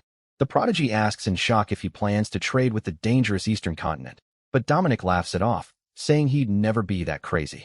The prodigy pushes back, arguing that ocean voyages are impossible without a compass, asking how else they could possibly source precious porcelain. Facing the traveler's heavy skepticism and doubt, the gray-haired cook simply flashes an ultra-mysterious grin. Pumping his chest with pure pride, he casually announces that he plans to manufacture the fine porcelain himself right here in Evergreen. Hearing that absurd claim, Ian, Theodore, and Stonemer spit out their food and drinks in sheer disbelief, screaming at what they just heard. The dwarf scrambles forward, grabbing Dominic's arm and stammering, asking if it's really true that the young man knows how to craft fine porcelain. With starry eyes, the blacksmith begs the mayor to teach him the formula, promising to bring over all his dwarven apprentices for production. The blue-haired prodigy notes with dead seriousness that if Dominic truly knows how to make Eastern porcelain, the port build becomes secondary. He emphasizes they could pull the entire continent's wealth right here, and the young cook simply gives a quiet nod. The young man recalls that the nobles of his past world were obsessed with Asian porcelain, paying fortunes because they couldn't produce it. That exquisite luxury good was literally worth its weight in pure gold, standing as the ultimate symbol of wealth and status. Dominic figures in this medieval-style world. The hype would be identical, but wonders how the Lord will react to him mastering such a craft. Ian notes in shock that not a single artisan in the Empire has cracked porcelain, and the suspicious prodigy asks if Dominic is an undercover spy. Dominic waves his hands, trying to brush it off, claiming he was just brainstorming and doesn't even know if the master plan will actually pan out. The young man jokes that if he knew everything, he wouldn't be just a village chief, but insists that if they nail the technical side, the odds of success are huge. Dominic adds that with the dwarf on board, the odds are locked in, making the blacksmith laugh with pride as he gladly takes charge of the project. The cook suggests setting up shop in the old village hall, leaving the blue-haired youth stunned to realize the city doesn't even have a proper town hall yet. Dominic just flashes a warm, knowing smirk, confirming it, then immediately announces that the young traveler passed the job interview. Night falls quietly as a gorgeous full moon shines brightly in the starry sky above the large wooden roof of the evergreen tea house. Inside his office, Dominic lets out a tired sigh over the stacks of scrolls on his desk, wondering if he took on way too many chores. Suddenly, Ian Hanover steps into the room, surprised to find his friend burning the midnight oil, and Dominic greets him. The young man hands over a roster of workers ready for assignment, asking for the night's take, to which Ian jokes that he's already delegating. Dominic denies scheming anything, explaining he's simply trying to assign the most qualified folks to each specific job. Ian argues there's also huge value in learning through trial and error, questioning why he's stressing so hard over it. The knight takes a deep breath and remarks that a true leader must have their own core skill set. Ian Hanover states that knowing how to place full trust in the capabilities of others is also the hallmark of a great leader. Dominic smiles and agrees that trying to micromanage everything alone is exhausting, asking the knight for his take. The cook shoves the report straight into his friend's hands, celebrating inside for successfully dumping the boring paperwork. He cheerfully says goodbye, leaving everything in the knight's hands, while Ian Hanover asks in shock what the young man is going to do instead. Dominic breaks into a hyped grin, revealing he has another urgent mission to tackle, crafting bone china. He pictures a stunning piece of milky white porcelain painted with a gleaming golden dragon, the ultimate vision for his project. The young man reflects that regular porcelain requires kaolin clay fired at extreme temperatures, making pure white impossible without it. He remembers that in historic Europe, kaolin clay was crazy rare and hard to find, forcing artisans to hunt for creative workarounds. As a clever alternative, they mixed ground bone ash into regular clay to pull off the famous bone china. The result of this technique was an insanely gorgeous, translucent, durable cup coveted by high society everywhere. Holding a simple clay pot, Dominic figures the local tech level is roughly on par with 15th century Europe. The young cook feels pretty confident in his background knowledge of ceramics and clay, though he still has a few questions. Stonehammer shakes him violently, begging to learn the technique, leaving Dominic struggling with how to break it down for the dwarf. Dominic explains they just need to pull off a glossy, pure white finish, and the dwarf nods, saying that's the hardest part. The smith admits in frustration that he's tried firing every white pigment he knows, but they all melt away under the kiln's extreme heat. Dominic suggests mixing white materials directly into the clay, and the smith lists off trying seashells, lime, glass, and eggshells. The dwarf admits he even crushed up precious pearls, leaving Dominic floored by the insane cost of that useless, flashy test. Stonehammer justifies his desperation, saying that even with special white earth, his test runs ended in complete failure. Dominic thinks to himself, realizing the dwarven smith is super sharp and already caught on that soil composition is the secret. The young man figures the dwarf would never stumble onto regular kaolin clay, since it actually forms from a very specific type of rock. Dominic grins, revealing there's still one white lightweight, luminous ingredient the master blacksmith hasn't tested in the clay yet. The stubborn dwarf repeats that he already tried valuable pearls, but the young cook firmly replies it has nothing to do with pearls. Curious and impatient, Stonehammer demands to know what the ingredient is, and Dominic smiles, revealing the secret is bone. The dwarf's eyes pop wide open, freezing in absolute shock at the creepy, unexpected answer from the young mayor. The smith freaks out, thinking he's going to use human bones, and Dominic snaps, asking what kind of monster the dwarf takes him for. Relieved, the dwarf apologizes for the mix-up, then asks why Dominic would randomly suggest using bone ash. Dominic explains he uses beef bones to brew rich broths, and the dwarf pities him, wondering if the cook was too poor to eat real meat. The young man asks if he knows what happens when you boil beef bones for 10 hours, and the dwarf replies you obviously get bone broth. Dominic corrects him, saying he's talking about the color change in the water, leaving Stonehammer trying to guess the shade. The young man enthusiastically confirms the broth turns a milky, chalk-white color thanks to the minerals released by the bones. Locking in, Dominic reflects that while the chemistry might differ slightly, the final visual result will be identical. He plans to get the dwarf on board with bone china, knowing that even if it's not traditional, the distance from the east will make it super valuable. The young cook smiles with confidence, concluding that even if quality varies a bit, market demand is going to be massive.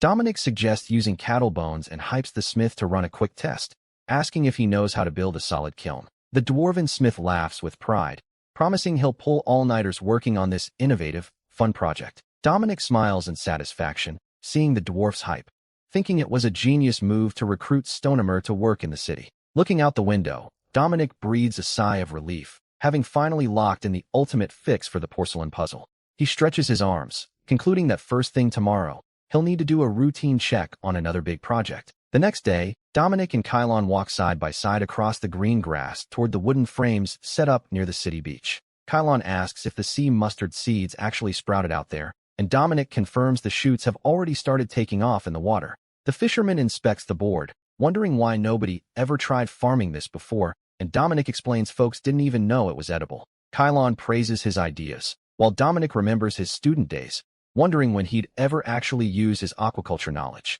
Addressing the fisherman's doubts, Dominic reasons that if they can raise sea turtles, they can farm seaweed just like an ocean crop. He breaks down the biological process where dried seaweed spores release into the water and latch onto collector frames to sprout seedlings. After that, the seedlings get woven into thick ropes and dropped straight into the open sea to grow through standard aquaculture. Skipping the overly complex science, Dominic simply proposes dropping the seaweed in the water to harvest seeds, while Kylon wonders if it'll really pan out. Dominic encourages his buddy to test new methods, promising that if they pull it off, they'll harvest massive yields safely. Kylon grabs Dominic's hand with hype, declaring they're going to be swimming in gold with this new venture. Next, the big guy asks if they should go ahead and haul those wooden crates straight out to sea.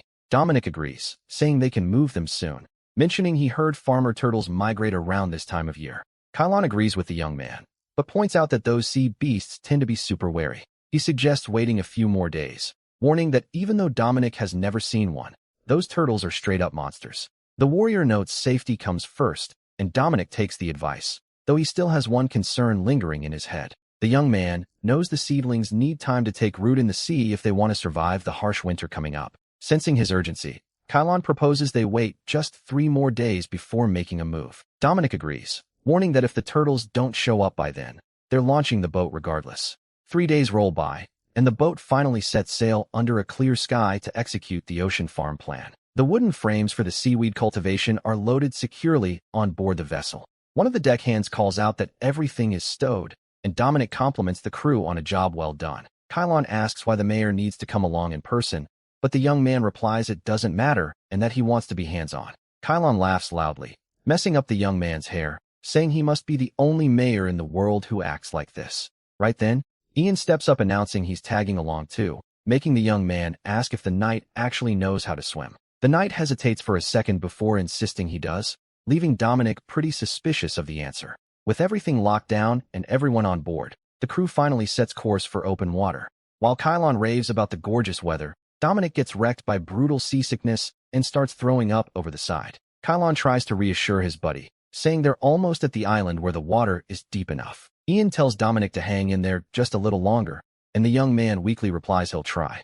The blonde knight watches the horizon closely as the ship cuts through the waves. He takes a deep breath looking at the blue expanse, thinking about how calm and peaceful the ocean feels today. Dominic cuts him off, annoyed, warning that saying stuff like that out loud is practically asking for bad luck. Suddenly, a violent slam rocks the boat with force, scaring the daylights out of the young man. The hull takes a massive hit from beneath, sending water splashing up all around them. From the violent jolt, Dominic completely loses his footing and starts tumbling toward the sea. Before the young man hits the water, a hand shoots out and snatches him by the collar. Dominic thanks him for the save, but notices the knight himself is shaking like a leaf. Ian tells the young man to get back up because he's way too heavy to dangle like that. The young man gets super annoyed by the warrior's attitude, nearly cussing him out in response. Right at that moment, a colossal turtle rises from the ocean depths, charging straight at the boat. Dominic snaps, frustrated that the monster didn't show up earlier and chose to pop out right now of all times. Kylon yells in panic for nobody to let the creature latch on or climb the side of the hull.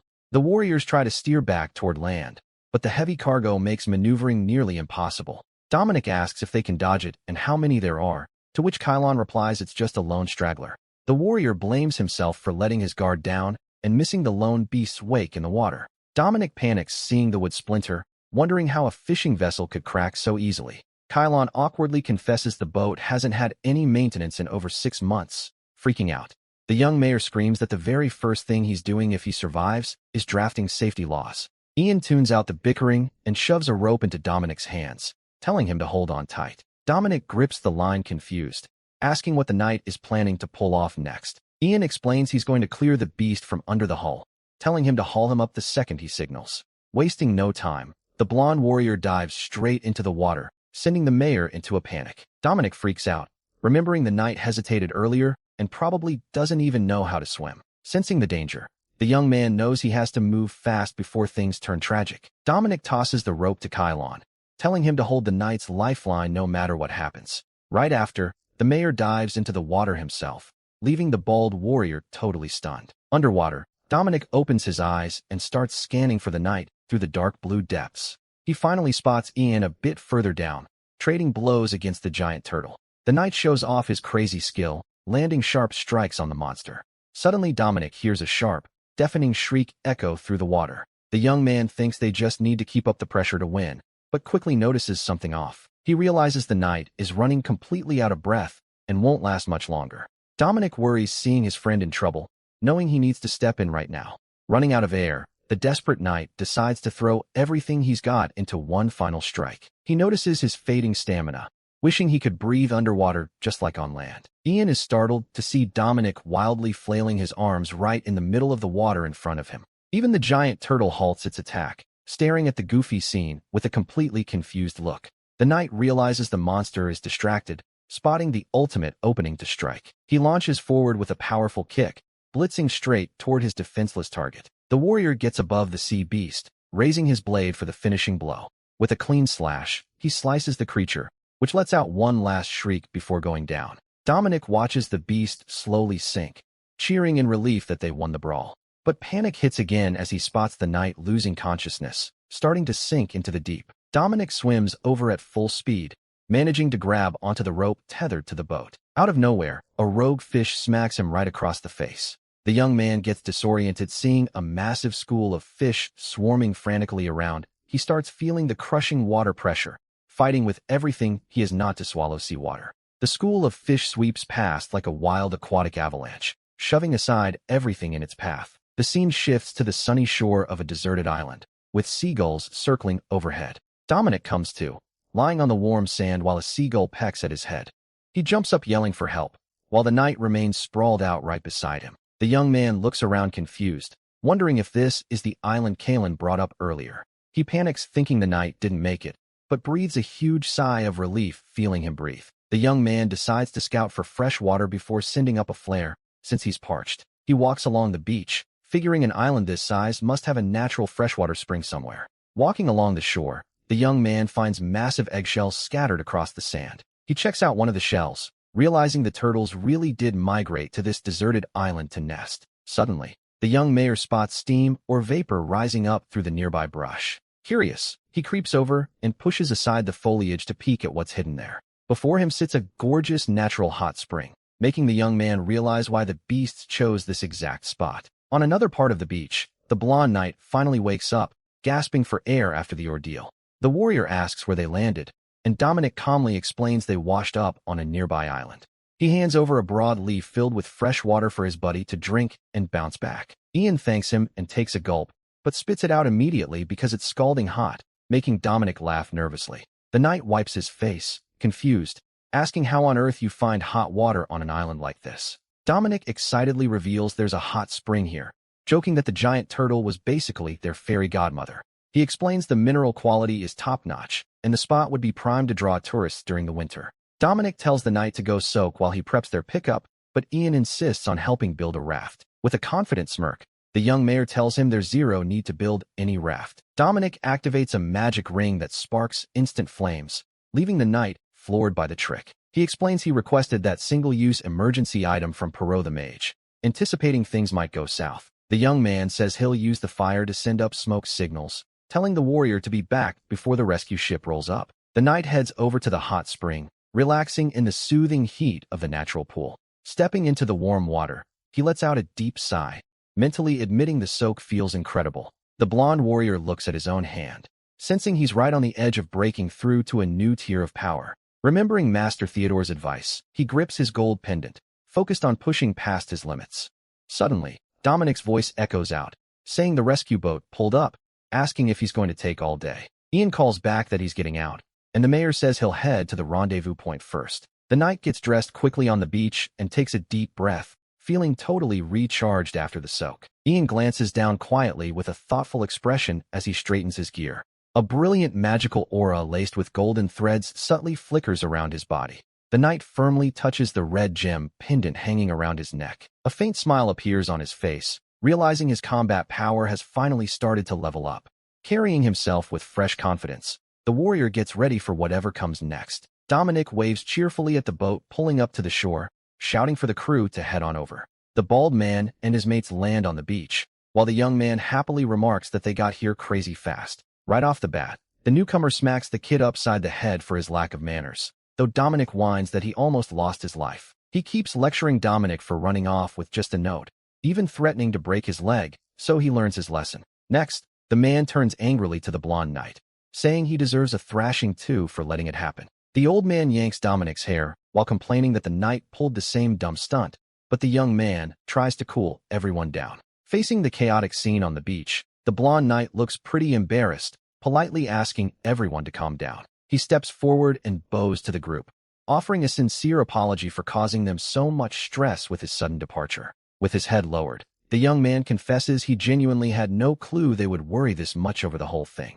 Dominic and the rest of the crew freeze in dead silence, not quite knowing how to process the knight's humble apology. The man explains he freaked out because he views them like his youngest sons, but Dominic fires back that the man's actual son is his age.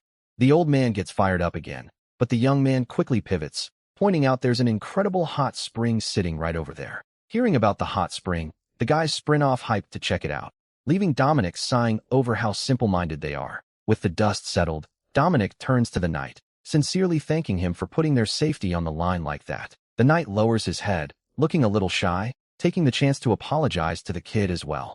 Dominic just gives his companion a gentle, easygoing smile, showing there's zero bad blood between them. He teases that the guy should speak up so the others can hear him, but the knight tells him to shut up, annoyed. A few days roll by, showing the soothing warm waters bubbling continuously through the area's natural springs. The former lord kicks back in the hot bath, letting out a long sigh of pure bliss at how amazing the water feels. Suddenly the door opens, and inn staff bring out a special banquet spread the old man had ordered.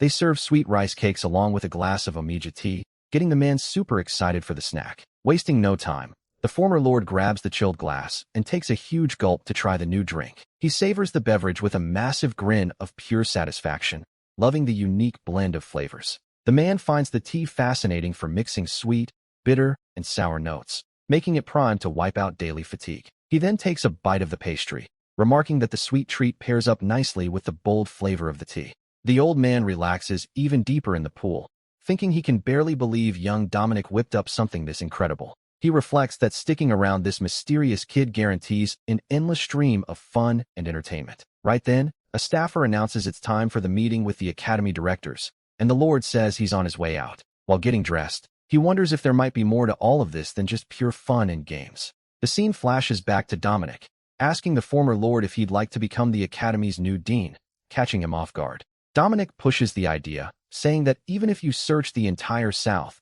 you wouldn't find anyone with better experience and prestige for the post. The old man tells him to stop the flattery, but the young man argues it would be amazing to have someone so accomplished leading the school. He adds that such a noble move would definitely go down in the history books as the legacy of a legendary wise ruler. Dominic even puts on a dramatic show, dropping to the floor and crying about what a tragedy it would be if such a legend got left out of history. The Lord is left completely speechless, breaking into a nervous sweat, clearly swayed by the kid's dramatic pitch. Seeing his hustle work, the young man flashes a smirk as the old man caves, asking how long he'd have to serve as dean. In the present, the former lord signs the paperwork, feeling a little salty about how easily he fell for the kid's smooth talk. One of the administrators calls out to him, snapping the man back to the meeting about rolling out new foundational courses at the academy. The director explains that trade courses will continue, but stresses the importance of teaching foundational theory to all students. The dean questions if that'll pan out since it takes forever to see results,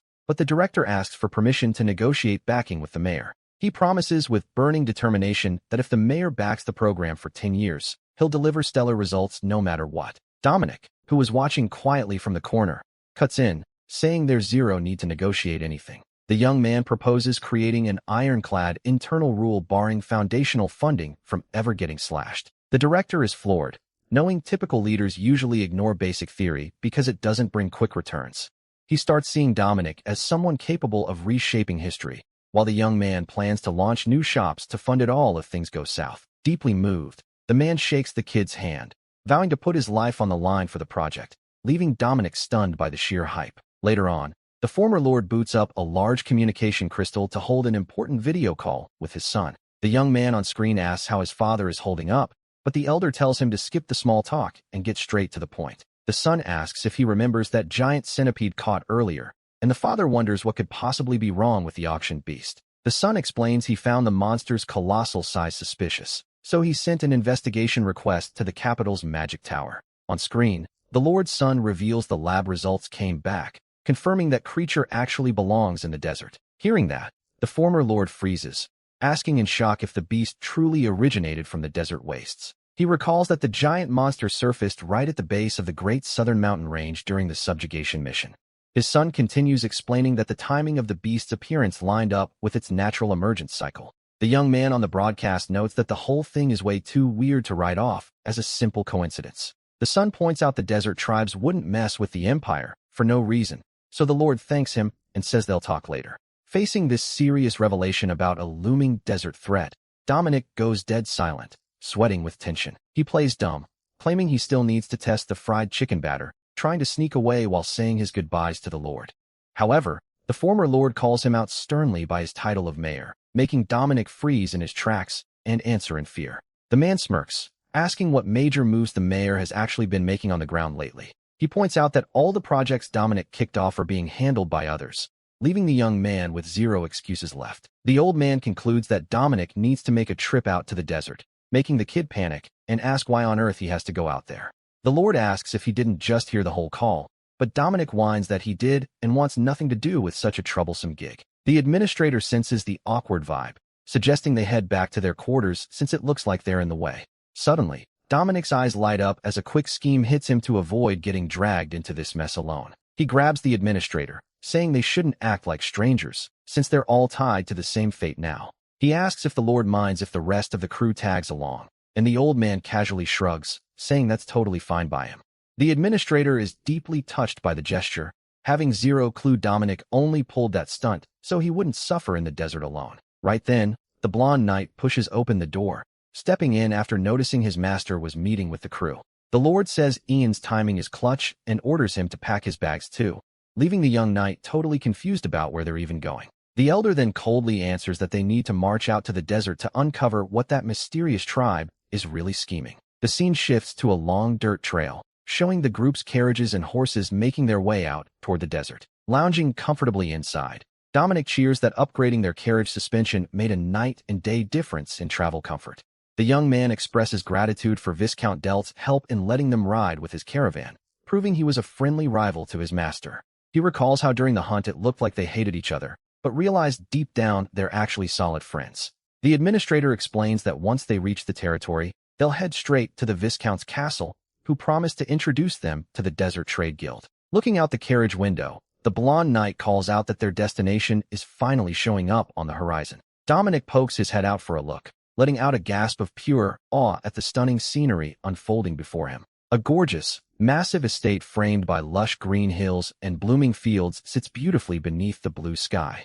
The young man remarks that the view must be incredible in the fall, adding that storing all that harvest must be a ton of work. Mid-sentence, he catches a strange sound coming from the road and quickly peers out the window to check out what's happening. He spots a squad of desert merchants dressed in their regional garb, riding just ahead along the dusty path. The desert riders guide their mounts at a steady pace beneath the shade of a large red canopy to shield themselves from the harsh sun. The young man whispers to the others in surprise, noting that's the desert tribe, and their paths seem to have crossed sooner than expected. Suddenly his eyes lock onto a specific feature on one of their mounts, letting out a gasp of pure excitement. Dominic points hyped and yells at the top of his lungs, realizing it's a real-life camel walking right in front of them. Ian tells the kid to lower his voice so he doesn't stir up trouble, but Dominic snaps that camels are the true charm of the desert. The knight warns him seriously that those traders aren't everyday peddlers, and that every single one of them is an elite, battle-hardened soldier. The leader of the desert convoy overhears the chatter, turning back to ask in a firm voice what the imperial merchant just said. Dominic and Ian freeze up, breaking into a nervous cold sweat after getting caught running their mouths like that. Quickly, Dominic switches to a humble vibe and offers an apology, explaining it was his very first time seeing a real camel instead of a painting. The desert merchant's gaze softens at the honest excuse, asking curiously if the kid is really that fascinated by camels. He cheerfully replies he is, while the other passengers whisper among themselves, wondering since when the mayor was into that kind of thing. Outside, the blonde knight just shakes his head watching the scene, thinking to himself that the kid is totally faking the enthusiasm. The young man smirks inside, confirming Ian's hunch, reminding himself that nobody gives a hard time to someone who's super friendly and polite. Dominic reflects that desert tribes face heavy prejudice in the Empire, remembering the grief Kareem caught back in the day over his dark skin. He figures an entourage this size draws stares of fear and suspicion wherever they ride, making their journey pretty uncomfortable. Keeping that in mind, Dominic knows a genuine show of warmth makes all the difference, and sure enough, the merchant offers him a ride on the camel. The young man celebrates inside that his charm worked, eagerly accepting the invite while thanking him for the rare opportunity. Riding atop the camel, Dominic has a blast with the experience, thinking it beats riding a horse by a mile and that he should totally buy one for himself. The desert merchant asks the kid if he traveled out to this land with the goal of selling imperial goods. Dominic says no, explaining he plans to link up with Viscount Delt's merchant guild to head straight out into the desert. The kid asks him not to look at him so suspiciously, promising that while he has his own goals, his curiosity was totally genuine. The veteran trader sighs, watching the young man closely, trying to read what he's actually after. Sahar finds the answer intriguing, asking if he isn't scared of them, but Dominic replies you couldn't travel if you were scared of everything. The leader praises his guts and asks for his family name, but the kid explains he's just a commoner with no last name, saying he can just call him Dominic. Sahar asks what trade he works in, and Dominic says he deals a bit in seafood, but has a massive interest in desert spices. The man chews on the spice topic, warning that most common varieties are already locked down under monopolies, making it tough for the kid to break in. Dominic then asks if competition is also fierce for niche spices like cumin, cardamom, and turmeric. The leader asks if the kid has visited the desert before, and Dominic admits this will actually be his very first time. Sahar finds it odd that he knows the spices so well, since those particular seasonings rarely catch the eye of imperial guilds. Dominic recalls an imperial noblewoman telling him those spices have aromas and flavors way too intense for their palates, making imports pointless. The young man argues they only feel that way because they haven't been introduced to them properly, which is why nobles don't buy them. He states with total confidence that what folks call unfamiliar today could easily turn into the next massive trend tomorrow. The desert leader listens closely, agreeing that everything really comes down to the person handling and pitching the goods. Dominic adds that the perceived value of any product can shift completely depending on how it's presented and marketed. The young man thinks to himself that there are tons of incredible spices in the desert that imperial merchants haven't tapped yet. With eyes sparkling with hype, he realizes that with those seasonings, he can finally whip up an authentic, mouth-watering plate of curry. The merchant lets out a soft chuckle, amused by running into such an interesting and sharp conversationalist on an unfamiliar road. He then invites Dominic to ride along with them on the trek to the desert, finally introducing himself officially by the name of Sahar. The scene shifts to the castle of Viscount Delt, who looks utterly floored, asking if the young man is really traveling side by side with Sahar. The kid confirms they met on the road, prompting the Viscount to congratulate him on befriending such a high-profile figure. Dominic looks puzzled, so the Viscount explains that Sahar is a legendary merchant who commands the total, absolute trust of the Desert Sultan. Delt catches the kid's stunned reaction, asking in shock if he truly had zero clue who that powerhouse was. Outside the estate, the desert crew continues loading and strapping down heavy crates of caravan cargo. Dominic breaks into a nervous sweat, thinking that this whole lucky break feels a little too smooth and dangerous to be real. Ian walks in without knocking and asks what's eating him, making Dominic complain about his manners, but the knight shrugs that a shadow doesn't knock. Dominic kicks himself, thinking he never should have let the knight hang out with the old fisherman since he picked up some super rough habits. The knight brings it back to the kid's anxiety, asking what's up, to which the young man replies he just feels like something is off here. Dominic explains that Sahar being a VIP who holds the Sultan's absolute ear is precisely what's setting off alarm bells in his head. Ian asks if that isn't a good thing, since his original plan was literally to find an inn with an influential desert noble. The young man argues it's weird for a big shot of that tier to travel all the way out here in person, since a powerhouse would usually just send an underling. The knight asks if trade might not be his real objective out here, and the young man nods, agreeing the whole setup is definitely suspicious. Dominic shares that he chatted up the warehouse guards and found out trade volumes are normal, ruling out an emergency food run. The kid falls quiet in thought, trying to piece the puzzle together to find the real motive behind the leader's trip. Dominic wonders what genuine reason could possibly pull a merchant of that stature all the way out to the Empire in the flesh. Meanwhile, the scene pivots completely to the lavish imperial palace of Everhorn, glowing majestically under the starry night sky. A woman asks if Count Sinclair really took zero action even after the magic tower's warning, and the servant respectfully confirms it. The red-haired woman sneers, calling him a cowardly rat and complaining that her play to spark a border clash with the desert tribe fizzled out. She then grills the kneeling man on whether he uncovered why Sahar traveled down south, leaving the aides sweating and hesitating. Losing patience with the lack of answers, the woman violently hurls her teacup against the wall right next to the terrified man's head. The servant drops flat on the floor, frantically begging for mercy, but she coldly demands that he at least speak to her with some backbone. She snaps that he can't handle a single thing right with either the south or the desert, coldly asking what the point of keeping him around even is. The noblewoman fumes, bringing up that rumors claiming the crown prince isn't the king's legitimate son are spreading at the worst possible time. She decides she'll save punishing and tearing those southern idiots apart for later, leaving the servant shaking in sheer terror. Finally, with a dark, terrifying glare, she orders him to dig up immediately what actual motive brought Sahar to the Empire in person.